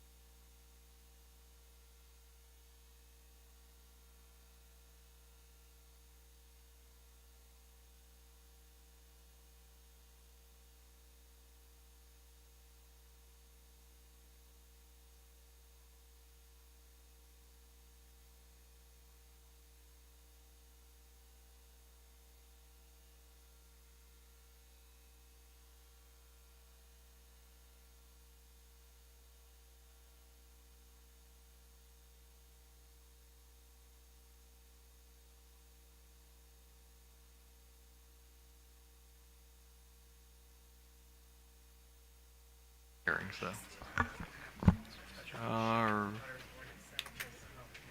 All right, back on the record.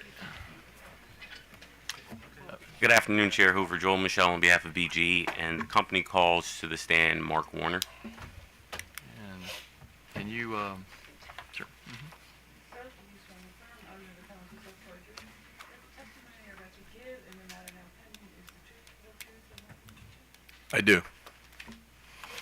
Could you state your name and employer for the record, please? Mark Kent Warner. I work for Gable Associates. And Mr. Warner, do you have before you the direct testimony of Mark Warner, which was filed on February 17, 2023, consisting of 36 pages? I do. Mr. Chair, I'd like to have Mr. Warner's direct testimony marked as Exhibit 9. So, Mark. Do you also have before you the rebuttal testimony of Mark Warner, which was filed on July 31st, 2023, and consisting of 11 pages? I do. Mr. Chair, I'd like to have Mr. Warner's rebuttal testimony marked as Company Exhibit 10. So, Mark. Mr. Warner, did you prepare or have prepared under your direction your direct and rebuttal testimonies? Yes, sir. Do you have any corrections to your direct testimony? No, sir. Do you have any corrections to your rebuttal testimony? No, sir. And if I were to ask you the same questions that were posed to you in your direct and rebuttal testimonies, would your answer be the same? They would. Your Honor, I move to admit Companies Exhibits 9 and 10 to the record. Seeing no objections, admitted. Mr. Warner is available for cross, although I hear there is no cross. So, just so I'll run down the line. Walmart. No cross, Your Honor. Sierra Club. No cross, Your Honor. Amtrak. No cross, Your Honor. Montgomery County. Right here. Supplier Coalition. Prince George's County. IBEW. Okay.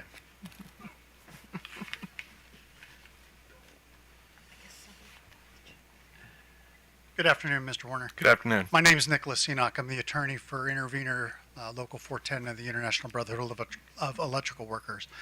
I do have one question. Are you aware of any standardized programs to teach people how to install EV units? My testimony was about benefit cost analysis, but as a general matter, yes, there are a variety of programs being developed nationwide to develop the workforce in that area. So I don't have any details, but I know generally those are available. Okay, and are you, and maybe you don't know, but are you aware if the International Brotherhood of Electrical Workers, through its joint apprenticeship programs, has such a program? I'm not aware. Okay, thank you so much. Mm-hmm. Department of Defense. No cross, Mr. Chairman. Maryland Energy Administration. No cross, Mr. Chairman. Office of People's Counsel. No cross from OPC, Your Honor, but while I'm speaking, after my cross-examination of Mr. Oz, I neglected to move to admit into evidence OPC 4. So when it's convenient to the Commission, I'd request an opportunity to do that. So you want to admit just Exhibit 4 or 1 through 3 or 1 through 4? I already moved 1 through 3. Oh, that's right. Yeah. Never mind. Yeah. So Exhibit 4, the study from Colorado. Correct. Any objection? No, we checked. Okay. No, Your Honor. Okay. So Exhibit 4 of OPC is admitted. Thank you, Your Honor. And you said no cross, correct? Correct. Staff. Staff has no cross for this witness. Thank you. Any questions from any of the commissioners? Commissioner Barve? Nope. Commissioner Richard? No.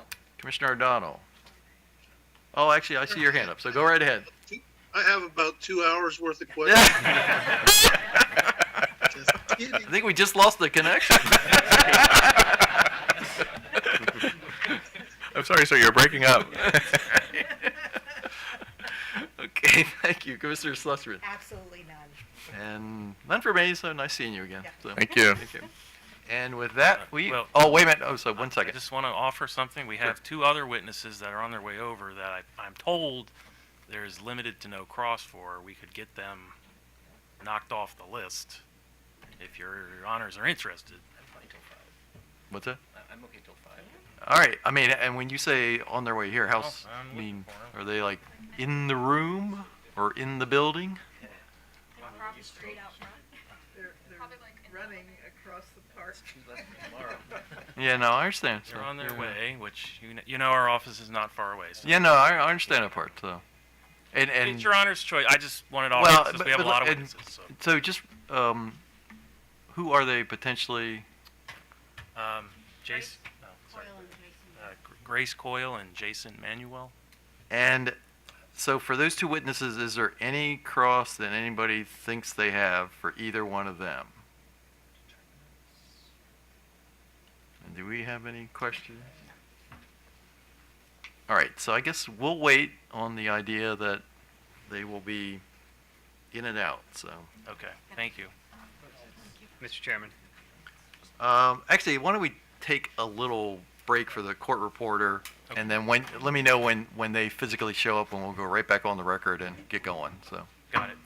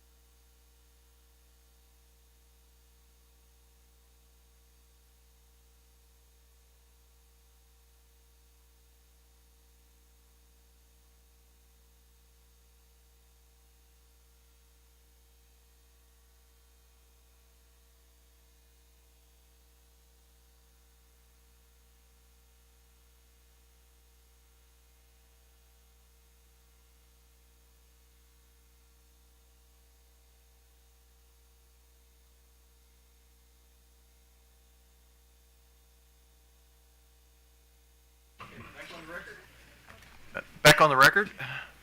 So, good afternoon again, Chair Hoover. We have marked Jason Manuel's testimony as Company's Exhibit 11 and Grace Coyle's testimony as Company Exhibits 12. And considering that there are no cross-examination questions, in my understanding there's no questions from the bench, we offer these into the record as stipulated testimony. Okay, so BG&E Exhibit 11 is marked as stipulated, and 12, same situation, and I take it no objections to admitting them into the record? Yeah, that's correct. No, you're So admitted. And with that, we are adjourned. Who's 11 and who's 12? Jason Manuel.